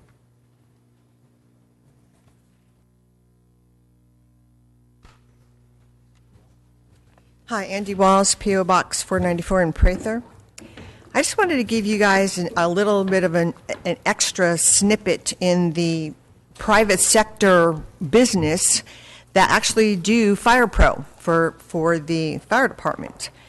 The fire department has to come out and actually sign off on the inspections. They have to pull the permit. The private company pulls the permit, and then they have to have the fire inspectors come and actually sign off on the permit. In lieu of that, where does BFF fit in? It takes 2 to 3 weeks right now for that to happen. If you are not thinking correctly and realizing that the fire inspectors are important in this particular endeavor that the mayor has to have a BFF, then you're not thinking in regards to the fact that cutting staff is not going to make 2 to 3 weeks better. It's going to make it worse. It's going to end up being 4 to 5 to 6 weeks. So it really is an important thing for you to make a motion to reinstate the fire inspectors. There's probably a laundry list that I can come up with, but that's just another snippet. And that's private. That involves private fire pro companies that you're going to be eliminating their time frame, getting permits done, so that's affecting businesses, affects all the way down the line what happens to the business and how fast they can get back into production. So I would really, really appreciate it if you really thought really long and hard, especially since obviously some of you didn't do your homework in the first place to actually talk to people and find out what the impact was going to be if you did do this. I'd appreciate that would happen. Thank you.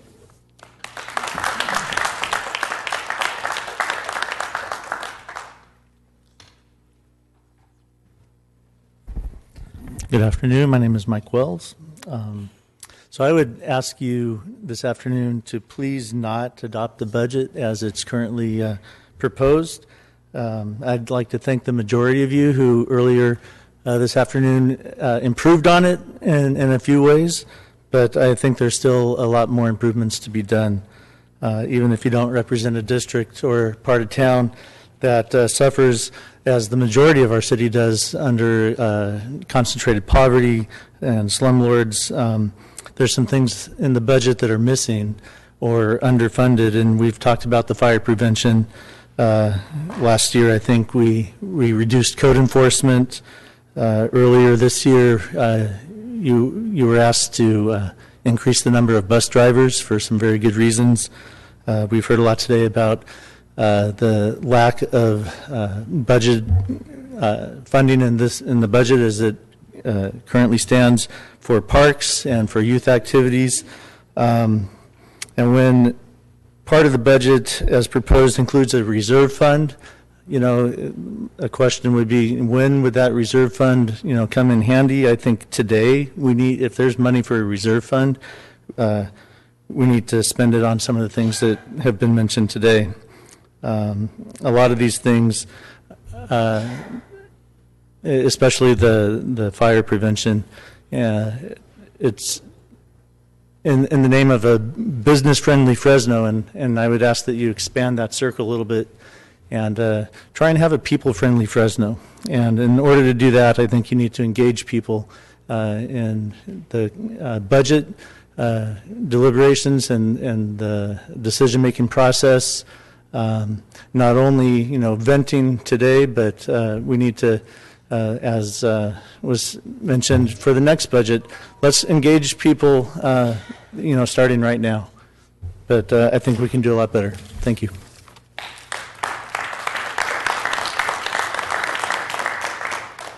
All right, that's all the cards that were turned in for our budget. The budget subject matter. Are there any other members of the public that haven't spoken about the budget that would like to speak? Come up. What's that? Yeah, Brittany, come on up. Yeah, Barbara, you already spoke. We put all the budget items together. That's what it does. And then if you want to speak, come on up and get in line, and you can have 2 minutes as well.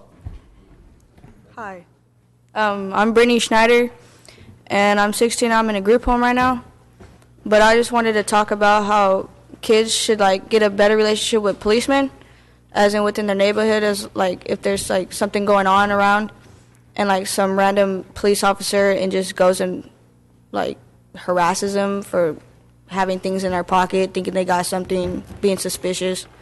Because I've had an experience like that just because I was wearing a black t-shirt and some gray pants, and they pulled me over thinking I was doing something wrong just because he didn't know me.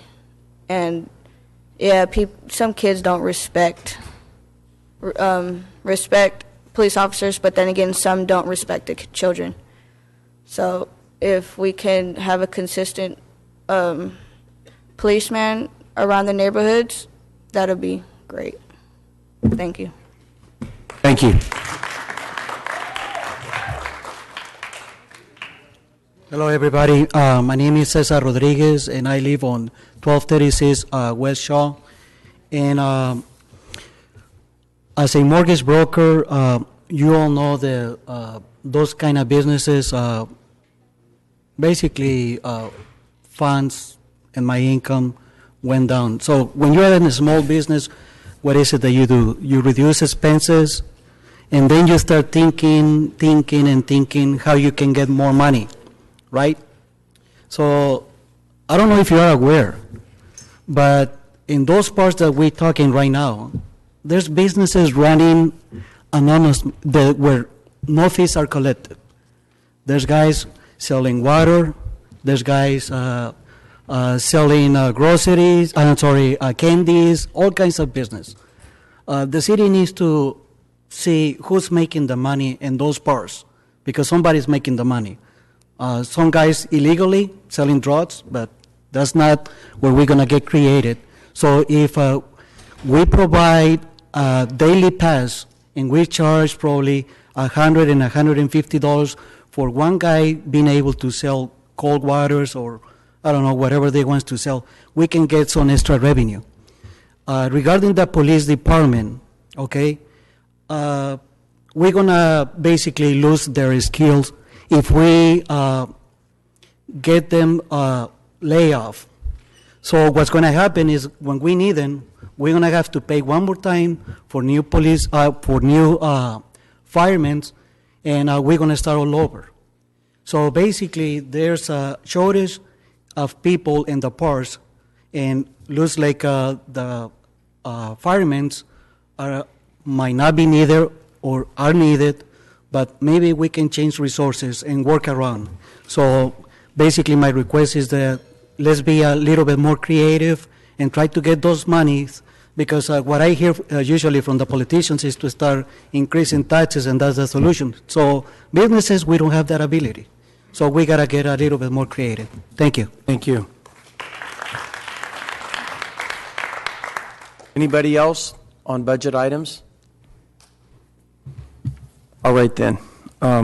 So we have council members that can make comments now about the budget prior to us voting on it. I would like to clarify something about the fire inspector's motion that I made the other day, which is I'd like to clarify that my motion concerning the fire inspectors, that the motion assumed the advice from the city attorney that this action is just budgetary, and any final decision to eliminate or transfer positions would take place at a later date after the required meet and confer process. Hopefully we can complete that process in a normal 30, 60 days, whatever that normally would take. But I just want to clarify that for anybody that had confusion over that budgetary motion. So, council members, right now the screen is clear. Councilman Jean. Can you, city attorney, just clarify budgetary for me on the motion? What does that mean?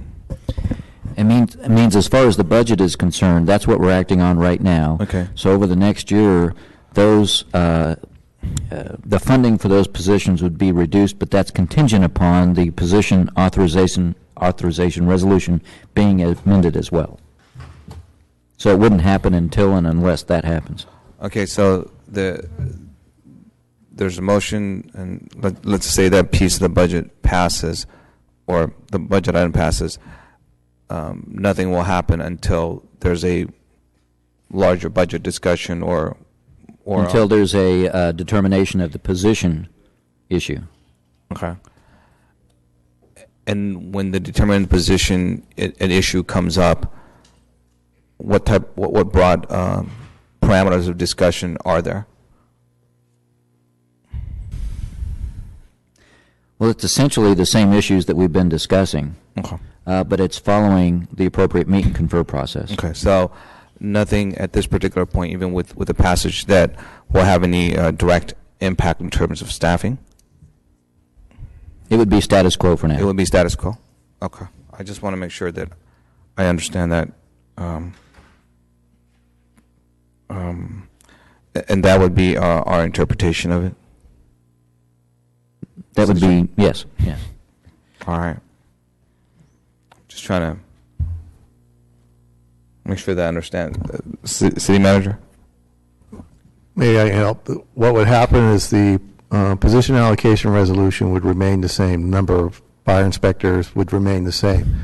The budget adjustment would be reducing it from 100% funded to, was that 75% reduction, so it'd be at 25%. So we'd fund the positions for 2 months while we went through the meet and confer process. Okay.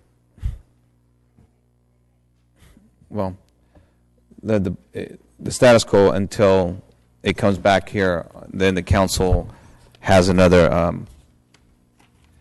is it automatic, or does the council has another bite at the discussion here? It would be automatic. It would be automatic? Okay. I just want to make sure I understood that then. All right, so let me take care of our youth first real quickly. Since that came up, and I'll address our fire and then the other topics that I have. And I'm kind of, too bad I'm not seeing our organizers here that had our youth. And let me say I appreciate them being here and talking. But I also appreciate, I think it was Sabina, one of the organizers, her last comment was about starting the dialogue this year early. That was important. And I want to make sure, at least on a comment-wise, that there's a couple of council members here that works a lot out in the community and have work with the group, with the partnership. And I'll speak for myself. I know Building Healthy Community pretty well, and the different organizations that participate. And, the conversation that I had, and I remember, Bruce, even my second year here, there was a discussion with youth participation, and there was even a youth government group that was set up, and that for whatever reason it kind of with interest or not. Can you just quickly give a brief on that? There was a youth council established, but it was in existence for about 6 or 8 months. But there was coming from that were a list of requests. And then, as we all painfully remember, the economy stalled, and we went through probably the worst 4 years of this organization's history. And so because of that, the Parks Department in particular, in relation to the other departments, while they didn't lose as many in total numbers from a proportional standpoint, their budget was reduced probably by a good 60+% in staffing and in O&M costs. And as you recall, we've done everything from almost having to close all our community centers. We curtailed and reduced the size of our senior hot meal program. We closed pools. This year we're celebrating the fact that all the pools are going to be open. And so because of the higher priorities of the organization, the city, and that is number one priority to provide public safety, investments in things such as parks, as well as other priorities such as street maintenance, all the other things we've talked about, all kind of had to take back seat to just trying to keep the lights somewhat on, the doors open. No, and thank you, and maybe to our youth participants, maybe that's a great place to also begin. Look at that youth council and how to reinitiate that, because I don't think we need to recreate anything new. I think it's just a matter of making sure that the dialogue reoccurs again and participating. As I said, we definitely appreciate the comments, but also indicative of our organizers as well, that I think if the conversation were to have with individual council members, I think there's a history that could have been gleaned from the council's participation, especially when we talk about youth and parks and some of the things that this body, even in those times, were making those difficult choices, that there were still commitments to keep what we could in terms of parks and activities. So I really want to, we had a celebration in Parks Day. I really want to thank Parks again for being extremely viable, even in those tough times. And I know Bushu wore that hat during that time. So I appreciate that. But let me get to my comments on the budget. And for our inspection council, I don't think I can be any more eloquent than some of the speakers that are here that spoke to the issues about what we're trying to do. As I was adamantly against us moving towards the elimination or the reduction of our staffing, nothing that I've heard has changed that. Whether it's on the radio or any new information that has changed my position in support of the chief's recommendation. And council, I would urge us to really reconsider this particular position. And the only reason I'm speaking a lot about this issue is that that being clear, having a clarity in terms of the automatic impact that it would after this budget doesn't bring me to accept this decision anymore. If we're concerned about our subsidy, or we're concerned about the redundancy, or we're concerned about the business-friendly issue and all those things, I believe that it's been answered clearly by the presenters.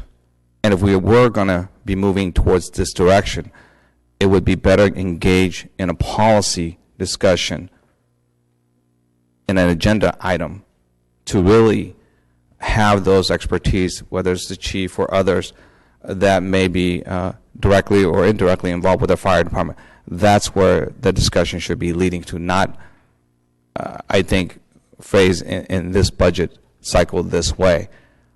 It's worth it for us to be as transparent as possible and have really the broader impact and say that if it is about subsidy, then let's have those discussions. If it is about fees, let's have those discussions. If it's about redundancy, let's have those discussions in a manner that's more suitable, that impacts our staffing and our employees. Council, again, I would urge you, the information that's given here, I think clearly addresses any concerns that any council member has, and at worst, move this into an agenda item so that we can have that in-depth discussion. So I would ask my council, those on the winning side, to make a motion and really move this to a different type of discussion and not part of this budget. To have it, I believe, is unfair to our constituency.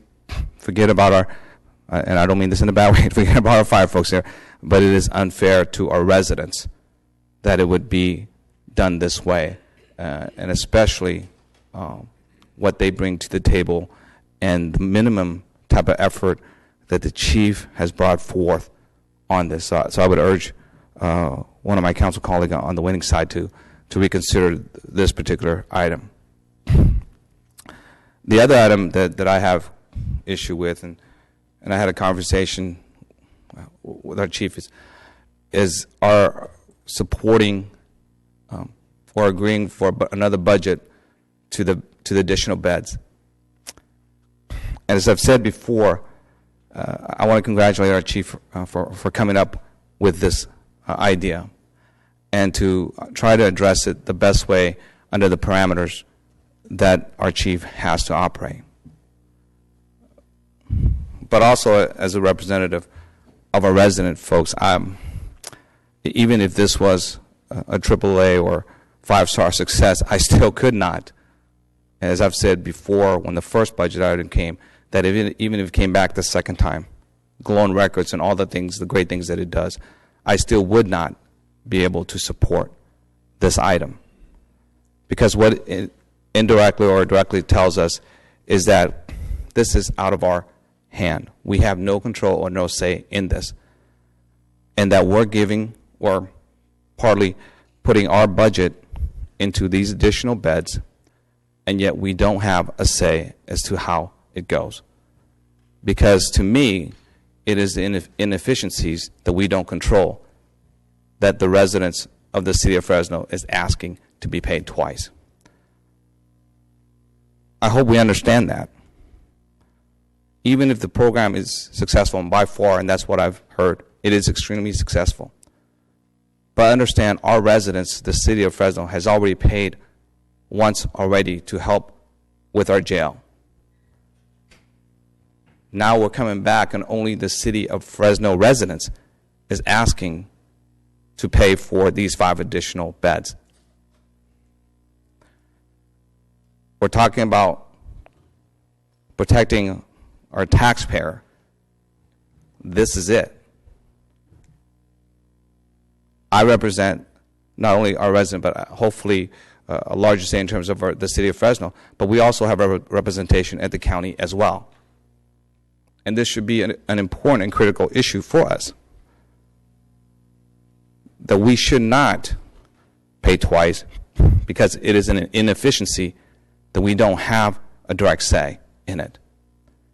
One of my council colleagues made a profound statement to me. If we're going to get into the jail business, then I guess then let's have that discussion too, because that's what we're doing. Folks, this is a tough in terms of principle for me, because overall this budget, and I commend our mayor and our staff, city manager, all the folks that's bringing this budget forth, and all the wrangling that we have. But this is an important principal issue for us, and I'm torn. Even though it's a minute, small piece, but what it means to us, and because next week or next year, it wouldn't surprise me that it comes back for another request. And yet, reading the paper that the county is moving pretty well with their budget,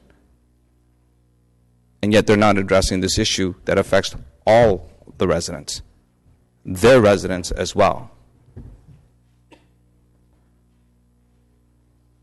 So that's where my concerns and the 2 big issues for this budget is with our fire folks and with our public safety folks in terms of this budgetary.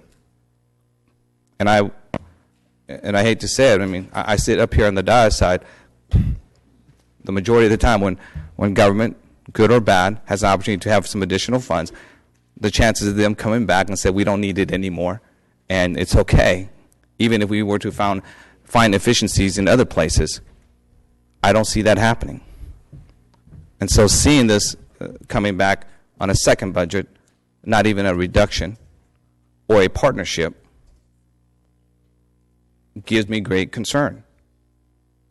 All of us as residents should be concerned about that issue, because it's coming back to us twice. We voted on it twice on this budget, and I have a hard time to move forward on this budget because of these 2 items. But overall, as I've said, that the city manager and the team has brought, I think, one of the better budgets that I've been here. Is full circle for me.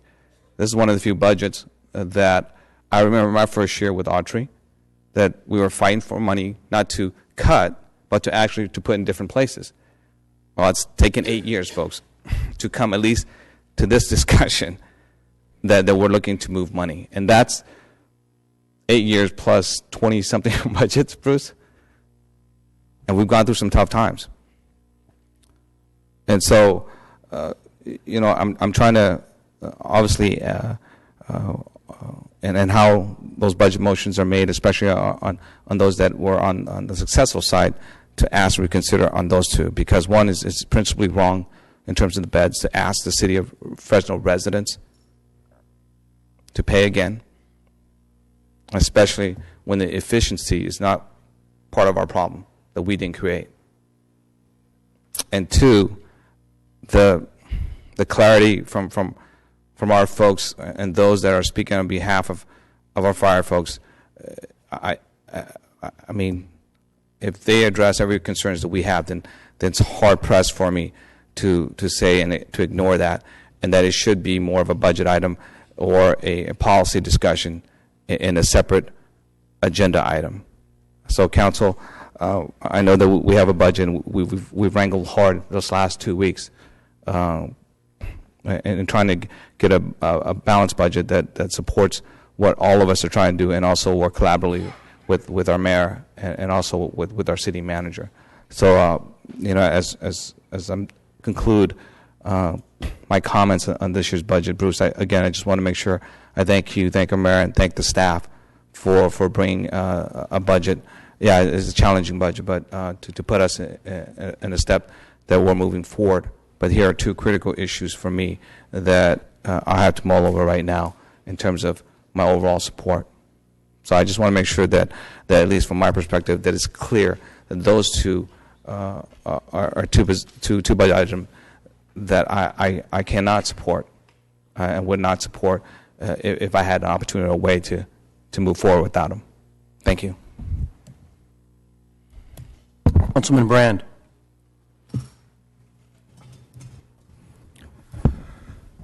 Let me start by making a motion that we approve items 1 through 7, City Attorney, in the budget resolutions. Yes, you can make that motion.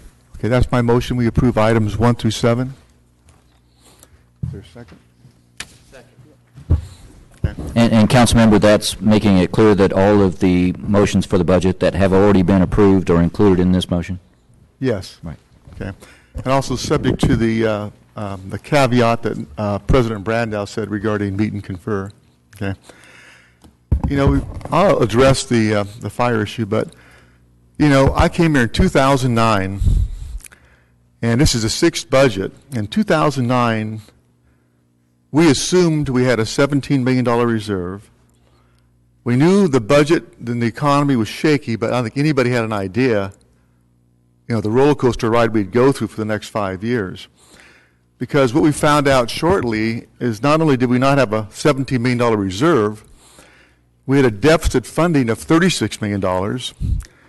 We had, within 6 months, the call of the Met Museum and the Granite Park. So in essence, we started out $40 million in the hole. We saw rapid declines in our revenues, dramatic cuts on our staff and our service levels, and yet all through the hard work of a lot of people, from line staff up to department heads, we made a lot of tough decisions along the way. People were laid off, and those are always difficult decisions, but today, we are at a position to actually add about $5 million to our reserve. The $36 million loan that we inherited will be paid off. And that we are starting to restore services. It's an old Winston Churchill line that goes, "This is not the beginning, this is not the end, but it's the beginning of the end." We're starting a road to recovery. And today, with some of the young people who spoke very candidly, the reoccurring theme to me was invest in our youth, invest in our city. And I can tell you absolutely, if we continue business as usual in Fresno, we're going to fail again and again and again. People say, well, public safety, 80% of your budget. And my answer is always, it's the cost of doing business. This is the profile. This is the demographics. This is the city we live in. And the solution to the problem is to invest in our city, to improve our dropout rates, to have jobs. When people have jobs, they don't commit crimes. To invest in parks and other amenities to make this a better town, because then maybe we can get by with 750 cops and not 800 cops. There are solutions. Fresno, we're always at the top of every bad list. We're at the bottom of every good list. Where we accept high poverty. We accept double-digit unemployment. We can do better. We can change the arc of Fresno. It's not going to be easy, but there are solutions to full economic recovery in the city, and that's what's going to take. As Member Baines has said many times, it's not just a spending problem, it's a revenue problem. We've got to find ways, massive ways, to improve the way we do things in Fresno. A few of the things I've done just recently, that last year the convention center was losing $8 million a year. We gave up on it. Based on the investigation of the Finance and Audit Committee and recommendations that have been implemented, we are already experiencing roughly $1 million more, $500,000 in the co-promotions, $500,000 savings in energy, and the list will go on. These are only scratching the surface of what our potential is. So as we go to the future, there's not going to be tough decisions ahead. There's going to be tough decisions ahead, but we're going to have to think smarter in the city of Fresno, think outside the box. On this issue, the public safety, and this is one of many issues we've tackled over the years, is not strictly money. It's also cost efficiency, and it's what's the best way to do the job. And as far as funding fire department received $4 million in increase. That included increasing the daily staffing from 67 to 71. We were at bare minimum levels, at dangerous levels in the city of Fresno. A couple times in the past 3 or 4 months, we've been almost at the point of disaster. And thanks to the hardworking men and women in the fire department, we've been able to sustain that. We added 4 new engines, 1 new truck, 1 new tender. We added roughly 7 sworn firefighter positions, 2 civilian positions. So we have made a big investment in our fire department, and we need to continue because I know the history of back in the 80s and 90s and the neglect, and I appreciate what Chief Donis is trying to do. But to do that, you got to examine everything, things we don't want to examine. So I don't make any pretense that I'm an expert in fire inspections and fire safety. I just try to look at all sides, evaluate, and try to make a good decision. Just with a little research, there's a lot of cities that have self-inspection programs. And I don't imply that self-inspection programs are going to replace fire inspection programs. But they're a way for businesses and properties to start to do things on their own that can reduce the size of the workload that I know that you guys can't even do right now. It's up to, once every 5 years. So we always seem to be short on everything. We need to find ways to improve that. There's talk of, can code enforcement people do fire inspections? Other cities seem to find a way. I'm not saying absolutely that's going to work, but I think it should be explored. I think building inspectors can do some of the stuff that fire inspectors can do. We can use engineering plans, certifying plans, as I think from a liability point of view, on new developments. We could consider, I know in the past we used firefighters to do the inspections, and I don't see why we can't consider that in the future. Again, I don't have all the answers to that, but I think maybe a more efficient way of using firefighters might be to find the time for firefighters to do more time on inspections. Prioritizing what we do, the types of high-rise buildings, the types of businesses that are highly probable or more probable to have a fire, and I'm not saying we're not doing it now, and engaging the private sector, insurance companies, builders, lenders, all the people to see they've got to make a contribution here too, because when a fire happens, an insurance company's writing a big check, and that's not going to help their bottom line. A lender has a collateral in that property. They want to make sure that property is in good shape. And builders want to find ways to move their projects faster. And I talked to Chief Donis, and I know there's a 30-day delay right now. And I think we can find ways to improve that. There's a 60-day period, I believe, we have a meet and confer. And I think it would be a good opportunity for the city, I'd ask city staff and the chief and the city manager to more carefully evaluate how we can best provide this service. That may mean code enforcement It may mean maybe a hybrid, possibly, of some fire inspectors. I've even considered would we be better off, because we had a budget vote here earlier adding $600,000. I didn't vote for it, but I understand the significance of trying to save $200,000 or $300,000 on your positions and then voting for $600,000. I do understand that, but maybe would it be more prudent to invest in hiring 2 or 3 more firefighters in terms of public safety? I don't know those answers, but I would defer to the city manager and the chief and the other professionals to maybe come back during this period of time and offer some solutions that might work. And I don't want to see anybody laid off. I've been laying people off for 5 years, and I understand the bumping process, and you're hired today, you're here tomorrow. But let me ask the question, city manager, of the 4 people that are affected, will they be ultimately laid off, or are there positions in the city for them?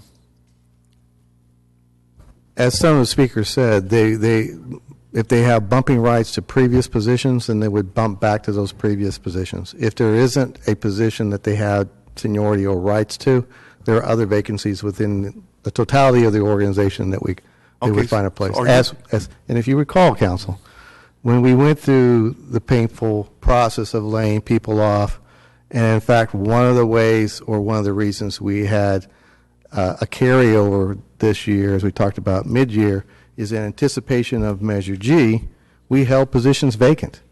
So we still have some of those vacancies within the city, which is some of what you have in this budget.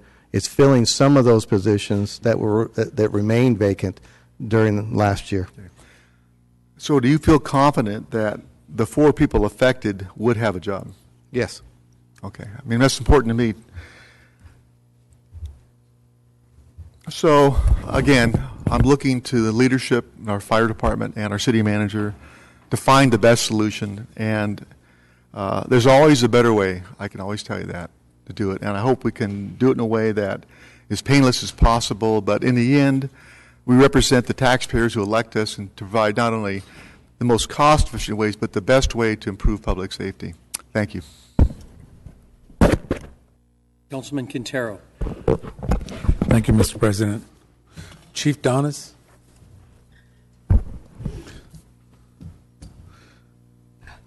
Well, you've heard a lot of comments, and also not only from folks out in the chambers, but also from the dais so far. Is there anything that you'd like to add or clarify? Yeah, I would, and thanks for the time. We've heard a lot here today, and it's been a long day, but I ask for your attention just to, clarify a few points. And I need to preface by saying I come to you always have come with a perspective of having a very balanced approach. I look for efficiencies. I've done that in the last 10 years as the co-number 2 and now as the fire chief. And so I understand how to do that, and I'm open to doing that. That being said, let me share some thoughts with you from 2 perspectives. One is your fire chief. It's my responsibility to provide you essential information on public safety from a fire perspective that helps you make an educated decision. From a reasonable community leader perspective, I look for solutions that have and offer a balanced approach. In this case, it's a reasonable fire safety, what's reasonable for the city budget, and what's reasonable for the business owners and developers in our community. I don't need to rehash what I'm amazed. At one point I need to make is great leaders are surround themselves with excellence, and you see here today the excellence that I'm surrounded in the prevention division, an educated, very thoughtful group that came up with that talking points all on their own, and I couldn't be more proud of them.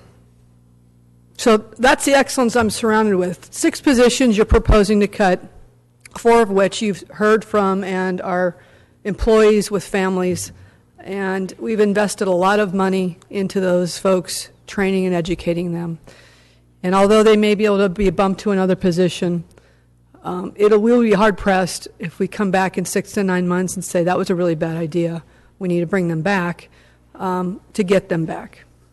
Now, I think what we're losing here in perspective is what these inspectors do beyond fire inspections and the impacts or the unintended consequences of eliminating them for the rest of the community. So it's development, construction. It pushes back developers, and they touched on it a little bit. It's fire education to our children. It's cost recovery. It's those fireworks booths that are coming up on July 4th that want to be inspected for those nonprofit companies, organizations. Those are small projects that come up at a moment's notice and then need attention by a professional fire inspector immediately. Those things go by and by when you eliminate, or they become very scarce when you eliminate that number of people that are qualified. So from a public safety perspective, let me just share with you a couple just recent and local examples. And just stay with me here, just for clarity. The Ace Tire Warehouse down the street. This building was stopped being inspected 5 years ago. The sprinkler system was not operational. However, the property owner was required by the insurance company to keep the system operational and didn't know it was broken. If we had inspected it, they would have been notified that your sprinkler system is not operational. Although the arsonist would still have lit that fire, the lack of prevention let that fire grow, and now the building sits on the ground. The Helm building down the street. A week later, an arsonist tried to light the Helm building on fire. The Helm building is a high-rise which is inspected. It's mandated by the state. As such, the building's sprinkler system was fully operational, and the sprinkler system extinguished this fire before firefighters arrived.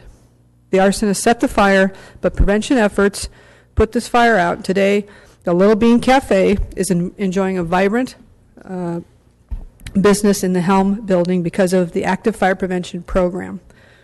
On the same night, the Helm building fire, down the street, a fire broke out in a local business on the Fulton Mall, as you know, is Proctor Jeweler.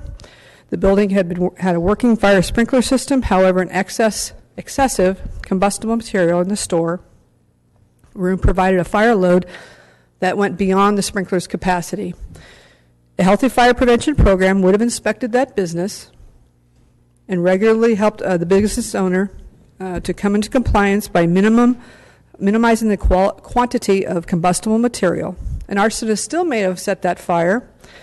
However, the lack of prevention program allowed that fire to get out of control, and now the building sits vacant and boarded up. Those are just three recent and relevant examples. Furthermore, I need to bring your attention to 7 years ago yesterday was the single largest firefighter life loss in the history of this country, bar 9/11. The Charleston, South Carolina fire, we lost 9 firefighters in a large superstore furniture store.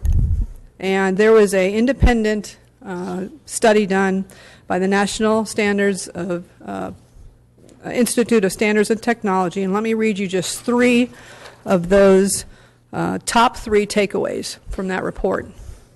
One was high fuel load, fire load, which I just mentioned, and having companies or businesses follow the model fire code.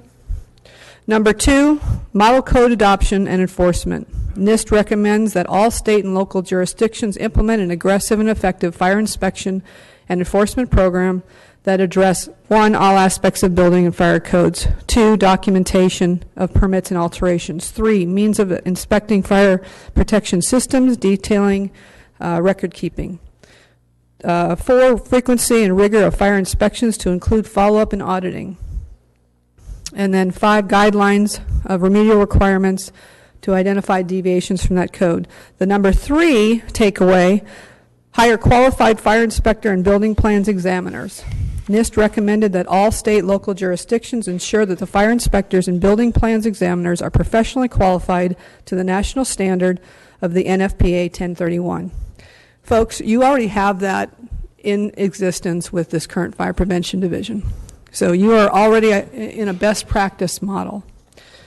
Now, is there opportunity to find new efficiencies, creative ways, a self-inspection program to maybe a low-hazard group of business owners?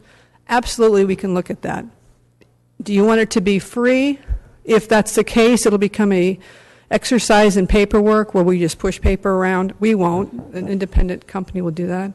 But if you want it to have any teeth, it'll require some type of administrative overhead, requiring bodies in place to do that, and administrative research and data and follow-up on those inspections.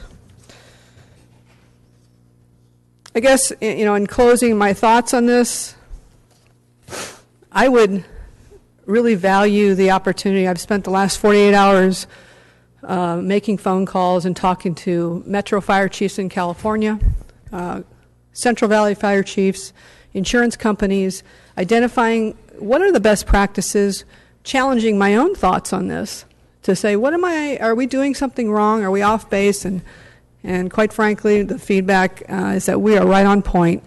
And we could be doing things, we can do things a little bit differently if that's the will of the council to move into a different model. But we weren't even allowed to implement the proposed model, which was a triennial inspection model. It isn't every year. It isn't never. It's every third year businesses would be inspected. It keeps us in compliance, and I think it was a balanced approach for firefighter safety, for community risk, and for our occupant safety. As a fire chief, I would say probably as a council member and maybe as a city manager and management staff, my worst day is to have to communicate to a wife or a husband that I've lost a firefighter in the line of duty. Charleston had to experience that.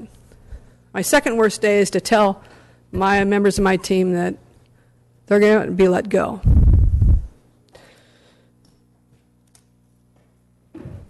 If it's the will of this council that they believe it's the best approach to stop inspecting businesses for the sake of business friendly at the expense of what I've just exposed or explained to you today, I'll implement that.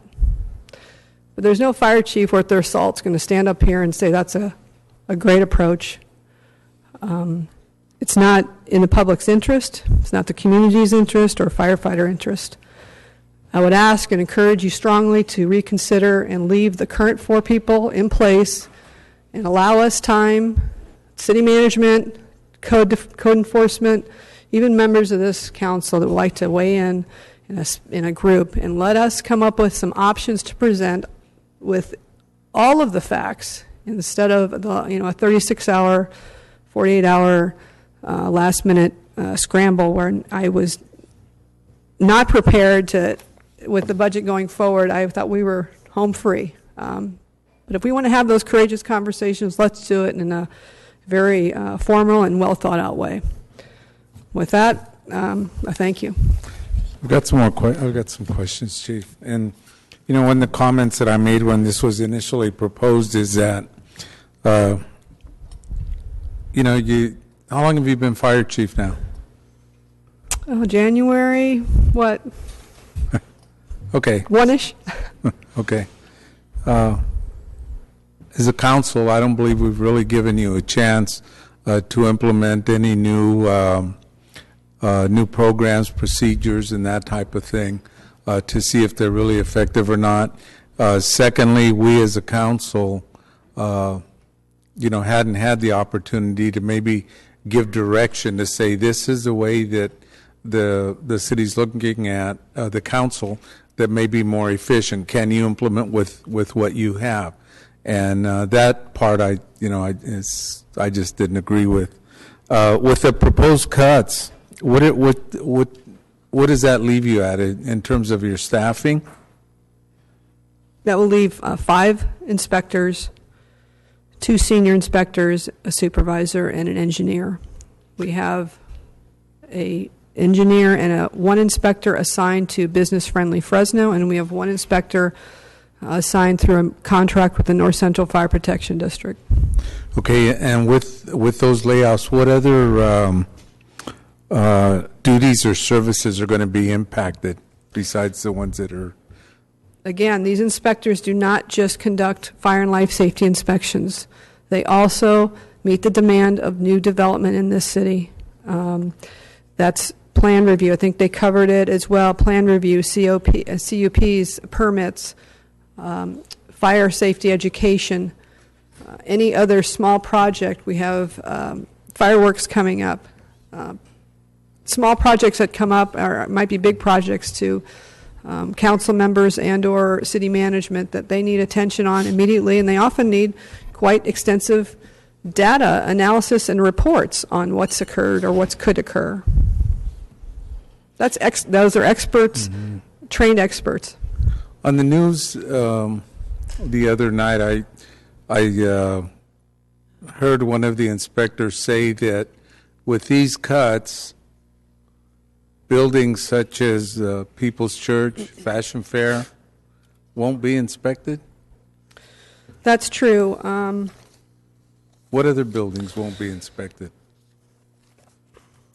With these proposed cuts, these are the following buildings that won't be inspected: your assembly occupancies, movie theaters, worship, nightclubs, restaurants, bars, museums, billiards, manufacturing, processing, flammable liquid facilities, buildings used for storage of hazardous materials, motor vehicle repair, office buildings, print shops, professional services, assemblies, fabricating, finishing, packing houses, mercantile, department stores, drug stores, recycle facilities. I'll just give you the perfect example of the Barrios fire we just had. That facility, it wasn't a larger, even more significant fire than it was because we were out there inspecting it and required them to have 25-foot separations. If you remember the Crippen fire, that didn't happen. And we had this piece of paper that said we conducted a fire inspection here and we told you to maintain 25-foot separations, and it didn't occur, and we were reimbursed in full for our costs because we had that documentation. So it's another example of why fire inspections are very, very important to this community. And if we don't want to do them every year, then at least try a portion of the triennial inspections as proposed. And we can look at other options. If you want to do self-inspections with a small group, we can explore that. But you need to know the facts on all of that and the impacts to those. Well, like we had earlier in today's meeting, a workshop on water. I guess it would have been good to have had a workshop on fire inspectors. Yeah. The city attorney, the motion reads, eliminate 6 fire inspectors. 4 of the eliminations are to be those inspectors who handle non-mandated inspections. The other 2 inspectors are to those that handle new residential inspections, and DARM to take over the new residential inspections within existing appropriations. That one initially passed. Would I be able to offer a different motion? Well, at this point, there's been a motion to approve the entire budget. So you would then be offering an amendment to that motion. That sounds good. Can I do that? Okay. What I'd like to do is offer an amendment to withdraw that motion, the motion that passed, and within 60 days that we have a workshop related to the fire inspectors, and then I think we can make a more informed decision at that time. So that's my motion. So you're making a motion to amend Councilmember Brand's motion to approve the budget? Yes. Well, he wanted 1 through 7 approved. This one is number 17. It's 1 through 7, and note that item 5 was pulled and continued to next week also. Can you repeat that? I'm sorry. His motion was to approve items 1 through 7 under the budget, Yes. but noting that item 5 was already continued to next week. Item 5 is continued next week, yeah. Right. Which has nothing to do with 17, right? No. If you're looking at the list of motions, that's no longer relevant. We're looking This at one? today's agenda, Okay. which is items 1 Okay, through no longer 7 relevant? under 130A. Okay. Well, I still want to state my motion then. Right. To So amend to it. clarify, your motion is to amend Councilmember Brand's motion to approve the budget by reinserting the 6 positions? Is that it? And within 60 days, have a workshop, and then at that time, we could make a more informed decision as a council. All right. Then if your motion receives a second, then that would be taken up before the primary motion. Okay.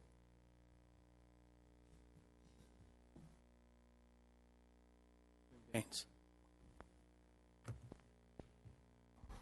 Thank you, Council President, and thank you, Council Member Quintero. That was actually going to be a motion that I was going to explore as well, and I want to give some background. So I actually think overall this has been a good budget. I really do. It's not perfect for sure, and I don't think that it's ever going to be perfect by any of our standards, but certainly, as Councilmember Brand said, I think there's evidence that we're moving in the right direction. I think it's fair to say. So I want to echo Councilmember Zhang, Councilmember Brand, and others who have given kudos to the staff. Thank you, Bruce and the mayor, very much. It's not easy to put a budget together, so I thank you and the staff and Renee for all of the hard work. There are a couple issues that I have some heartburn about with this budget, though, and the major one is the elimination of our fire inspectors,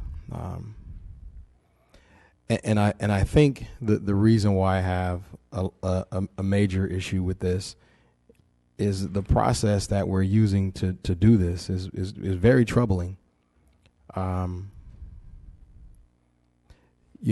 This is clearly, Councilmember Brand offered a bunch of suggestions as to what we could do different with fire inspection. A lot of suggestions, no one, but a lot. And I think it's very fair that you offered those suggestions, but clearly the fact that you offered those suggestions with saying that all of them can be considered lets me realize that this is a policy discussion. And it's very difficult, in my opinion, to make the decision before you've had the discussion. So we've kind of made a decision of we don't value this service, and then we're saying that, but we have alternatives and we can go and do something about that. That is really not the level of discussion that I'm used to with this council at all. I certainly don't agree with all of my colleagues, but I'll tell you what, I respect the heck out of you guys because we have the discussion and we have the analysis and we have the information and we make informed decisions. Not that we always agree, but we have the information in front of us to make a decision. We have our fire chief here that has, in very certain measured terms, described to us the public safety issue that this action poses. I have no idea how we make that decision without even talking about it with our fire chief first. That's not what we normally do. Like I said, I don't always agree with my colleagues, but what I can say is it's been my experience as I've been on this council that we have the discussion and we have the information in front of us and we can debate the information. We can make something that's not great better. And we didn't even do that here, and that troubles me. The process at which we're deliberating this, such a drastic action during budget hearings, which clearly is a policy call, is what's troubling to me about the process. Not to say that we may not arrive at the same conclusion. I don't know. We may arrive at the same conclusion, but I certainly think that this is worthy of a higher level policy discussion and information on our part, because clearly we don't have it. The list the chief read regarding all of the types of businesses that would be absent inspection is astonishing. If that didn't give you chills, I don't know what will. And we didn't know that. I can tell you, Chief, thank you. Thank you, Member Quintero, for asking that question, because I had no idea what the impacts of what we're really talking about. And I actually think that the list that you gave and the impacts, those are probably just scratching the surface of the impacts that we'll really have by eliminating the service that we're talking about. So I say all of that because council, many of you have said times before, correctly so. I can remember we had a pretty robust discussion over whether or not to put a single bike unit in the Tower District, and we didn't want to encroach on the chief's ability about what to do with his units. Right? One unit, one bike person, and we didn't want to tell the chief where he should put a bike person. But this very same council is okay with telling the fire chief that we're going to do away with fire inspectors when she's saying that we shouldn't.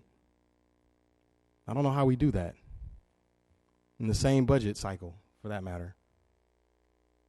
And so I started this conversation about the fire inspectors where Sal actually ended, simply saying, and I remember asking my colleagues, hey, can we have a discussion on this first? Because I don't know what the implications of this really are. I really don't. And I don't think any of us really do. And so my first request was, hey, can we talk about it first? Can we have a policy discussion? Can we have a workshop? Can we gain information and insight? And that's, funny enough, what we normally do. We do that. And like I said, I respect my colleagues for that because that's how we normally arrive at decisions. We may debate them, but we do actually have information in front of us to make informed decisions. This particular motion abandons that we've done for so long since I've been here. And I said, not to say that we may not arrive at the same conclusion, but the process is what troubles me. To make the decision to eliminate the service before the policy discussion is very discouraging. And I would ask my colleagues to just reconsider the discussion. That's all. Just let's at least have the information in front of us so that when we actually are saying that we want to do away with this service, then we really do understand the true implications that the residents of Fresno will undergo with this. And I don't think that, and I think that's what our chief asked for. And I don't necessarily think that that's an unreasonable request, Chief. Thank you for asking us that. And because that's fair. It is fair to ask us to give you an opportunity to present something to us, which is what you asked, which is what we normally would do with a department head. We would ask you to bring back options to us.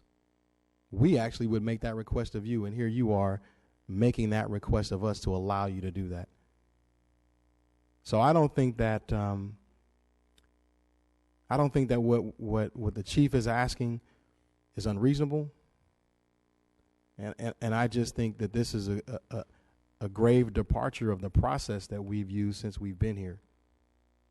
So I'll be supportive of Councilmember Quintero's motion because of that, because I think that before we make drastic public safety decisions, we should know the full range of implications and also have the ability to have other options presented to us. So that's the first issue I have with our budget, which is, listen, I'm wrestling with this, quite frankly. It's tough. I like a lot of the budget because I think that some good things came out of this. I think the council had great discussions here, and there are things that I think are I'm very happy about. But this troubles me on those levels. I think we're departing from a standard that we've set for ourselves of analysis and information with the decision-making process. So that bothers me that we're not doing that. And I'd also like to echo Councilmember Zhang's comments regarding the jail beds. I am fully supportive of what our department has been able to do with those jail beds, but I'll tell you, I have a serious heartburn over asking my residents to continue to pay for jail service twice. It's really bothering me, honestly. It's bothering me a lot because I listen, if we're going to get in the jail business, we should get in the jail business. And let's have that discussion. it's a much bigger discussion, because what I can see happening is every year or so we're coming back asking, what happens when we get up to 20 beds that we need, or 40? Right? I mean, we really, when does that ever stop? One time thing where we were trying to impact something I think was fair. We were responding to a crime wave that was happening, and Chief, you need the tools, right? I mean, we need to do what we can to provide tools. So I was supportive of that. But I'll tell you, to come back to this again and to ask for this again is giving me a lot of heartburn, because we are double taxing our citizens. And I have some heartburn about that.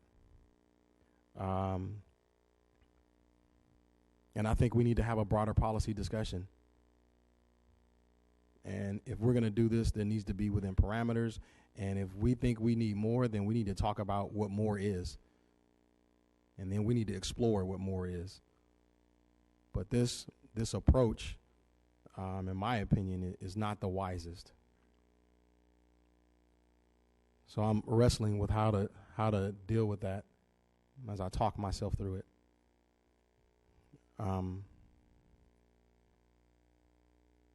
I can tell you that I probably would not be supportive of something like this next year without having a broader discussion. I do know that. I do know that last year we were supportive, and this year you may gain the support, but next year I would probably feel differently about that if we have not dealt with the larger issue. Especially as Councilmember Zhang so aptly pointed out, the county seems to be doing well with some of they're heading in the right direction too, right? So if they're heading in the right direction, why aren't they making sure that our folks are staying in jail so we don't have to double tax our citizens and basically contract out jail beds? I mean, we've got to figure that out. We got to figure that out. So, and I know our advocates aren't here anymore either, but I wanted to again echo my friend over here with, we although our parks aren't perfect, and Lord knows I know because we advocate for them a lot, I'm happy about the direction we're going. It's not perfect, but we're going in the right direction. We were able to save some major cuts a few years ago, this council right here. And although we're not perfect, we're far from it. We certainly are not where we used to be. And I would certainly, if my friends are listening, I would certainly encourage you to talk to us, and let's work together and collaborate. And maybe, there was a parks hearing, there's a parks budget hearing, when that conversation would have been perfect to have at the hearing with the parks director, with all of us here. So I'll just make those statements and be encouraging of that dialogue in the future. Because I think that maybe had we had that during the parks budget hearing, maybe those comments would have been more of a celebratory tone. By working things out during the budget process, it could have been maybe a little different. So anyhow, those are my comments. I'm going to be certainly supportive of Councilmember Quintero's motion, and I urge my friends and my colleagues to just let us have a discussion about that. I don't necessarily think that's unreasonable, and we do that a lot. All the major decisions we've made, we usually make them with information. We usually make them with analysis, and that's fair. And I think that's what the residents of this city do expect of us, to do that level of analysis on a decision before we make it. And it's a policy call, especially when we have our department head, our chief, in such serious opposition to this. It's a very, very, it's a precedent I know that I'm not willing to take here. I would rather have the discussion first and then make the decision. So I hope that my colleagues are amenable to that.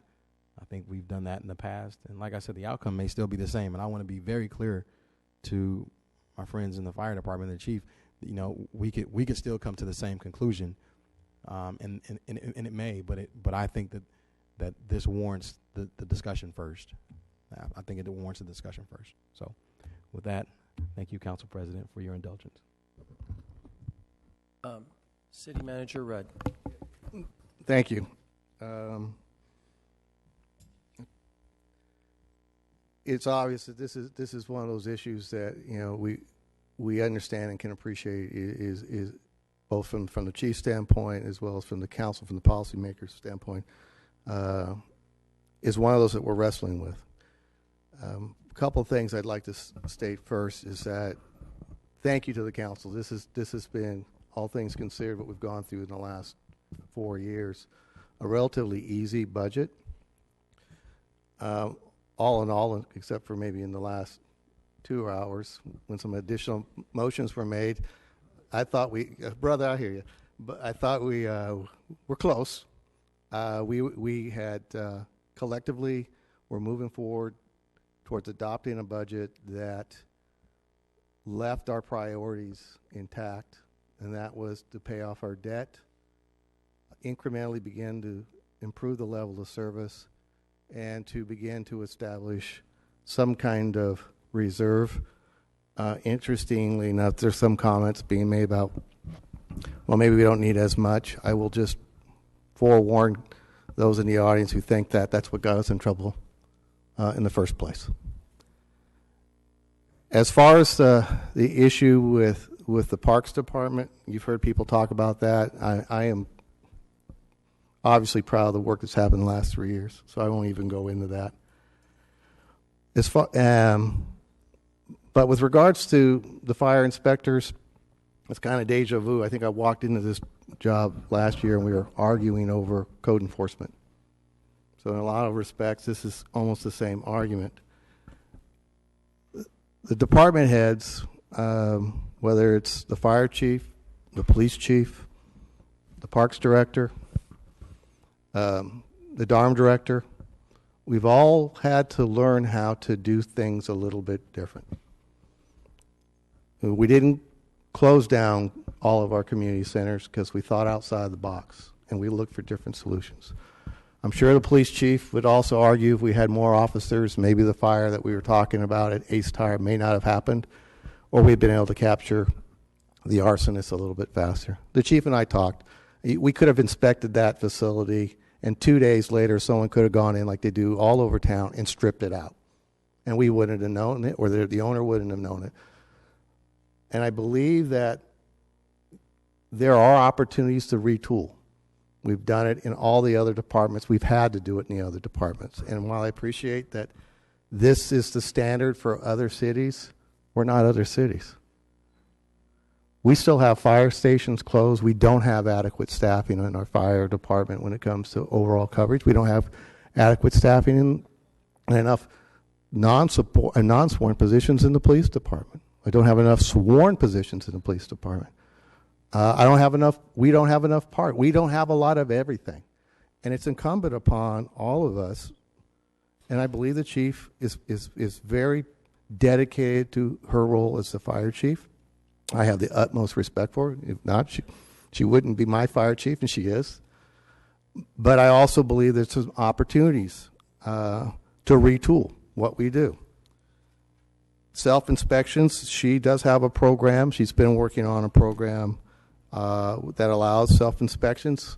There are other cities as a best practice that have adopted self-inspections as a way to deal with the myriad of buildings that require those inspections. And it also provides a tool because it helps educate those owners as to what is really needed. There is probably an opportunity for, and we've talked about this, station sponsored inspections by the firefighters. Other fire departments do it, and because we're not going to be, or they're not going to be doing hydrant inspections for the Public Utilities Department as much as they were or have been, there's certainly opportunity to take those hours and allocate those hours of time to inspections. Yes, it's going to take some retooling or some retraining of the firefighters, but they're a pretty capable group. I'm pretty sure they can pick up on what is required, and it also provides some familiarity with those buildings that are within their service area. Residential inspections, we've heard comments. Other cities do that. Building inspectors do that, and it happens It's not so out of the box that it's a new idea. It's pretty common. Even the guys next to us on Willow have building inspectors inspect residential fire sprinklers. We're not talking about commercial. We're just talking about fire sprinklers. And, you know, other ideas, if an engineer comes in and stamps the plans and says these specs meet all applicable building codes, then so be it. Because then if it doesn't, when you get out to the field, that's going to be the owner's problem, not ours. I don't know why we have to double check the work of a paid professional engineer. And there are other ideas that I think over the next 60 days, and while we're in the process of meeting and conferring, that the chief and the team, with the support of the manager's office, can come up with maybe these as well as other recommendations. We committed over $4 million in the fire department budget this year, probably the single largest reinvestment of all the departments that we have. I'm sure Chief Dyer would like to have had the $4 million, but that was burned up on something else. But nevertheless, but my point is that what we come back with, if we come back with, can't be the same.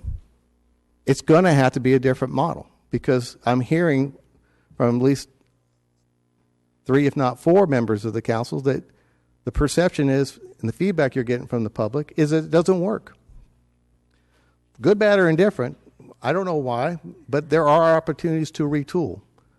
We can retool how we do inspections, just like the police chief had to retool how he does police work, just like the Parks Department had to retool how it provides service, just like how DARM has had to retool how it does service. And if we can't retool, then there just needs to be a frank conversation between the chief and I over priorities within the fire department. There are other positions within the fire department that we added. And it can't be this and that. It has to be one or the other. I mean, at some point in time, we are talking about looking for opportunities to retool. And if we ultimately can't retool, then we have to rethink, are there other opportunities within the department to get there? I know where the council's going, so I would suggest, or for your consideration, that the motion remains unchanged, that you give the chief and I, and perhaps others, the next 45, 60 days while we meet and confer concurrently, and we come back before the end of the 60 days with a list of recommendations. And then at that point in time, you can make a final determination as to what you want to do or don't want to do. Thank you, Council.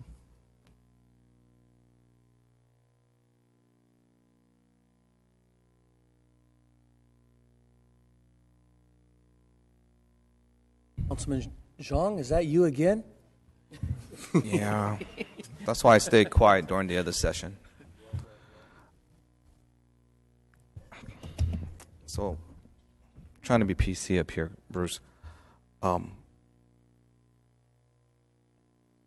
I appreciate the explanation and everything. But at the end of the day, I think it goes back down to what Member Baines has brought forth. If you know, we're making a decision here, kind of, at least from my perspective here, on this dais, says, well, we made the decision, and you have this time frame to work it out. But it's not going to be this. I'm not sure I like that parameters. If we're going to do it, then let's have it, in a more transparent parameter. And if we're going to move a budget, then let's go ahead and move a budget, except for this particular item, and then let's have that discussion. So I'm not sure what the explanations that I've heard still justifies the balancing act of what this particular issue is. Let me help, or try to. Okay. I mean, interrupt. No, please. Over the next 60 days, we will work with the fire department to come up with some alternatives for you to consider. Before a final decision's made as to the outcome of our recommendations, we will be back before council. Council can then either accept those recommendations as they are or reject those recommendations. And if you reject those recommendations by default, then we would go back to what was originally being proposed, and that would be, in essence, the elimination of 2 vacant positions and 4 filled positions. Yeah, and that's where I'm not ready Okay. to move. So, I mean, again, that's, you're asking me to make a decision here with that caveat, and I haven't even gone that far and say, as Member Bain said, this is a policy decision. If you're going to do this, and this is worth the discussion where the chief comes back, the expert comes back, and say all this stuff, and then have, I guess my other colleagues would say, well, here's our other ideas, or city manager comes back, well, here's our other idea.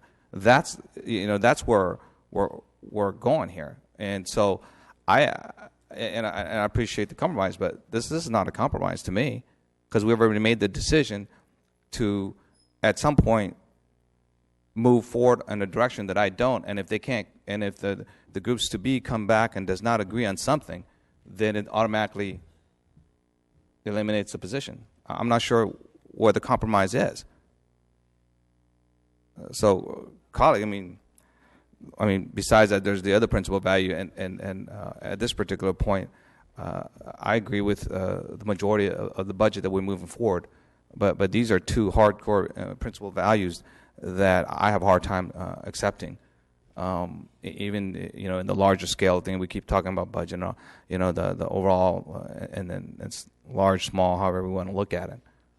That's all, Bruce. I mean, if the motion was to say this item is on hold, we deal with what we have, and then we can make a more sound decision after whatever the powers to be get together, and then we get our chance to really ask in a public setting and have a better perspective, then I can agree to that. But to say that we made a motion and say now we're going to come back in 40 days, and if you don't, you're going to get eliminated, that's,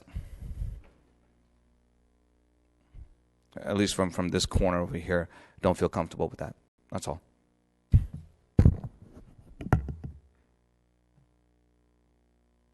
Councilman Quintero. Thank you, Mr. President. The one thing I'd like to remind the council and the folks that are in the chambers is that regardless of the votes that we did today, the motions early on that went 4-3, it takes 5 votes to make a veto proof. So in terms of the process from here, it goes to the mayor. So if we got a 4-3 vote, she has the final decision to make, correct? So just wanted to remind folks that that it doesn't end here. It still has to go to another part of the process, and I think that also speaks to why the importance of us having a workshop to make an informed decision. But anyway, that was just a reminder to folks that you need 5 votes to make a veto proof, and some of the votes that have gone through on these motions were only 4-3 votes. So keep that in mind. Thank you, Mr. President. All right, screen is clear. City Attorney, where are we at on this? What is the order of this vote now? We first have to vote on the Councilmember Quintero's motion to amend. So Councilman Quintero had a motion to amend, and did that have a second? That had a second. I think it was Councilman Baines. Now, and then how did that apply to Councilman Brand's motion to pass? Do we just deal with the motion to amend first? Yes, that's correct. You always deal with the motion to amend first, and then depending upon that outcome, that affects the primary motion. Okay. So Councilman Brand made a motion to pass the budget. Did that have a second? Yes, it did. Okay. So that had it, but before we deal with that, we're going to deal with the motion to amend. That's All correct. Right. Screen is clear. We're going to vote electronically. This vote is to go with Councilman Quintero's motion to amend.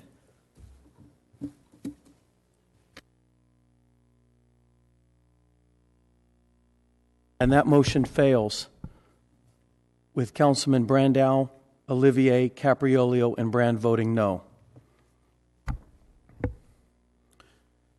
Now do we tackle the Right, that motion? means the primary motion is pending without any amendment. So the primary motion is pending now. All right, gentlemen, get ready to vote. We're going to vote on this. So this is to adopt the 2014-2015 budget. Right, and all of the items 1 through 7, with the exception of With the 5, which exception was of 5. continued. All right.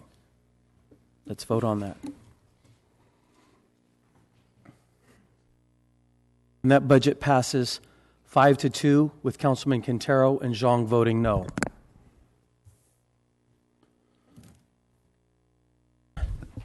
Now, City Attorney, when do we tackle item 5? Then I believe that was continued to next week. to next Thursday? Yes. And that's still a budget item? Yes, it is, All right. budget related. All right.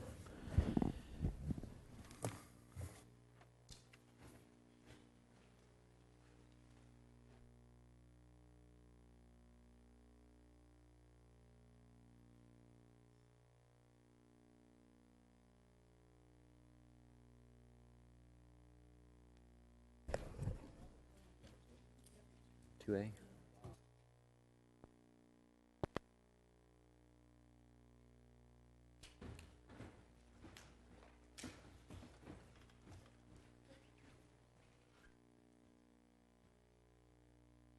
That's the Michael said word. Good job, boys.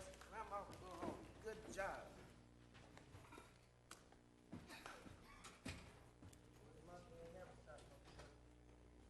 We the people of the United States, America. America is a folk.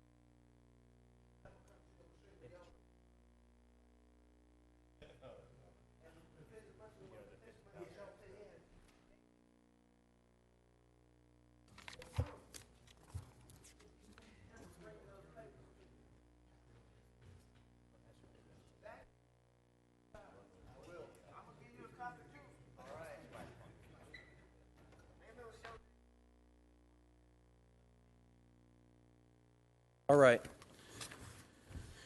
We are going to move into the agenda onto an item scheduled, don't anybody laugh, for 2:15. And and we have several that are behind. So this is one that we're going to pick off and tackle right now. It's a hearing to consider a resolution of public use and necessity requiring acquisition of permanent street easements and right-of-ways for public street purposes over, under, through, and across real property owned by J&M Avila Properties, LLC, and for the construction of Veterans Boulevard, a 6-lane super arterial from Herndon Avenue to Shaw Avenue in the city of Fresno. Council President, point of order. This requires 5 affirmative votes, and there are only 4 of us here. And we could go get, I could go round up a couple council members, but I know that Mr. Whelan has been here, and yeah, I should go get the other. Yeah, if you Then will. if I go, we lose quorum. Yeah, could me you to go go? do that? Yeah. And we'll just wait until you get here.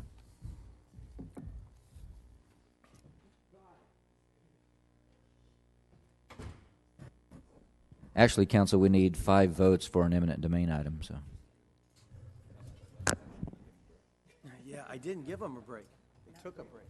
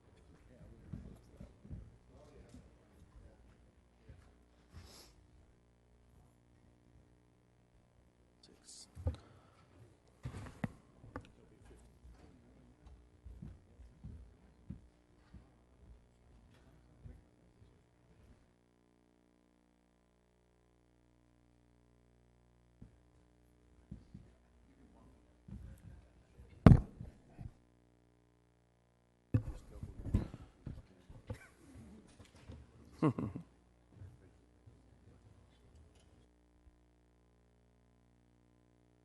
ready when you are, Scott. All right. Thank you, Council President. Council members and colleagues, I'm Scott Mosier with the Public Works Department. I just wanted to provide a brief overview, just a refresher on the Veterans Boulevard project, and then turn it over to our real estate staff. The Veterans Boulevard project is a Measure C regional project. We, as the City of Fresno, through agreements with the Fresno County Transportation Authority, FCTA, we've been fully funded for the design, for the right-of-way acquisition, all of the EIR, CEQA, NEPA, everything's been approved for that. We've now been moving forward with various right-of-way acquisitions. The council has approved some previously, and we've been in negotiations with numerous property owners along the alignment. The project is programmed to be delivered for construction in 2019 and 2020, in those 2 years. That is an adopted spending plan of the Fresno Council of Governments, known as Fresno COG, and the FCTA. So I just wanted to highlight that based upon money from the state, that's known as the STIP, how highway interchange projects are built through Measure C and through development fees being collected, it is shown in that adopted plan as a 2019-20 year of construction. This is something that the council will hear a little bit more about as you consider the findings related to resolution of necessity. And with that, I wanted to introduce our senior real estate agent, Mr. Pete Caldwell, to come up and just talk about the acquisition process. Thank you. I'm Pete Caldwell, senior real estate agent. We're here to discuss the resolution of necessity for one property. The property is owned by J&M Avila, and it's located off of Golden State and between Herndon and Shaw Avenue. If I can change the video or change the picture.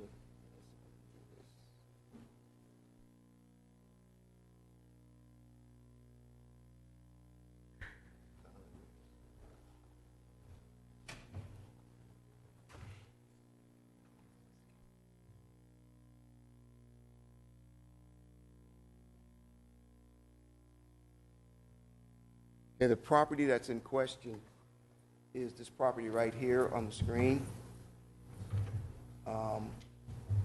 The dark gray area, this area right in here, is a ponding basin that's going to be part of the first phase. And then this area, let me get my cursor back.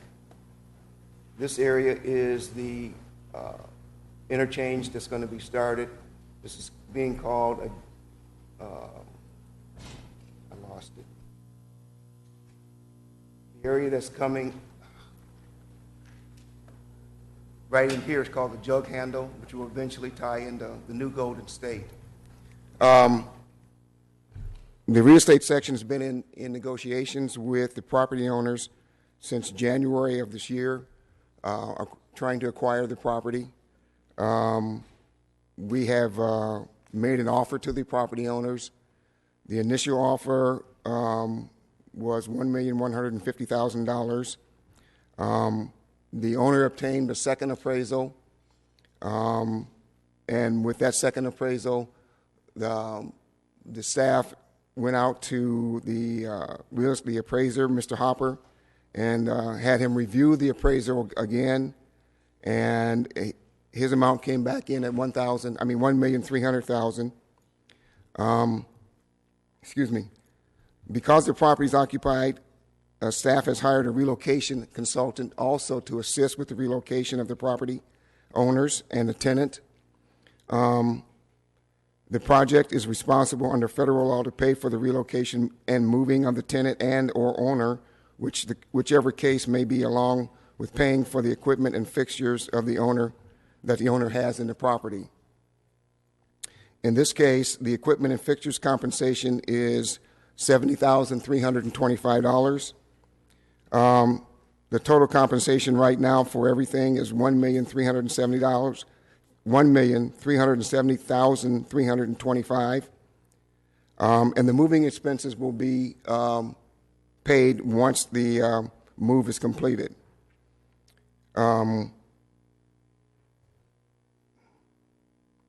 We are asking for the resolution of necessity in order to certify the project. We had 10 parcels that needed to be acquired.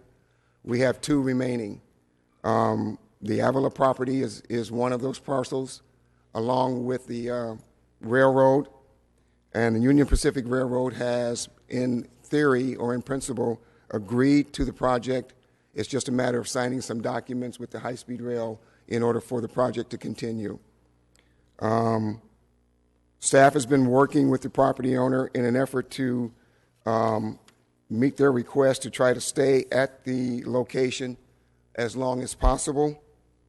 We have met with the property owners and discussed with them the possibility of them constructing a driveway that would tie their property back into Golden State. And part of that would be that they would need to also take care of the utilities, such as PG&E and AT&T, in order to maintain the use of the property at that time. And that would be after, if we could settle on a negotiation with them, then they would be able to stay for another 2 years until 2016, when the second phase of the project would start and construction would be started right about 2017 at that location. And once again, that location is right here. And we had talked or discussed with the opportunity that they stay here and then tie into Golden State.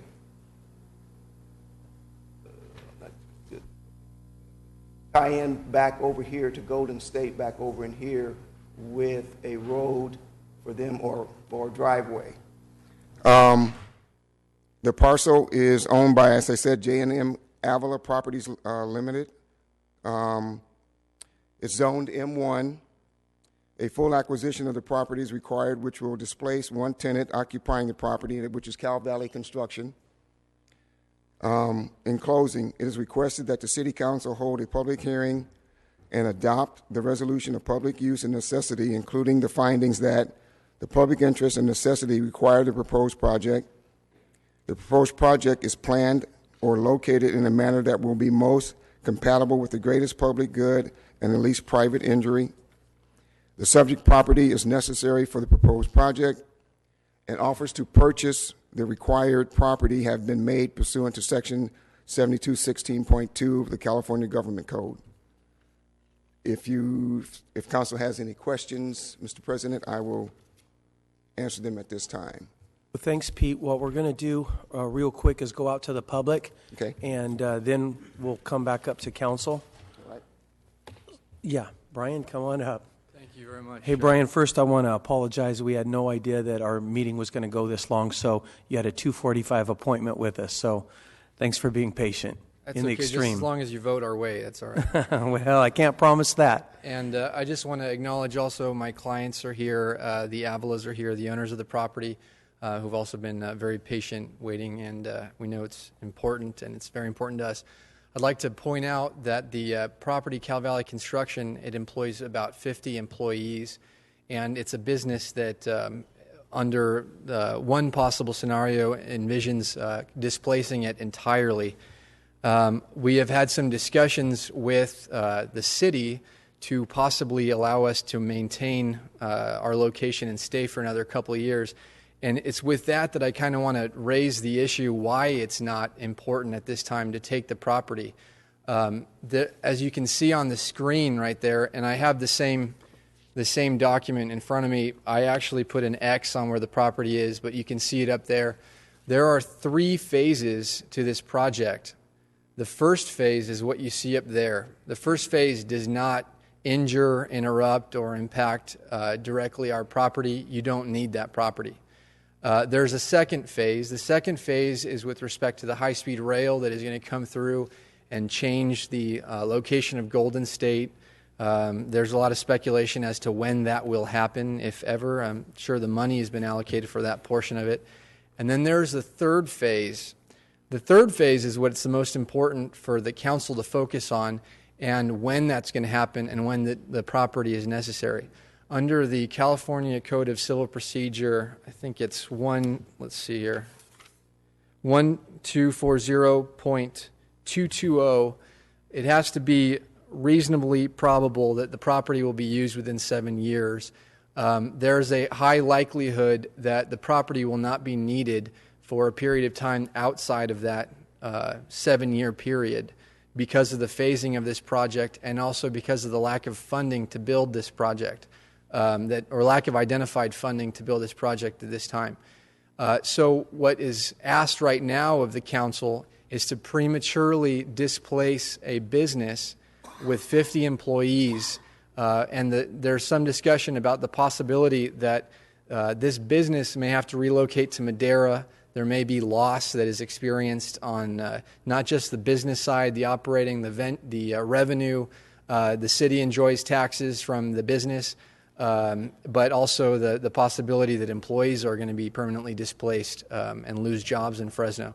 So because it is not necessary at this time, because it is a fact that there's been a guarantee of years that we may remain in occupancy, I would say now it is not necessary that the city adopt the resolution of necessity. What we would propose is that we explore more options at this point to make sure that it is in the best interest of the public, and not to mention in the best interest of my clients, what possible alternatives are, and I don't think that we've sufficiently explored that.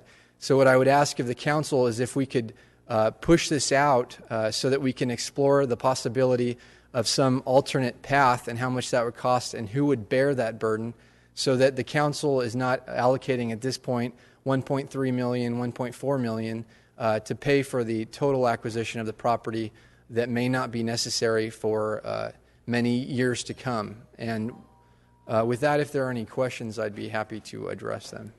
All right, Brian, so what will probably happen is we're going to go out and see if anybody else wants to talk about it and then call you back, probably. All right? Thank you. Are there any other members of the public that would like to comment on this item? All right, then. So now we're going to come back up to council for council to comment and question. And it's in District 2, so I should probably get started on this one. Let's see. I guess the first place to go is I'd make a couple comments to my fellow councilmen that, I sit on the FCTA, which is the Measure C funding stream for a lot of these type projects, and that does include Veterans Boulevard.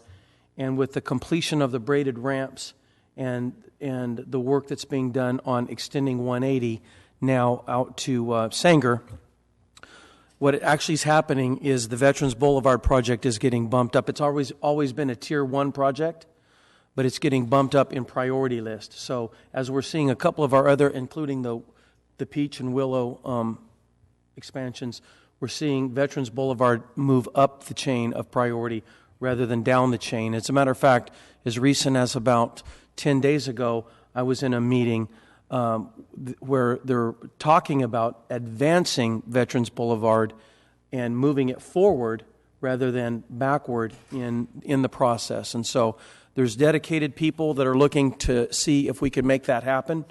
And so I would like to say that as a major project that impacts District 2 specifically, but our whole city, and in all reality, Veterans Boulevard is a regional project. And so I'm hearing that the priority is moving to veterans now, that there is some truth that not all funding has been located and spoken for Veterans Boulevard. But as a city, you guys have noticed that in the last month, we've been acquiring properties that lead right up to this project right now.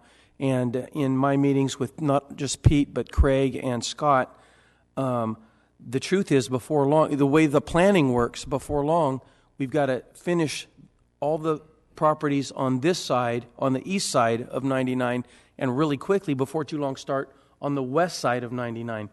And so those are just things that I know from being a District 2 councilman and also the FCTA representative. But Brian, I'm going to call you back in a little bit, but Scott, I'd like to call you up first. And you've been in a couple of these meetings with me.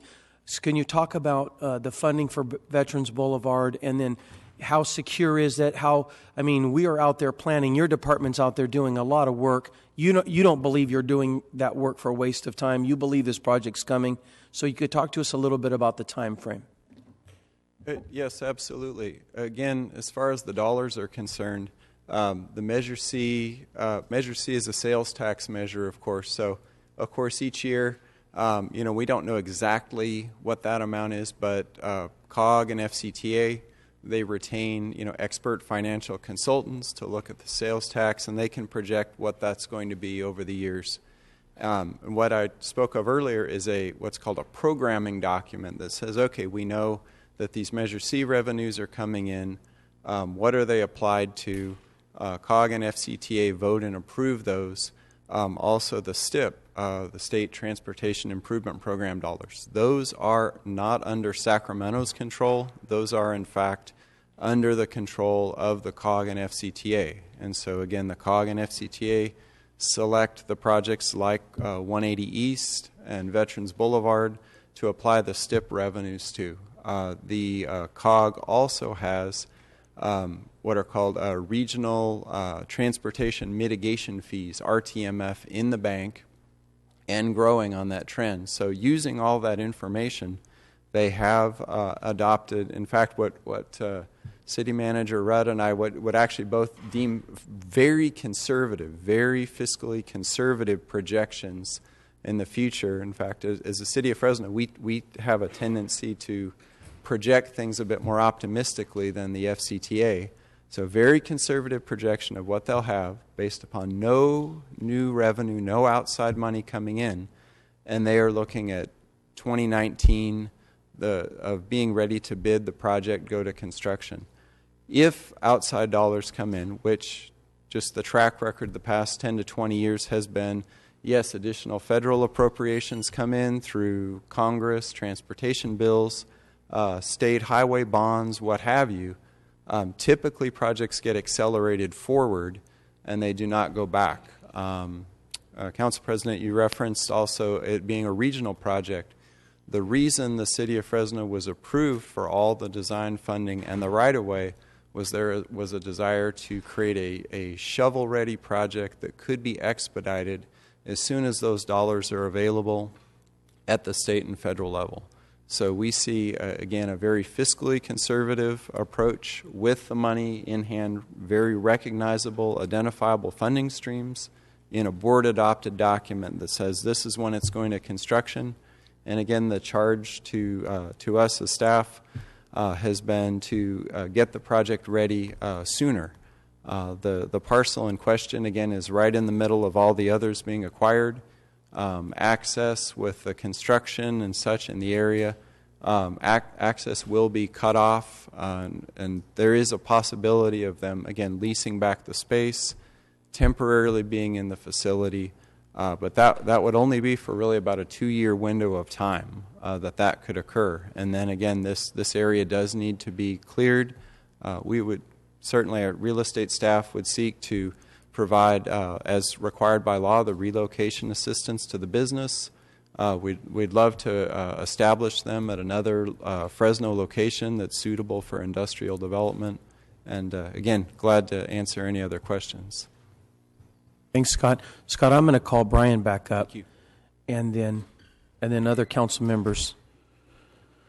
So, Brian, I hope the timer didn't cut you off, but if it did, if there's anything else you wanted to add, I was going to ask, is there any way we could get that map back up? Pete, thanks. So, Brian, I believe you've been in, many conversations with the city, or several conversations with the city, and there's other locations down here. Are these other locations unacceptable to your clients, or? Well, basically, it's more of a question of finding comparable places to land. We haven't been successful in finding any comparable places to land the business, and that's been the problem. So we've been working with the city to get some sort of mutually agreeable resolution, but right now the status quo is that we we have not found a place to land, and there is some portion of the property immediately south of where we are currently located that is going to be owned by the city. There's a right of first refusal to the previous owner, but that would be a ideal location to move because it would be outside of any necessary construction zone. But the point I was trying to make, though, and I think that you may have hit on that also, is that there are 3 phases to this project. The first phase is what you see there that does not impact the property. To be clear, that phase does not impact the property. Then there's going to be another phase, the high-speed rail portion, that's going to change Golden State. And then at some point, there's not yet, it sounds like there's a stream of income identified at some point here, but there's not a pot of money identified for the construction. And also the reality is that it probably won't begin until beyond 7 years from today. So with that in mind, it would not be proper to take the property at this time if there's not a reasonable probability of the construction beginning within the 7-year window. But we're very happy to work with the city to try and find some middle ground. It's just at this point in time, we have not found any property. We're concerned about the obvious displacement to the business, the obvious displacement to the 50 people and their families that this is going to impact. And I think that it's premature, frankly, to pass this resolution of necessity at this time. Well, thanks, Brian. And another councilman might call you back up as well. All right, thank you. Scott or Pete, it might even be Craig. I'm not sure who would be the best one to answer this. But when I look at this map, I mean, we could say that, yes, if it stops right there, it's not impacting the property yet. But, I mean, this map is not actually illustrating all of the stuff that goes on around a major construction zone, right? So I'm sure this is really all going to be impacted. I wish we had a map of this close-up of the entire project. This whole area of our city is essentially going to be completely rebuilt.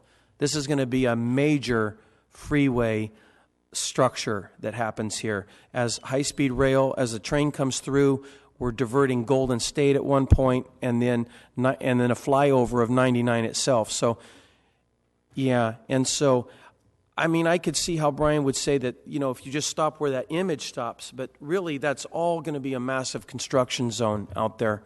Now, Scott, I was going to ask you, because I don't want it just to hinge upon what I've heard in meetings at FCTA, but from one of the meetings that I attended, I remember hearing something like, if once the city of Fresno, our public works department gets up to, I think it was 95% build or 100% build, and that's when we get to call the project shovel ready, that's when you see the high chance that outside extra dollars might be moved towards this project. And so we're not there yet. We're not at that level of build out, but I think we're going to be there by the end of 2015 or something. Can you clear me up on that and also help our other council members? Yes, that is correct. We are currently at the what we call the 65% design stage. And that's really complete enough that all the details of the plans, it's almost a first draft set of plans that then goes into Caltrans for review, because ultimately Caltrans winds up as the owner of the bridges, the ramps, and such, like any other freeway interchange with on and off ramps. So the next stage is called 95%, and then 100 is when you have an approved set of plans. And just given the complexity of all the structures, drainage basins, signals, lighting, you name it, on a freeway interchange project, it will take about another 1.5 years to get that fully approved, thick set of plans ready to go out to bid at any time. Again, we are fully funded for that work, and that together with the right-of-way will make that fully shovel-ready. The typical record of how transportation projects in California and really around the nation are delivered is that once it is shovel-ready, it's called ready to list by Caltrans, and the California Transportation Commission, the CTC, is always looking for projects that are then ready to go. The right-of-way is all in place. A classic case right here in our community was the 168 freeway. That one was not quite scheduled. It was programmed. Money was in the pipeline for it. 168 freeway went to construction quite a few years early because it was ready.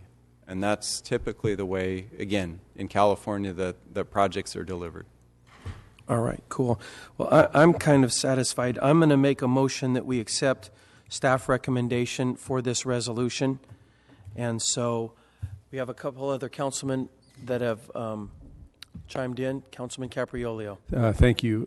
Brian, if I may ask you a couple of questions. With this massive construction zone that's been referenced, would your clients still want to conduct business under those circumstances? I mean, you assume a certain amount of construction work there and trucks and whatever else there is. I'd say times 5. And are Yes, they actually, still... my clients are in the business of heavy earth moving, and so that is their business. So they'll be around people that are in their business, and they're more than happy to be conducting business, earning money, paying taxes, all of that throughout this period of time, and would really like to remain there.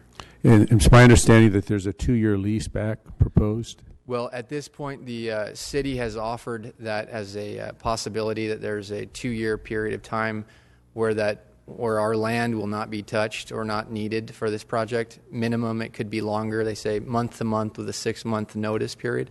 But what would be required of us would be to build a pathway to exit towards the south so that we could connect to the Golden State that's right there next to us. And so that's something that we would like to explore and that we would like to do so that we can maintain the property, so maintain residents in the property. So after 2 years, it would be a 6-month option? After 2 years, it would be month to month with a 6-month notice. So if they were to give us 6-month notice before the 2 years expired, but on the last day of the second year, then we would have, in that scenario, 2 years. But that's what's been discussed so far, and it's conceivable also that we would remain in the property up until 2019 or 2020. That's also a possibility. It seems like another option might be an annual option to extend the lease until such time as the property is needed, and that would seem to me to continue to operate the business, employ 50 people, produce revenue for our city. Has that been explored, or what? Do you have a position on that? And I'll ask Scott if he has a position on that. In terms of an option to buy or a lease, that, as you've articulated, has not been explored. It's something that we're willing to explore and would be happy to explore. We're trying to be as reasonable as possible, and all options are on the table. We have many people that depend on this business, and we want to keep it afloat there, and we want to make sure that it succeeds. So if that's a viable option, and it ultimately works out in the city's and our best interest, of course we'll do it. Okay, Scott, thank you. Does anyone have a city response to the options that we're discussing? Councilmember Capriolio, members of the council, Craig Hansen, Real Estate Services. What we're looking at, if I can put this mouse here, is when this gets built, this property right now, the Avila property, is accessed from Bullard, right off of Golden State. So you can see it's going to be under all this structure here. And not only that, but a lot of the utilities, such as phone and PG&E, also come down here. So that's why we've got to do something for them if they're going to stay, because the property will not be functional as this first phase, as Brian called it, is built. So if they can stay there, we talked about the possibility of trying to work something out, and the road, this is a lot easier this way. We have this property here that we presently have under a permit to enter, and we're waiting on a second appraisal to tie that down. That permit to enter allows us to certify the project, and so what we're telling the property owner and its council, that if they are willing to take the steps necessary to continue access, that we would work with them. The road would probably have to come out this way and then down and around and connect to Golden State. It's got to clear this jug handle. Plus, there's a facility that High Speed Rail is going to be building in this area. So if they could get that put in before we start, and not only that, we have to talk about how they're going to continue to get phone and PG&E service. So then we've got the issues of, okay, does this stuff come over here and come in through this driveway and go over here? Hopefully, this is why there's still a lot of things in play, and we're under the stress of the schedule. But what we're trying to work with is, okay, we can buy your property, and then if you're willing to take care of these expenses and all these intangibles work out, then yes, I think we can get there. What brings us here today is, as Pete Caldwell pointed out, 10 properties on this side of Golden State. We had another 8 over here. There's 18 properties associated with this segment, and the only 2 left that we don't have either under contract or permit to enter is the railroad. They're waiting on some particulars with high-speed rail before they sign off, but they're fully engaged because they had to approve this crossing here. And then the Avila property. So if we don't have, at least as an insurance policy, a resolution intact, and this goes on, and then we have to go in and build, we may have to hold this project up because their property literally becomes disabled if we cannot remedy this situation. So we will continue to work with them to try to get this done if we can. In a perfect situation, maybe Abbey Transportation does not want to buy this back, and they could end up moving right over here and be next to the interchange, and everything works out great. This is some of the stuff that we just haven't been able to get to at this point that we're working on. But if we don't have this resolution and we don't have this insurance policy that we can certify the project, that's why we're here. So we're merely seeking the council's approval to give the city attorney the permission to file the suit if necessary because of the months that it takes, so that by the end of the year we could bid the project and begin construction as planned in the spring. Would since I'm on the litigation reduction committee, is there a time period here that we could further negotiate to preclude lawsuits and yet accommodate the wishes of the city? Well, we sort of arrived on June 19th as a date that was about as far as we could go. We have some staff issues where next Thursday is problematic for us. Then the council's dark for 2 weeks, so the next time we could come back is July 17th, which is another month. What that does is, worst case, if we're not able to come to an agreement and we have to file the suit and get the order of possession, that throws us deeper into 2015 and the project starts later. And as we know, High Speed Rail is saying, you better have this ready because when we close off Carnegie over here and we have to wait on you guys, the city is responsible for paying the Tudor Perini charges that they're out there not able to do what they have to do on the High Speed Rail part. So that's why I say there's a lot of moving pieces. So, by no means, we were out here trying to cut a deal this afternoon during the budget hearings, and we'll continue. So that's the only reason why we're here now. If we had another year on this thing, we wouldn't be here yet, but we're up against the schedule, and that's what brings us here. Okay, thank you very much. Okay. Thank you, Brian.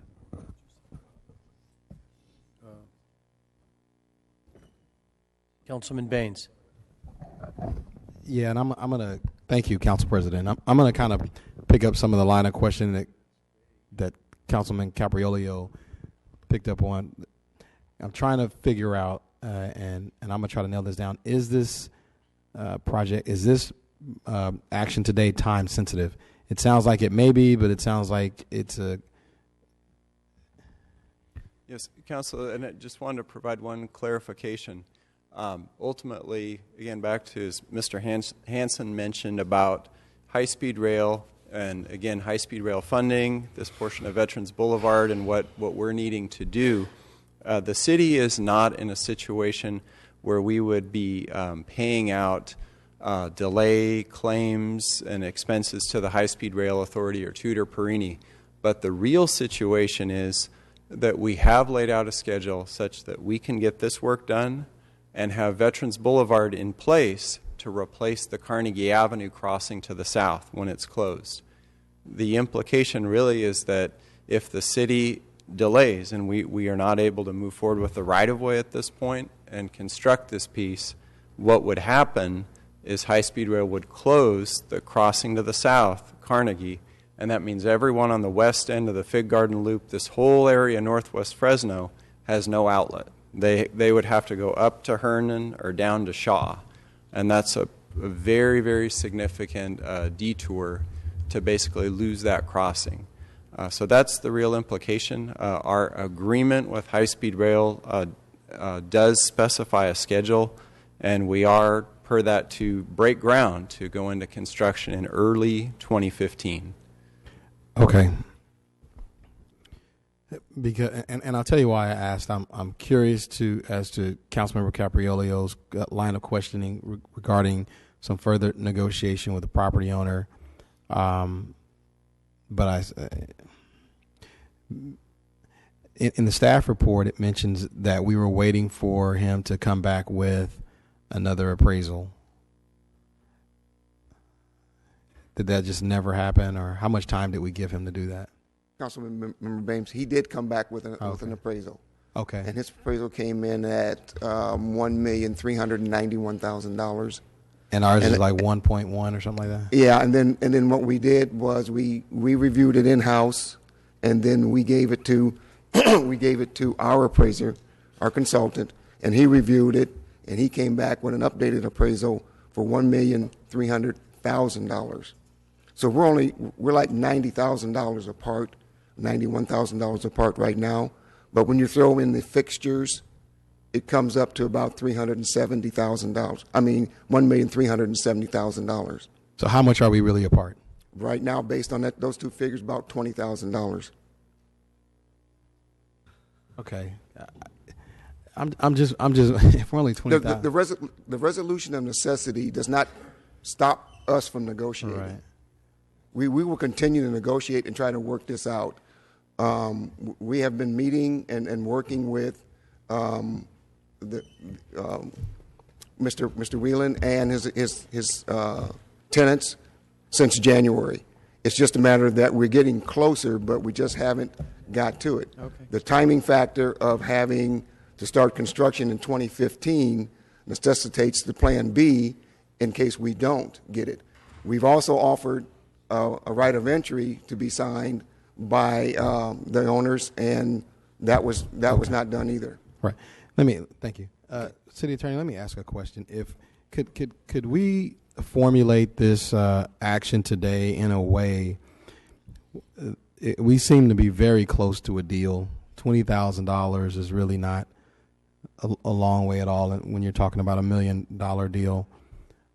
Is there a way to structure a motion that would allow staff to continue to work with the deal for, say, a specified number of days, and if a deal isn't reached by that time, then to give you the authority to begin eminent domain procedures? Yes, we've done that before, where the council would approve the resolution and direct us, the city attorney's office, to hold off on filing until we've exhausted the opportunity to negotiate. I think I would feel, remember Brandow isn't here, but I probably would feel more comfortable with some language like that since we're so close to making a deal, and I don't want to,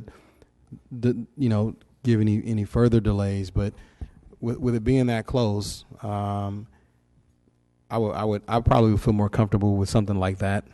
That would give, but I'll wait till Member Brandow gets back to see if maybe his thoughts on that. So I'll just one follow-up question to you, Brian. Are your people on the same page as we seem to be at this point?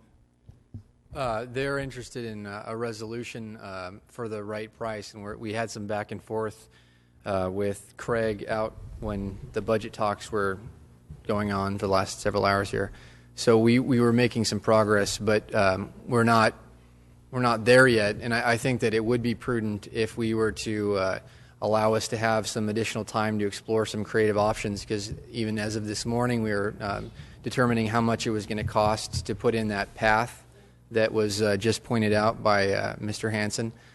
And I think it's also important to note, I just wanted to point out that the construction of that portion is 2015. The construction that would be on our portion, as I understand it, would be many years out into the future. So that's why we would be able to remain on that property. I guess a more direct question is: are you guys agreeable to the about $20,000 to $30,000 apart? I think that I'm not trying to give away your negotiation position, no, but I mean, are we talking apples to apples or? Well, there's a couple of different components. One is that in addition to the acquisition cost of the property, we want to also ensure that there's some reasonable rent situation too, because as the real estate folks have just articulated, they want us to bear the expense of putting in that roadway, which in principle is okay if there are some concessions, because the cost of the roadway, we've done an analysis of relocating the utilities and the PG&E and putting in the base rock, et Excuse me, cetera. really quick. I know I don't want to get too deep down in the weeds on this. I'm just wondering if, because I know what you're trying to ask. Councilmember Capriolo is trying to figure out: do you feel you're as close as the city feels? Right, Cap? That what you're? I think we can get it done. Okay, that's what I think. So. Steve, while you're out, thank you. Steve, while you're out, I think the only heartburn I have is, as reading the staff report, is the property owner wasn't. He felt like he wanted to get his own appraisal. Sounds like he's done that, and even with his appraisal, sounds like we're now at about 20,000 apart in some stuff. I mean, we sound pretty close. So I asked the city attorney if we could structure a motion in a way, if you would be agreeable to this, of course. Structure a motion in a way that would allow staff some time to close this very small gap, and if it wasn't closed in that time, then trigger eminent domain proceedings. I don't know if you were agreeable to something like that. So are you adding a time frame, like a window? Yeah. Or is it just? Right, just a window, but one that would not make us have to come back here, that would automatically trigger that, so that, because I understand, we're going dark for a couple weeks and that type of a thing. So, because it just seems like we're really close, I would hate to force the guy to do it if we're Can really I ask close. a question? Sure. Craig, you hear what's happening there. We were talking about want to close this little narrow window, Yes. this money issue. I would, well, and as Mr. Whalen has pointed out, there's also discussions about goodwill, and there may be something down the road which we haven't seen yet. That's damages that's done to a business because of being relocated, future loss, and things like that. So again, it's another element in play. But I would ask the city attorney, because it would seem, in my opinion, my experience, that Councilmember Baines's motion may not be necessary, because all we're asking is the resolution to be adopted, which gives you the permission to file the suit, and then whenever we're ready, we file the suit, but we don't need to, put extra things on the motion. It's not like tomorrow suddenly everything's done and we file the lawsuit. It's still going to take, by the time you put the complaint together and serve everybody and everything else, it could be 2 more months, and even then we still have the option to push it off. And I can appreciate that, and I think what I'm struggling with is that you've described the practical application of that, and I completely agree with that. I think it's the symbolic vote is what I'm having a problem with if we're really close. Right. That's really the. A couple things is there's so many things in play. There's so many side discussions going on.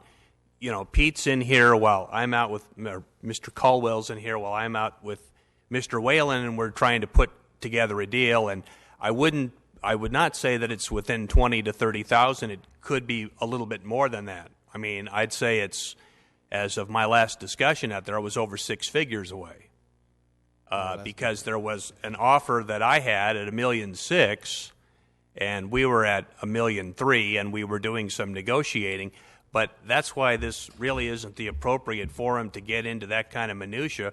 We just need an insurance policy that if we can't reach a deal, we can get this thing built, and we will do our best to continue negotiating. Paul, what do you think? I'll go for that. All right. So thank you, and my comments are done, Council President. Thank you. Okay. Councilman Olivier. Thank you, Council President. I also I concur with Member Capriolio that if we can find a way forward with more time. I mean, I realize that there's a time issue, but I also sympathize with the property owners and would like to, if we need more time to navigate this, and that's something that I would be in support of. That's all. So Manager? one consideration for council, I was just talking to Doug, is that you could approve the resolution, but direct staff to continue negotiating for another 30 days, and then at which time, if negotiations fail to come to any meaningful conclusion, that it gives the city attorney the option to initiate eminent domain proceedings if he feels that's appropriate.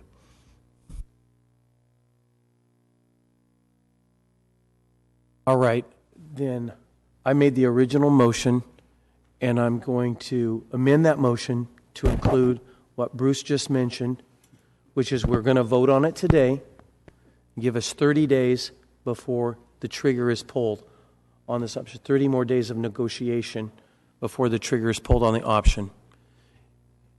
Does that sound like we're still within your time frame? Yes, Council. In fact, we just routinely, it's very rare that we have to come to the point of a resolution of necessity, and even once the Council does make those findings and empowers the city attorney, we continue to negotiate through that period, and generally, even the vast majority of those never in fact go to court. The vast majority actually do get settled through that period, but it does enable the project to go forward versus actually stalling at that point. Okay. All right. Thank you, Scott. So we have a motion that includes that amendment. In other words, I've amended my motion. My motion, do I have a second? We have a second with Councilman Baines. All in favor, say aye. Aye. All opposed? Motion passes 6-1 with Councilman Olivier opposed. All right, it is 7 o'clock. Council is going to take a 20-minute recess, and we'll be right back out at 7:20. Admin item 2E, actions pertaining to the Metropolitan Water Resources Management Plan update and associated environmental documents. Martin, where have you been all afternoon? Right. Oh, okay. Absolutely. Good evening, Council President, Council members, City Manager, and public. What you have before you is an item to approve our Metropolitan Water Resources Management Plan, EIR. It's a programmatic EIR for the entire program. Phased construction of all of our conjunctive use facilities that were addressed and spoken about or referred to a little bit earlier today. This is just to approve the EIR. It's not, there are some, we still have things to do in terms of, how, when, and what's going to be built, but it does approve the project and scope. It also includes a project level EIR for the surface water treatment plant facility and the pipelines. I do have a presentation if you care to have it, but most of the facts are right here in front of you. We did go through the CEQA process, and this is just the final step in certifying that EIR. There's actually 4 actions that we're requesting from the council. So resolution to certify the final environmental impact report, adopt the findings of facts as required by Public Resources Code section 21081A and CEQA guidelines section 10591. Item 3, to approve the mitigation monitoring and reporting program as required by Public Resources Code 21081.6 and CEQA guidelines section 15097. Adopt the statement of overriding considerations, and adopt the Metropolitan Water Resources Management Plan update. So also in the audience is Rob Saperstein, our water attorney, as well as Jerry Nakano with West Yost and Associates, who helped prepare this document to answer any questions you might have, and our staff. All right. You know what, Martin? We're going to go back out to the public, see if there's a chance anybody wants to comment, then we'll come back up to council. Very good. Thank you. So if there are any members of the public that would like to comment on item 2E, this Metropolitan Water Management Plan, please step forward. Or all right. Up at council, the screen is clear. I don't know if that means everybody's done for. Motion to approve. There we go. Yeah. Here's Councilman Olivier. Motion to approve.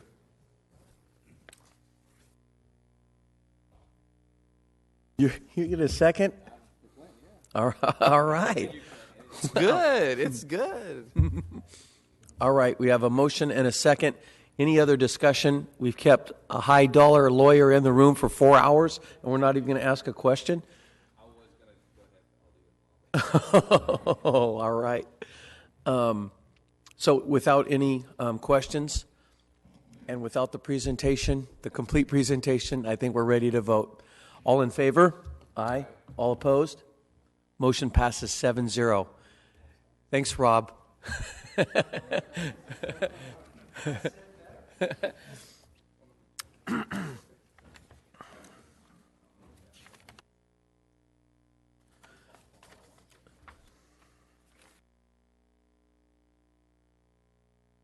All right. Let's see. City attorney or city clerk, we've been thrown back so far today. Is there any other items that we should move in order? Or should we start from the top now and go through, or is there anybody else waiting on us for anything? I'm not aware of any others Okay. that might have priority. So then let's move to general admin. 2A, authorizing the Director of Transportation to execute a purchasing agreement between the City of Fresno and Fresno County. And so, yeah, good evening. Essentially, this item is the sale of passes and tokens to the county. And it's nothing unusual. Essentially, what I understand last year it was done. We're just asking to do it again this year. oh, all right. Let's see if anybody in the audience wants to. Are there any members of the audience that would like to comment on this item? All right then. Councilman Olivier. Motion to approve. Got a motion to approve and a second by Councilman Zhang. All in favor? Aye. All opposed? Motion passes 7-0. See, we made it easy on you for the first time. Yeah. All right.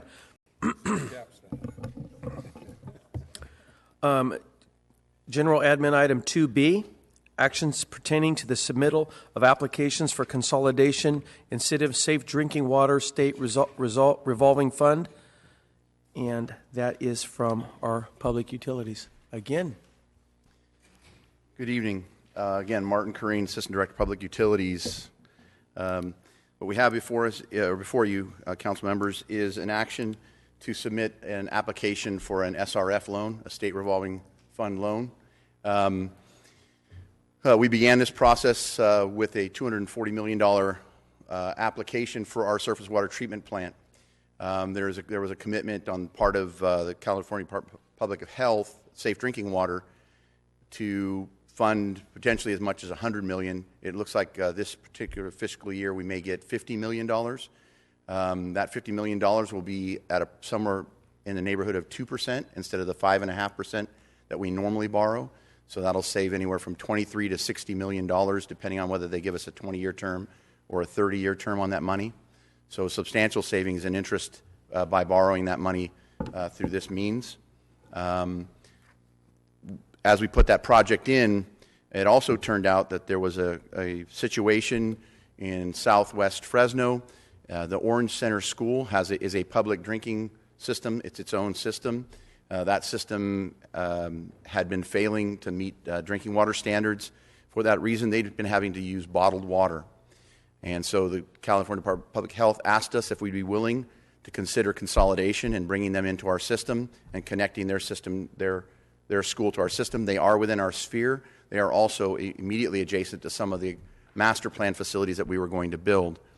So they offered $3 million loan to do that. You'll also, in the audience, is Sue Ruiz with Self-Help. She's been helping Orange Center School with their application and solving this problem. And also Camila. Camila, I put your card down here. So I set your card down. Oh, here it is. So I just met Camila this evening. Camila Sutherland, she's the interim superintendent and principal of Orange Center School, recently appointed. And they're both here to address the council if should you have any questions about the Orange Center School or our plans. What we're asking for is a resolution to authorize the submittal of an application for the $240 million for the loan. What it will unlikely be is a reauthorization every year. They may give us $50 million this year, maybe another $50 the following year. So it's not going to be the full 240 the first year. It's going to be a portion, but we're going to get refunded or have the reauthorization opportunities as years go forward with this application. The consolidation of their system moved our application up from an M to an E, which made it fundable. And so we're asking for authorization to also submit an application on behalf of the school for $3 million, and then for the Assistant Director of Public Utilities as need to execute all of the application documents on behalf of the city. I'm here to answer any questions as well as our staff, should you have any questions, and the self-help and the school.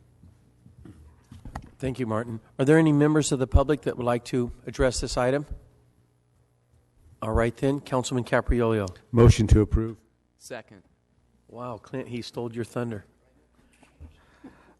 So is that what you punched up for as well? All right, then. Councilman Zhang. Martin, just a quick question. Here's a serious councilman. In terms of the partnership with the school district there, is all the funding going directly to them, or is there an administrative fee or anything at all that the city takes out of? We are getting funding for our portions of it. Okay. The $3 million is for, and really what it is it's paying for a portion of the main that's supplying their school. Right. We're actually, this main is also a portion of our own master plan, and so it's really not work outside of what we were planning on doing. It just so happens that we have the ability to move it forward a little bit and to fund it with a different funding source. Okay. That also meets their needs. It also will provide some money. Sue, you might want to speak to that if you want. In terms of, they have a lead and copper issue with their fixtures, and so it's going to provide some money for the school to deal with the lead and copper rule on the site. Yeah, no, I just want to make sure that they're getting. I know that we're the lead agency and everything, it looks like, but I just want to make sure that what we're requesting for, that they receive the full amount, even if we're doing part of the job. That what's been identified for the full amount, it's what's given out. Not to say, well, it's $3 million, but we're taking 10-15% for administrative costs. That's not what I want to see, especially what we're trying to do with this partnership. That was it. I know you guys are doing good work, so I just want to make sure that's all. And it is lead and copper, right? So they're funding that as well. So we're our costs are being compensated. Okay. Thank you very much. Appreciate the partnership. All right, then. We have a motion to accept and a second. All in favor? Aye.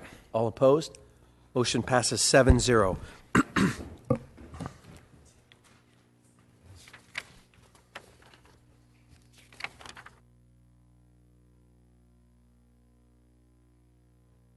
Now, General Admin Item 2C, actions pertaining to the Anshuven Park and Alhambra water main replacements, and that is in Council District 5 in the County of Fresno. There, I got it. Good evening, council members and council president.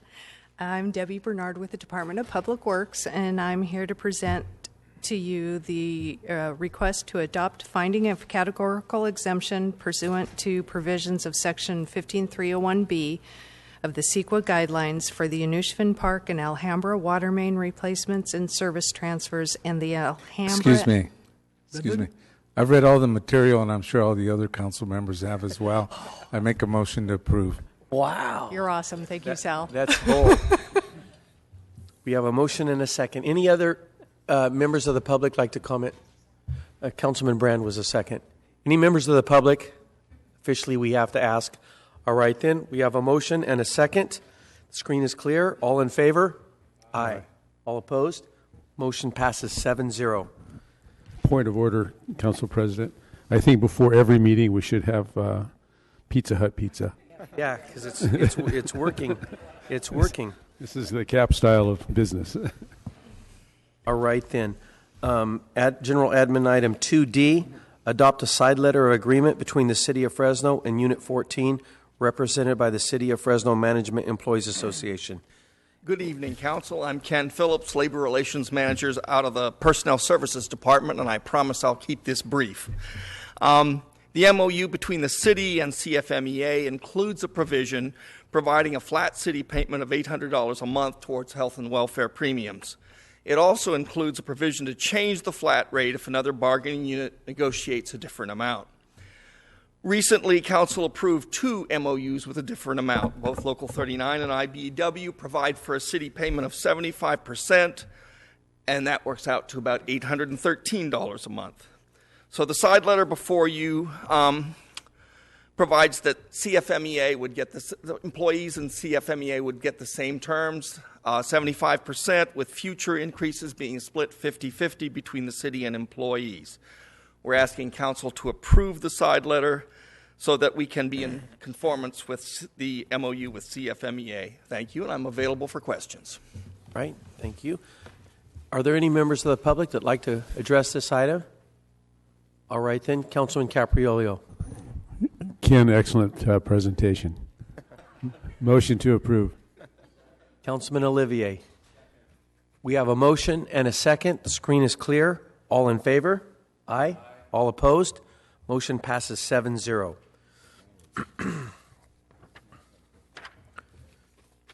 Are we now on to 2F? Is that correct? All right. This is a bill for introduction from myself, amending subsections D and E of Section 4-108 of the Fresno Municipal Code relating to the application of local preference for a public work improvement. Essentially, what this is it's a result of a discussion I think Councilman Quintero started about a month ago during a city council meeting, and then it took off. Councilman Baines also pitched in, and we are changing or at least we're bringing forward a bill to change the municipal code to allow for more of a preference given to our local businesses. And the summary is the ordinance amends the Fresno Municipal Code by increasing the local preference for public work of improvement to 5%. Previously, it was 0.5%. Isn't that correct? That's correct. So previously, it was 0.5%, which really did not give a lot of leeway to our local businesses. And this bumps it up to 5%. And or up to $25,000. That means a local business could be slightly more expensive. We would give them preference if they fall within this range. And so we increase that range a little bit. Well, it's my deal, so I'm gonna move to approve it, but we've got members of the audience that want to comment on this. And so David, if you're still here holding on to this. David left? Okay, how about Stephen?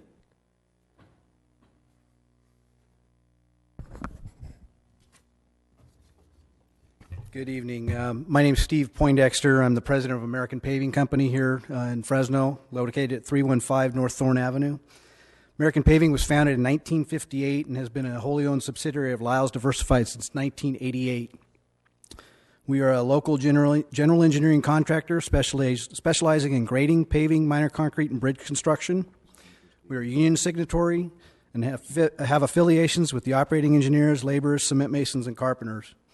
We work primarily in the San Joaquin Valley from Bakersfield to Stockton over to the coast, but we do go outside of that area from time to time depending on our backlog and our needs and what projects are available. We're also a member of AGC, the Associated General Contractors, and I actually serve on the state board as a joint engineering chair.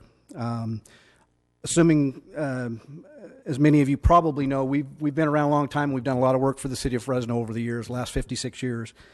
We are not in favor of local preference, an increase in this. It's a domino effect. The minute it goes here and they raise it to $25,000, then Visalia raises, or Visalia comes up with their ordinance, Merced, and the minute we start to try and compete in other areas, now we've got a local preference working against us. So we would just as soon have the playing field level for everyone.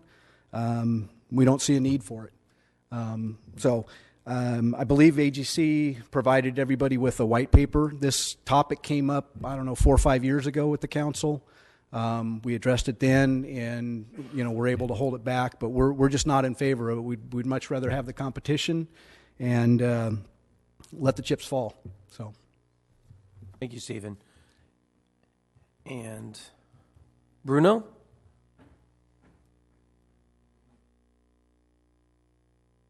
Good evening, gentlemen. My name is Bruno Dietl. I'm a retired contractor. I used to own Vulcan Construction and Valley Engineers. Sold them about 3 years ago, and I'm retired now. I'm still very active with AGC, the Associated General Contractors of California. And I just like Steve, I appreciate that you're thinking of us local contractors. However, we appreciate also that you perhaps not wanting to help us in that way.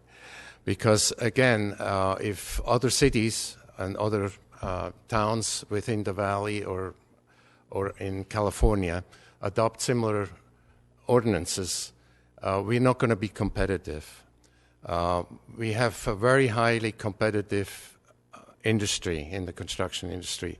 5% is a big percentage. We sometimes can't even mark up our projects with 5%. So it could really throw us off. And I realize you have a limit of 25,000 now, but you know, in the future that might be 50, it might be 500,000, and so on. We'd rather not see the beginning of that. And I can give you some examples.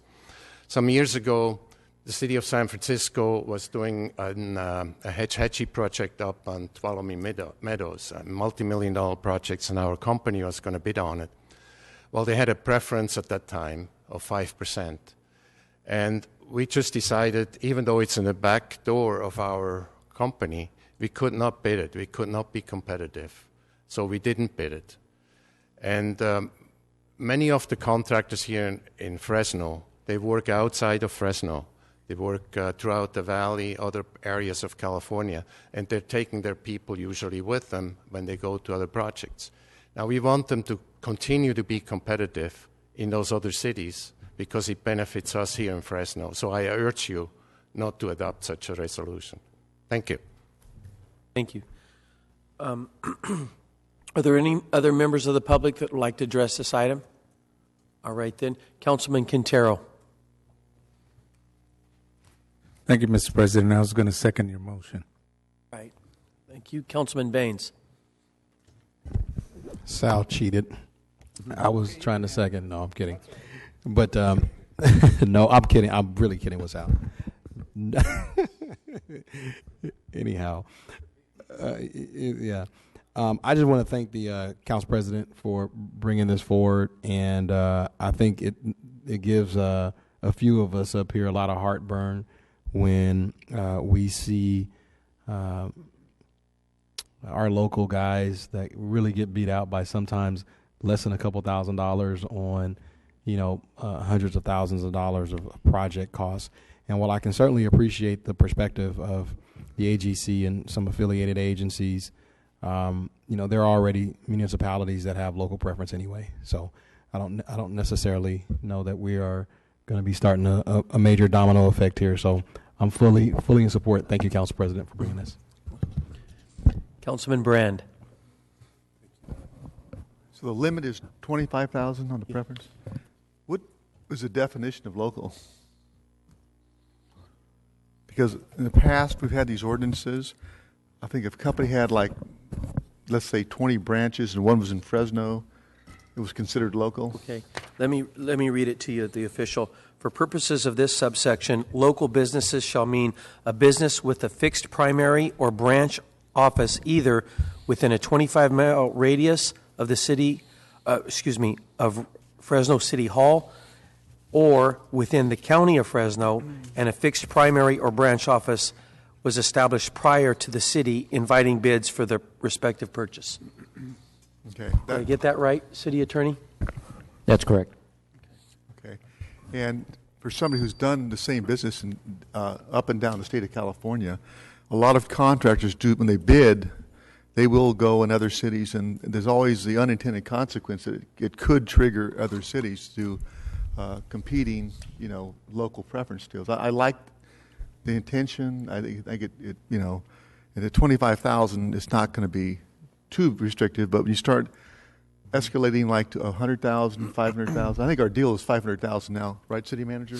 That's the limit. Now, just be aware that this sometimes it can have unintended consequences. I'll support it, but I just want to give you that caveat. Councilman Olivier. It sounds like my colleague, Councilmember Brand, is going to cast an unfriendly yes. So let me share with you the reasons why I'm going to cast a friendly no. And the reason is because I want our local people to have jobs. Absolutely. It's one of the reasons why I'm here and we're all here. I want our local companies to get work. And I do subscribe to the view that our local companies sometimes find themselves on the losing end of bids in municipalities and counties, government entities that have these kinds of, I'm not going to use the word protectionist, but these kinds of local preference kind of ordinances in place. So a friendly no. I appreciate your intent. I appreciate what you're trying to do. But just because of the idea that there could be unintended consequences, and we want these gentlemen, and we want everyone who's watching at home or not in this room right now to have those kinds of chances in other communities. So I'll be opposing the motion. Thank you, Councilman Capriolio. Thank you very much. So, Councilman Olivier, is that a fish or a cut bait vote? Just kidding. Anyway, I didn't know Fresno had that much influence on our surrounding communities with our action here at the dais. But on the other hand, I can assure Bruno and Stephen that if those things come about that you're talking about, we also have the ability not just to raise it eventually, but we can also rescind that or reduce it. So I ask you to be sure and keep us apprised of how this impacts your businesses. And if it does come out with a serious negative effect, we can always change it down. And I would be more than happy to meet with you and talk about that if that does come to pass. So you have the assurances that it can go either way. Depends on how it works out. And we all have that same jobs mentality for our community. So please keep that in mind, would you? Thank you. I would just like to add, screen is clear. So I think this all came up, correct me if I'm wrong, Councilman Quintero, but about a generator we wanted to purchase or something about 3 weeks ago. And when you think about an item that gets a business that we use in the city of Fresno and that money stays local, it just becomes a multiplier. So we were going to lose a big purchase for something like $5,000, and it was outside of the 0.5% parameter. But if we support that local business, then that money stays in our community and makes several trips throughout our community. And so I think that was my goal in going forward with it. Councilman Olivier, you punched back up. There's something that slipped my mind, and we heard it from one of the gentlemen who spoke, and that's the kind of margins that they're running on in private industry. They're running on margins that are so small. Deals are made, and I mean, with us here, there's always negotiation. There are revenue streams that can be identified. We can work deals. We can make a deal happen. But in the private industry, and I know I'm not lecturing anybody. Everybody here knows. But the margins they run on are so small. And $5,000 may break a deal for these guys, and then 20 people aren't working. So that's why I'll be opposed to this, just because I believe That's it still to be friendly. I'm very friendly. Okay, I'm still a friendly. all about. I'll shake all your hands on the way out, but that's. Scott, did you want to say something? Yes, Council. Thank you. Just wanted to clarify one thing: is that in many projects will not fall under this due to the grant funding, federal funding, state funding. It would not apply, but just it may not be simply the 5% or the 25,000.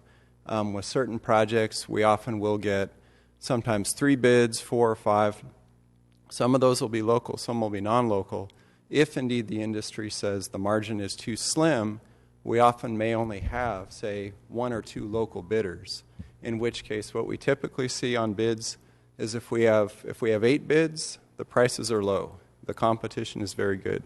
When we only have 1 or 2 bids, the prices actually go up significantly. And so just, we need to see how it goes. Again, I would suggest it is a policy call. There's potential of benefit to local companies, but also there's potential of greatly reduced competition on the project. So just something to monitor as we go forward.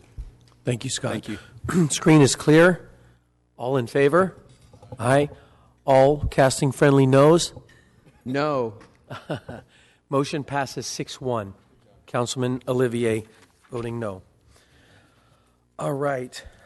Now we are going to move to, I believe we are going to the RDA section. So I'm going to turn The that over. successor agency, yes. What's that? The successor agency, yes. Yes, the successor agency.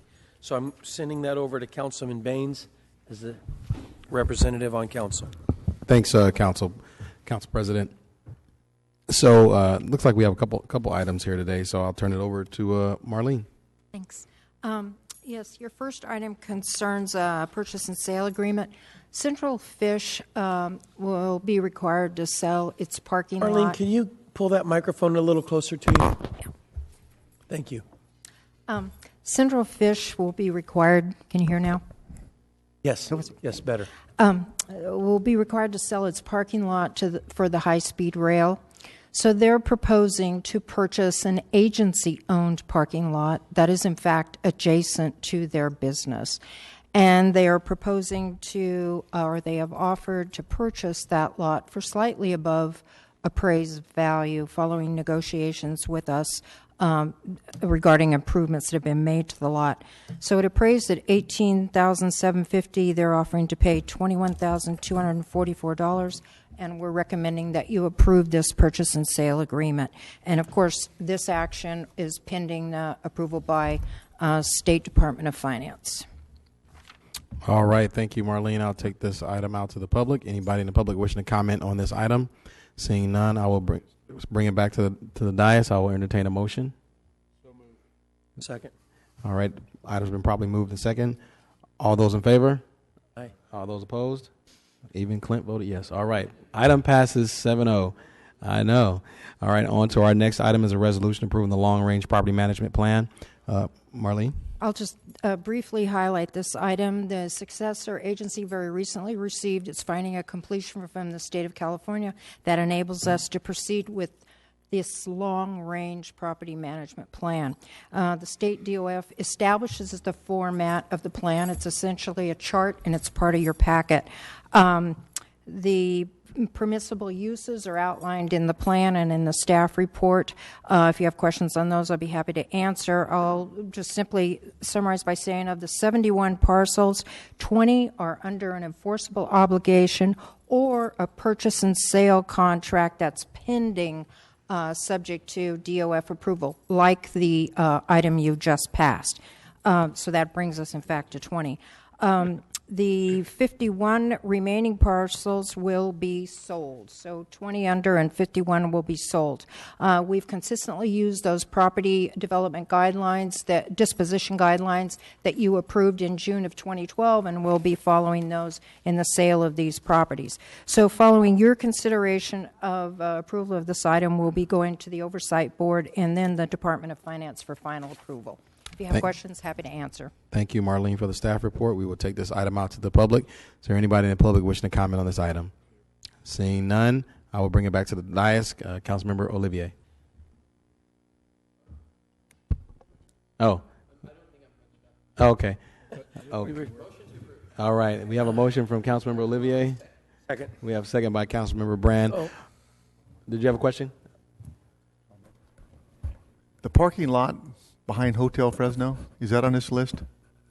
Yes, it is. The kidney-shaped lot you may be referring to is it's to the south of Hotel Fresno. There are a couple of small remnant pieces behind Hotel Fresno. That's for sale. And also what we referred to as the H Street lot, which is just slightly north of Hotel Fresno. That's for sale. They're all on the list. Or should I say the parking lot that was left off the original plan? Okay. Would that be better description? That's on the list. Okay, that's a lot. Okay, just wanted to make sure that was it. Yes. Council President, is there anybody else punched up? No. Okay.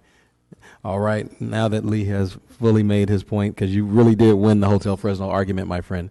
But all those in favor? Aye. Any opposed? All right, the item passes 7-0.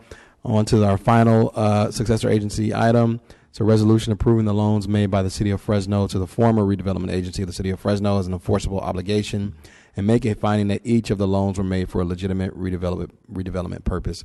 Marlene? Thank you. So the finding of completion also allows us to proceed to reestablish the loans between the city and agency. Under 1484, the AB 1484, these loans can be deemed enforceable obligations if the oversight board finds that they were for a legitimate redevelopment purpose and the Department of Finance approves. The agency's loans are shown in Exhibit A. The oldest, by the way, is from 1976 for construction of the Municipal Service Center. There have been no debt obligations since 2003. I want to also point out that these debt obligations have been in each year reported on our annual statement of indebtedness to the state of California, and that establishes them as having a legitimate redevelopment purpose. The total original principal is, and this is shown in your exhibit, $48,845,673, original principal. And payments have been made totaling $18,622,672.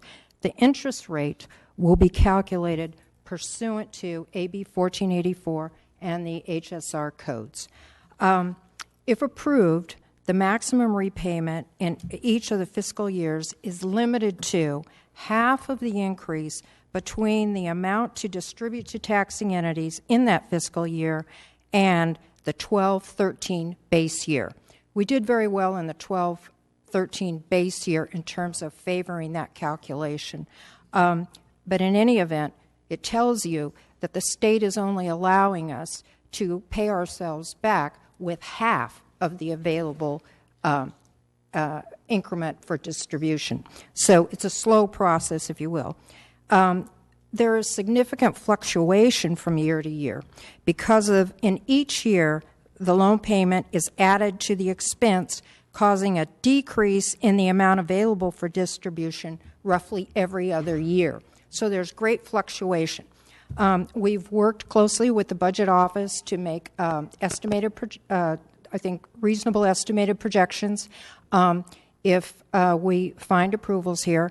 And I think you know that the first one we're estimating is about $3.4 million that would be available to you at the earliest in January of 2015. Again, those are projections based on approval. I think that's it, unless you have questions. All right, thanks, Marlene. We will take it out to the public. Anybody in the public wishing to comment or ask questions on this item? Seeing none, I will bring it back to the dais. And council members, this is, as you know, is the way that we're going to start building our reserve. So the administration would also strongly recommend approval of the item before you. Yes, we certainly know that, Mr. City Manager. And I'll just make for a brief comment that this particular one is a pretty complicated one. So I knew you had to do a little bit of explanation on that one, Marlene. So, Clint, do we have a motion?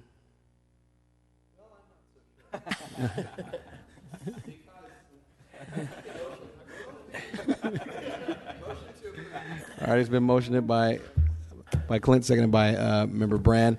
All those in favor? Aye. All those opposed? All right, I return the meeting back to our... Can I say one last thing Yeah. that I forgot? I'm very sorry. I just want to acknowledge the hard work of Lupe Perez on the long-range property management plan, and I want to acknowledge the hard work of Debbie Barletta on the loan documents. And I also want to thank Phil Hardcastle, who has always been very helpful to us on this and other issues that we're bringing before you. Thank you. Yeah, listen. Thank you for saying that, Marlene. I know we breeze through these, but you and I meet quite a bit, and I know you chat with all the other council members. We certainly appreciate the hard work of all the staff because this is some complicated stuff. So thank you for all the work that a lot of folks don't see behind the scenes to get us to this point right here. Thank you. All right. At this time, we're going to have any unscheduled communication. George, please.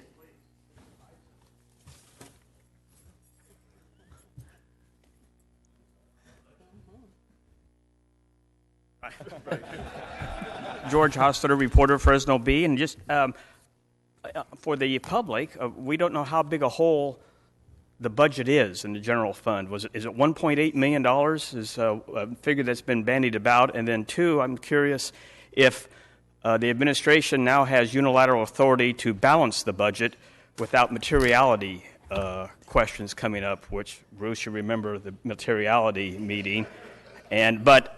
It is, I'm just curious if the council is then giving the administration unilateral authority to find, if it is $1.8 million, to find it without input from you. Thank you, George. Looked like you wanted to comment. Okay, Councilman Brand. Technically, we have till August 1st or 15th to actually balance the budgets. There's still 2 months to balance the budget. Not necessarily. Pardon? Well, we're going to come back here for, there's a possibility, let's put it of mayoral vetoes, for one thing, that could impact this budget. So that will require a council vote if that happens.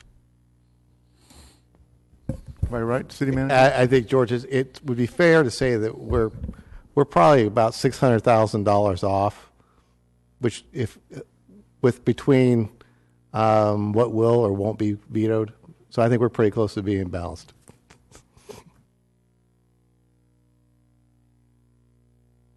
George, feeling a little unsatisfied, are you?